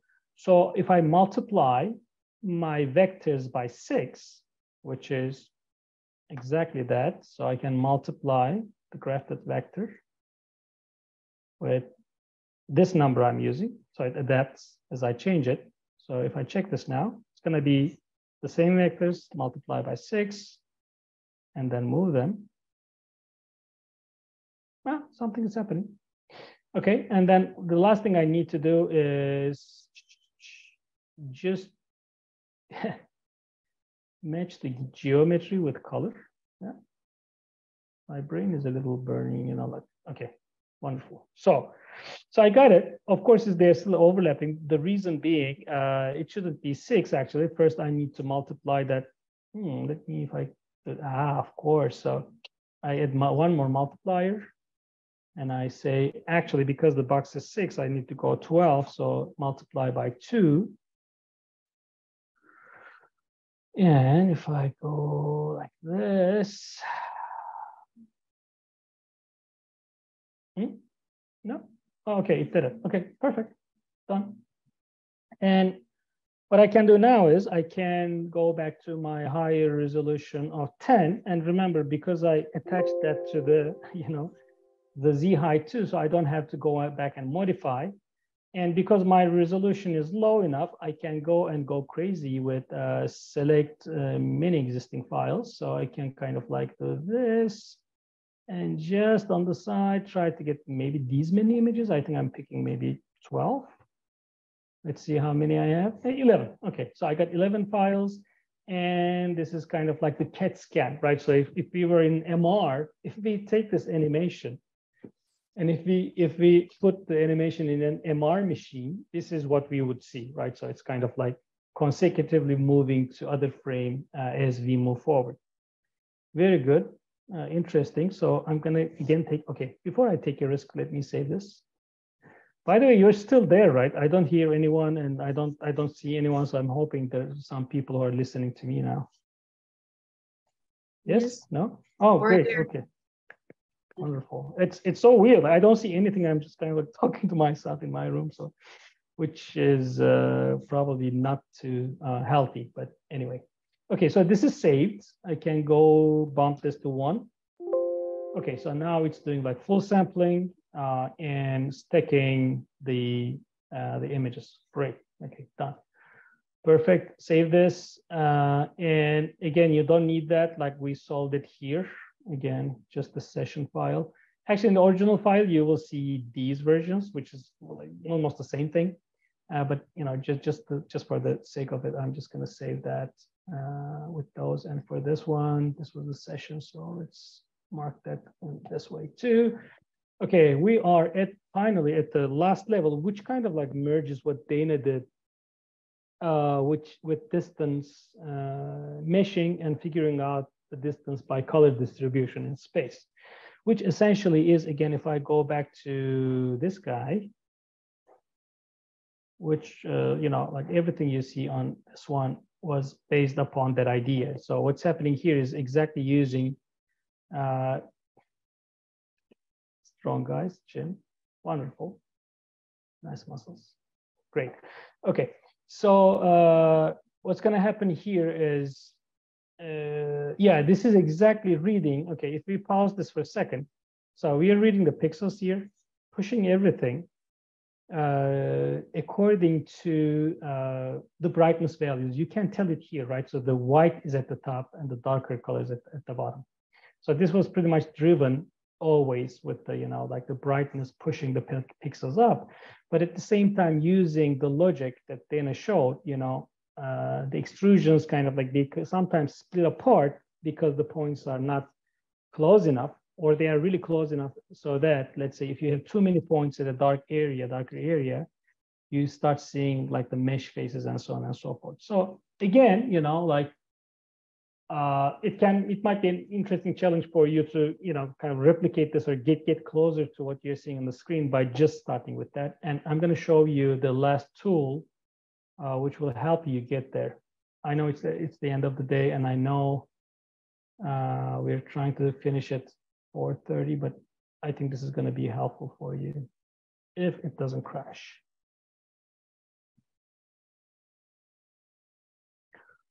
Okay, thank you. Great. Okay, so this one I am going to do, you know, like what Dana did, because we don't have much time to show that. So if you look at the final version of this, okay, it looks a little crazy. So let me go step by step. This is exactly what we did. You've seen this already, right? So if I open this, turn this preview on and do that, give me 1 second and just hide these. So yeah. I have a question a little bit about that, exactly that. Like, I missed that point where they move according to brightness, no? This one, no. This one actually sticks by image. It's that, okay. Okay. Then, yeah, so okay. It's like image 0, 1, 2, 3, 4, 5. Yeah, because this is something different than what I showed like in the video. It's using, what I was trying to say is it's using Hedgehog still, but it's doing something completely different. This is more like the, you know, you take the video frames and you walk in space in Z. That's it. Great.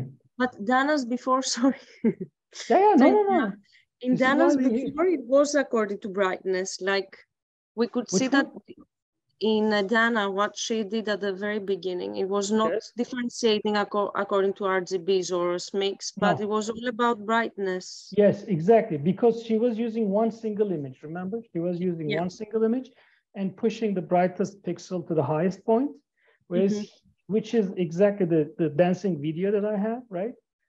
Yeah, technically. But this one is keeping every image flat, actually, just making boxes. Okay, and then, it's making a layer cake. Actually, you can make a cake with this, right? So this is the interesting thing. Great. Okay, let's keep going. So I finished that.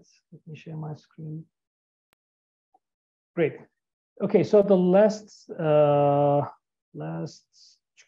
file is, I think it's this one. Okay, great. So I'm gonna pick these, make everything invisible first, and then make this visible. So we keep going.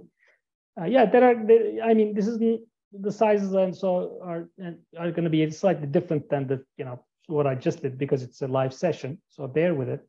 But here's what I'm doing. So here I am going to find the center of each box.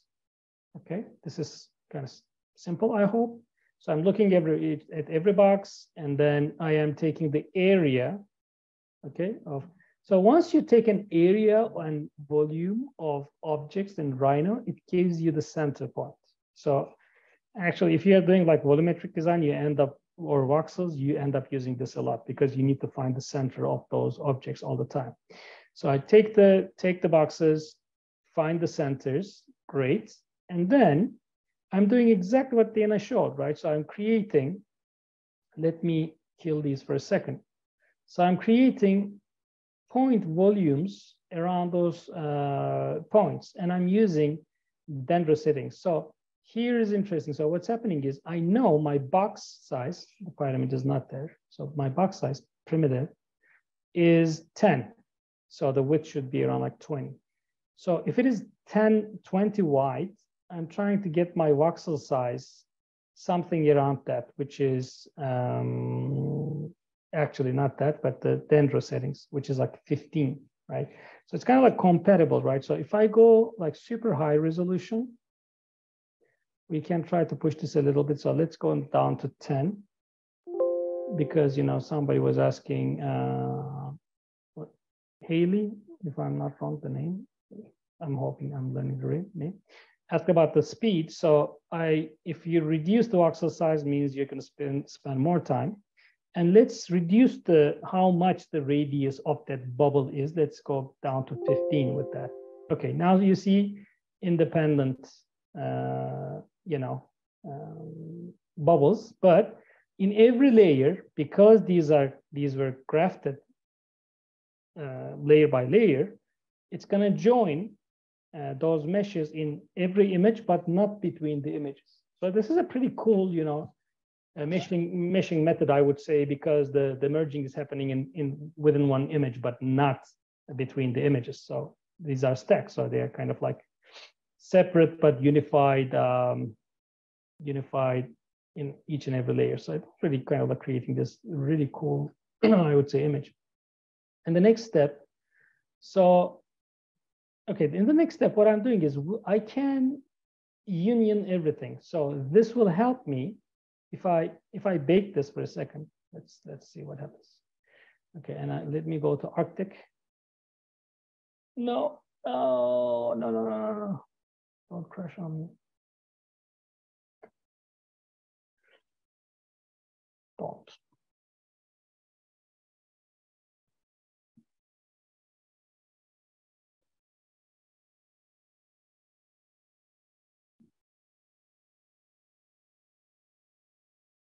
Okay. I think I need to kill this again and then show it really fast. Sorry, I pushed it a little too much. But we are at the end. It's really, really done. So I think Diego uploaded the video to Drive. Yeah, it's in the folder of the frame interpolation. I did the interpolation with the with all the frames, images? The 69 images. It looks really pretty good, actually. Yeah. Can you show that? Can you show it for a second? Yep. And in the meantime, I'm gonna open the. Let me see which one is. I think it's not this one. This one. Can you see the? Yes. It's very slow. Probably we're gonna see it choppy. Oh, the quality looks pretty good. Yeah, let me put it again because it was choppy at the beginning, but then. I think we're seeing it choppy anyway because the refresh rate and zoom is just probably we're seeing like. But it's in the frames. It's in the share file, so you can see it. It did a pretty good job. So great, thanks, man. Much appreciated. Let's finish this. Open recovery file. Okay, done.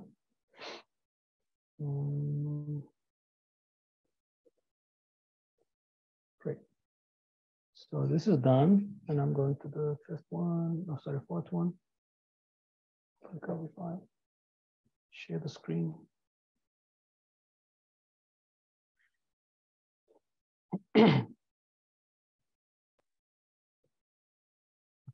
So you can see the same black screens that you left with. Come on, do something.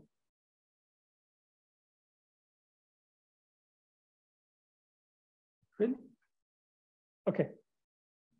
All right. So I'm gonna close that preview. I don't want to mess with anything else. And again, just make everything invisible.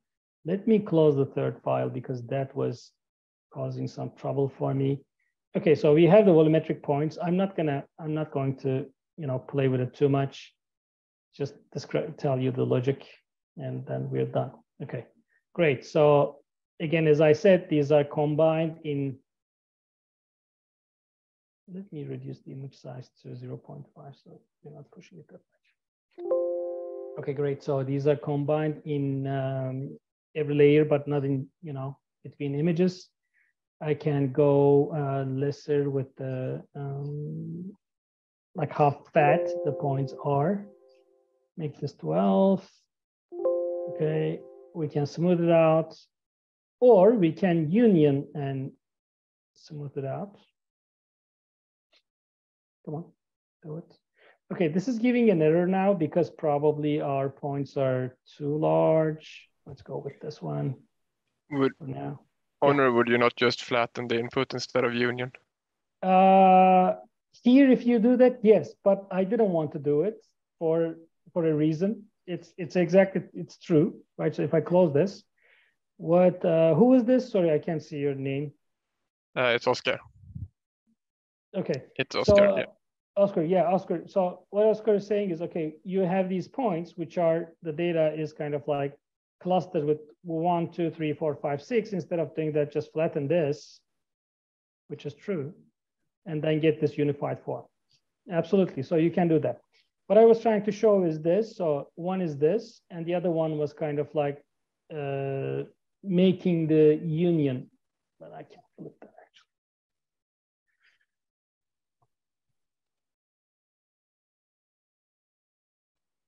This is not going to do it. Anyway, let's keep it that way for now. And then we have the smooth, and then I will get back to the flattened version, which is creating the same thing with the union version, actually, more or less. Okay, so the next step is what you create here is a volume, technically. It's not a mesh. So in Dendro, you have to go from this volume to mesh component, which is this guy. So it essentially converts that into a mesh. So here is what we have. Okay, this is one version. And I'm going to go with what Oscar suggested. So I'm going to delete that because my union here didn't work for these parameters, which is fine. So I'm going to close that. And here I'm going to flatten that. Okay, so I have, okay, this crude mesh. I'm smooth a little bit, make a mesh. So if I bake this, you can see the edges. Okay, so here is one thing. You still see there are kind of like floating meshes inside this. So if you want to get rid of them, you still need to do the union and smoothen it. And this will hopefully help you get rid of, well, you didn't. Probably it's open because of the resolution. And probably because it's 2:40 p.m., right? So nothing's going to work after this time.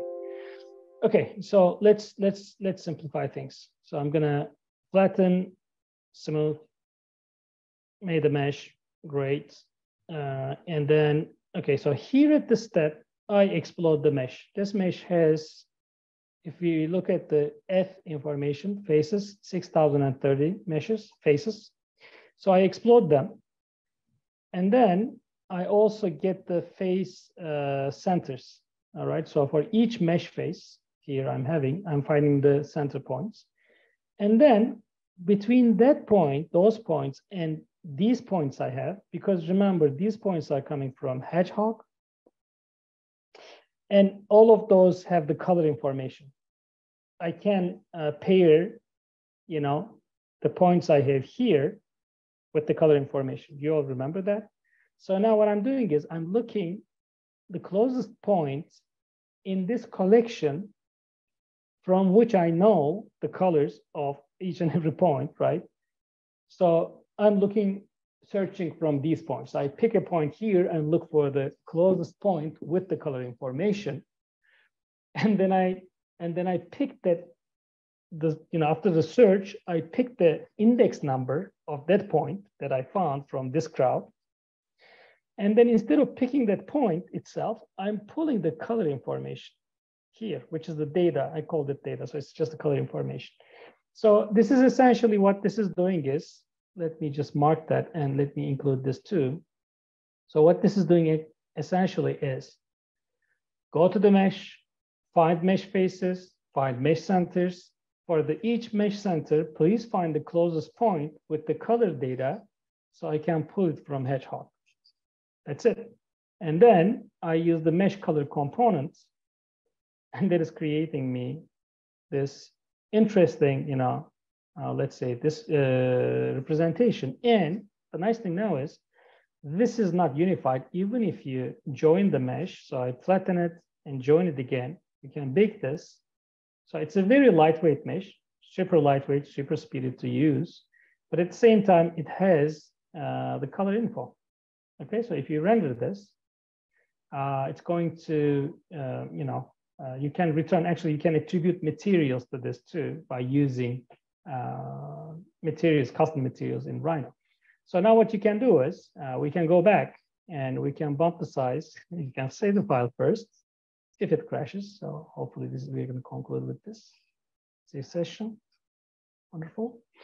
And then we're going to go to 1. This is going to make it larger. Actually, it's like 4 times larger now, so it's going to take a while for it to compute. Yeah. Okay. Thank you. Thanks for not crashing.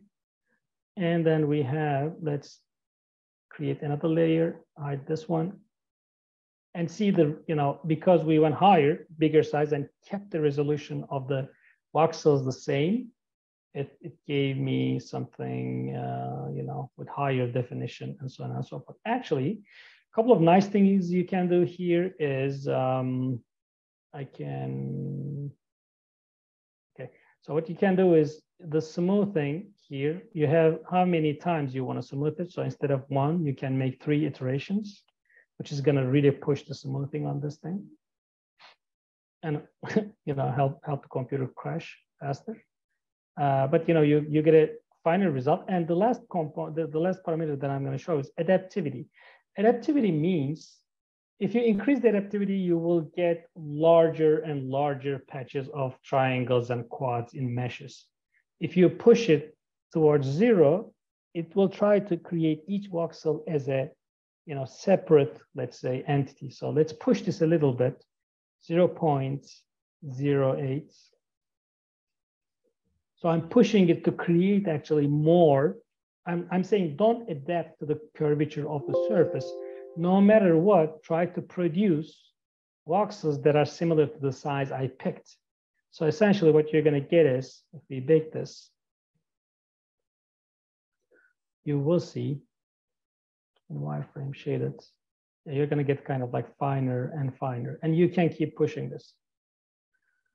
And yeah, it kind of looks interesting, so you can make spaceships and render them and play with them, or you can tell a story about, this video.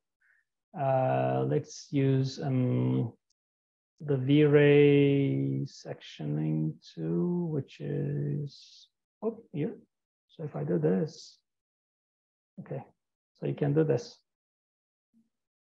So these are exactly the images, right? So this is the interpolation that Diego created, or that I created in the After Effects. So that is when we go like this, each of these are the interpolation that is happening between those frames. So to me, it's kind of like, it's an interesting way to understand the objects, the world, the time, the visualizations that we deal with, right? So instead of just saying, oh, like I took frames, photos, and make a video, you say, hey, this is a video and it's a solid object in space, and I can make an interpolation by using volumetric voxelization and computational design.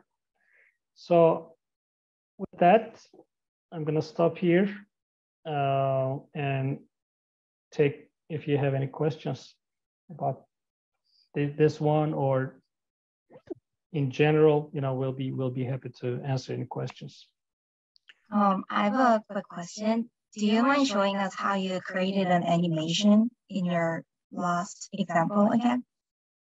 Sure. So are you asking the data flux video that Diego showed, or are you asking about the dancing?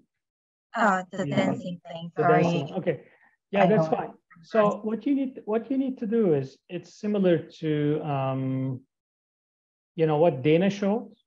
So if you take Dana's file, instead of feeding 1 image, you feed 5 images. So try that. Okay. Because it's exactly that, right? So, and I showed you how to graph things. Instead of using one image, I said you can graph and stack 4 images.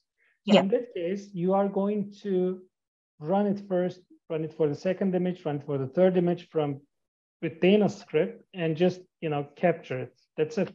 So you get the video. Okay. Yeah, no problem. Do you apply this in any way when you actually design shoes? Or Good question. Sure. I mean, I did a lot of like image processing at some point while I was working with shoes. For any, to be honest, like for creative purposes, we don't have any defined preset or limited exploration method. So anything you see here could be explored for shoes. I didn't necessarily use this temporal thing for the shoes. That was from, actually, I have a paper on this, so it was a portion of my PhD dissertation. But a couple of things we did with Dana was, like, for instance, we did a 3D printed woven shoe concept. So you literally have like woven strands like this, and it's supposed to be 3D printed, right? So that was one of the interesting, I think, meshing, studies that we did. And we usually show that concept like publicly. So I'm okay to share it. If I Google, I think probably I'm going to find it anyway. Yeah, that's it. But otherwise, so one thing we do, of course, is, we work with athlete data. And that, again, like we have some of that information publicly available. And the athlete data is processed in different ways. Computational designers like us, we can go to, we can use like hard numbers, exact sheets, and so on. But if we implement a method for designers to use, let's say in Grasshopper, we usually convert things into images. Or sports research lab already, it's a humongous amount of data. So they go over it, they clean it a little bit, and then they pass us images already. So, and it's interesting because running is also a very temporal thing, right? So it depends on the time. And once you look into, let's say, a pressure data, you see like somebody landing on the ground with the heel strike and kind of like taking off, you see how the pressure moves underfoot from like back to the front, depending on how you land. Some people land on forefoot and so on and so forth, right? So the understanding is already there. So we look into those things and we try to come up with new representations and new ways to understand the data. Yeah, because it's, in a way, it reminds me very much of, I think there's a lot of commercials for shoes which are made in Houdini. Yeah. Which it gives a similar kind of expression, but it's obviously very generative, and maybe it's less AI and more parametric design. I don't know, but it's I think this is definitely I think this workshop is kind of like hitting some interesting sweet spots depending on where we are at, because to be honest, making this in Houdini would be much faster, and all the methods you see here are our own implementations, right? So everything you see here is kind of like most of it, like some meshing I came up with, some of that Dana came up with, and so on and so forth. So Diego has been looking into machine learning, the AI stuff, and so on and so forth. So from that perspective, I think it's a knowledge that's not gained, but it's developed, is quite interesting for us. And the good thing is, I think we are like in full control of things here. So we have also like custom components and scripts and so on and so forth. It is like super crystal clear to us, right? So when we're kind of trying to use this for making something, so we can definitely speak and talk about it instead of saying, oh, somebody wrote this in plugin in this and probably is doing that. So it's not really like that. And I really love, to your point, I think the Houdini advertisements that we see, they're super impressive. They're so cool. But again, I think that's more like the visual expression of things, which we did in this workshop, right? So we produced fake data and we played with it, which is fine. But I think one crucial thing is, again, like how you bridge like real data to real application is a kind of like a weird question. Again, I think it helps like breaking down the problem, really helps. Great question. Thanks, man.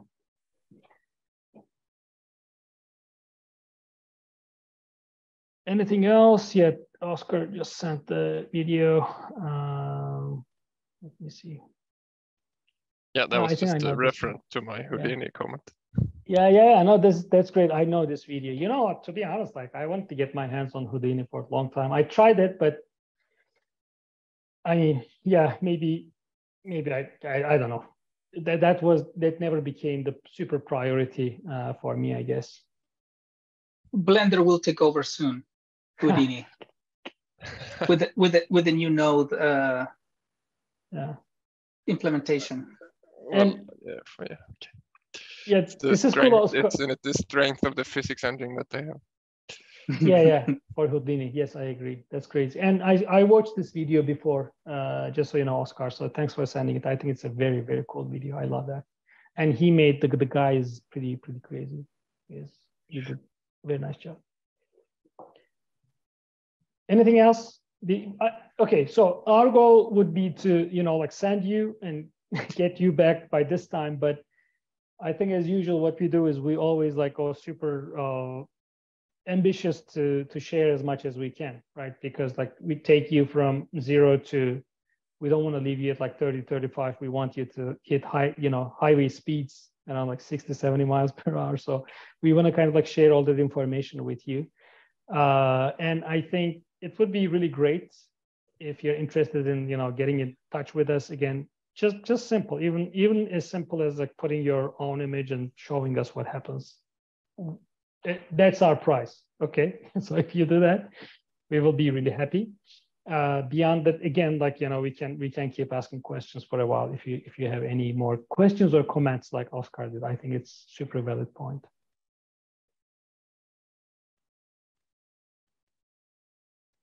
Great.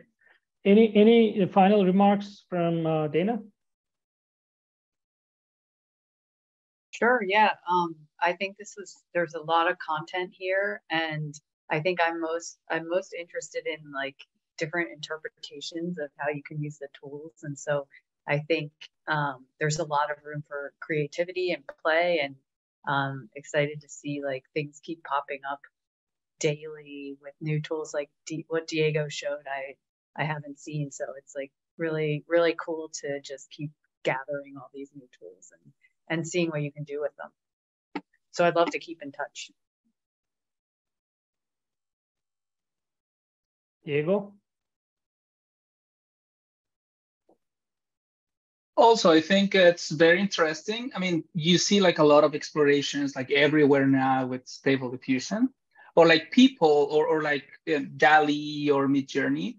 I think on my side, what I think is fascinating is how do you take what is like frozen on the screen and you make it active. Because when you talk about creativity, it's about the process. It's about like massaging what you have, and it's about like creating new things, crashing your grasshopper or crashing whatever you're using. Because I think in my case, I think that's where the creativity is. The generating an image is just like the start point. Yeah, exactly. Yeah. Yes. And then you can do whatever you want. Any feedback, any comments from the participants about any of the subject? That was great. I mean, it was it's so many things to go over and so many tools. Thank you so much, all three of you. Great. Thank you. Probably we're gonna. Yeah, go ahead. Sorry. Yes. It's just amazing how much I learned within only like 5 hours today. So I just cannot say thank you. That was the goal. I'm serious. I knew nothing about all these things and I learned so many things. So thank you so much, all three of you. That's great. So we will keep those files available. We will upload the latest ones. And I will get this recording from, the team and core team. And then I am thinking of like, going over it and probably publishing on YouTube too. So you can go back and refer to it. If you agree, if you don't agree, I can blur your faces and, you know, like do stuff like that too. If you don't mind, we can just publish it, and probably hundreds of other people can, you know, benefit from this conversation too. And I think that's the way to go. Just making, because imagine today, you know, we start with like paid subscription, local running, and finally we used an open source. So it's really important to, you know, make these kind of things available for others so people can keep pushing things. So, you know, we used an open source, and we can make this conversation an open source as well. I have a very small question. When maybe you mentioned it, like when you talk about data on buildings, for example, this for you, like this kind of color differentiation each time, it may mean something else, like the heat maps and. Yeah, I think, you know, okay, so one conversation was in beginning of 2000s and around 2005, people starting, like architectural companies started producing a lot of, you know, like heat map descriptions, visualizations of buildings, and it kind of became almost a selling point. Okay, so it's like, oh, we ran, you know, simulations on this, and it's getting this much of light and, you know, shade and so on and so forth. So essentially it was just a heat map. And I've been using, actually, like in architecture, I used a lot of like color descriptions showing the curvature of, you know, complex skyscrapers, or, you know, how much you torque a beam in construction. And actually, who is from Europe today? Okay, so let me show you something. You're gonna like this one. Riverside 66. This is for you coming. All right, so I worked on this project in 2007 or 8 with Jeff Kanoff at KPF. There was somebody from KPF, she left, I guess, but anyway, so, okay. So this building is a KPF design, and I was really happy to work on that, but it's super complicated. What's happening here is that there are ribs here, and then they're elliptical, but their scale change, their height change, and their position changes. Like everything is changing. And then the client wanted these beams, these horizontal beams, to be parallel to the ground. Well, you know, and then this went to Arab engineers, right? So then it wasn't 100% resolved, and it came back to me. I wasn't working on the design. So I had to showcase that if you want to have these parallel to the ground, because everything is pulling, you cannot have flat beams, right? So you have to either torque it, bend it, or both. And of course, you know, the client doesn't want to do that because it's expensive to do so. And finally, I did some sort of like color visualization showing that geometry doesn't exist. Okay, so like having flat beams and, you know, doing that doesn't exist. So if I can find that image, you know, I can show that really fast.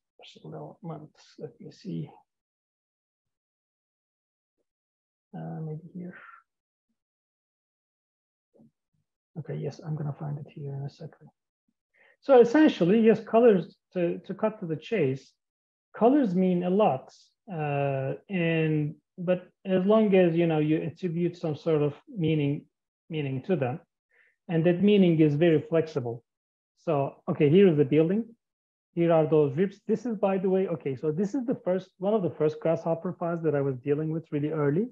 And Grasshopper was unable to handle this because it wasn't able to deal with double arrays. So it was unable to, you couldn't do nested arrays.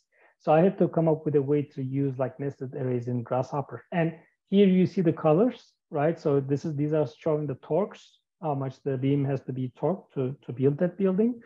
And this is showing how much discrepancy there are between the two ends of a beam. So see, this is going to this line, and that is going to that line, and sorry, this is going to this line, and they are not matching. So even the difference is extreme here. See, this is going up, this is more horizontal. So the beam has to be like that torque.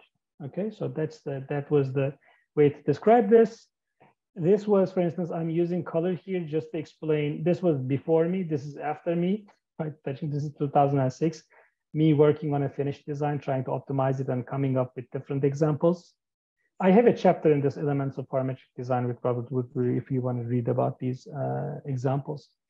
So this is, for instance, color coding the panels and trying to group them depending on the tolerance. And this is a fairly complex surface too.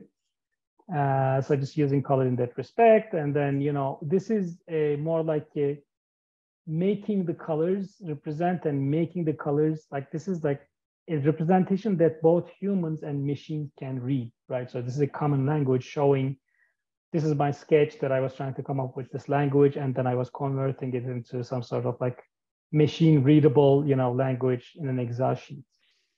Colors everywhere. So I'm going to stop right there. Thanks.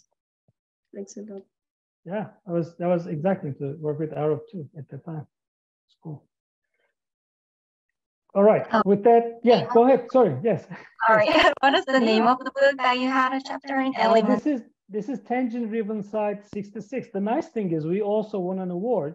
So I left KTF at some point, but then I heard, you know, we won the New York AIA award for unbuilt monument, unbuilt large buildings or something like that. So we won an award with this building before it was built.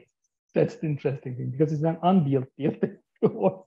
And then once it was built, it was the longest landscaper in Asia at some point. So it was the longest, like this single, you know, space building. And I just put the link for that. And actually, KP has a nice space on it too. So let's do that. Thank you. Sure, no problem. Great. Thanks all. Keep in touch. You have our emails because I email everyone. You know, feel free to ask questions, and you know, we'll be happy to respond as much as we can. And we'll see you next time, hopefully somewhere. All right. Thank you. Bye bye. Thank you. Bye. Bye. Bye. Thank you.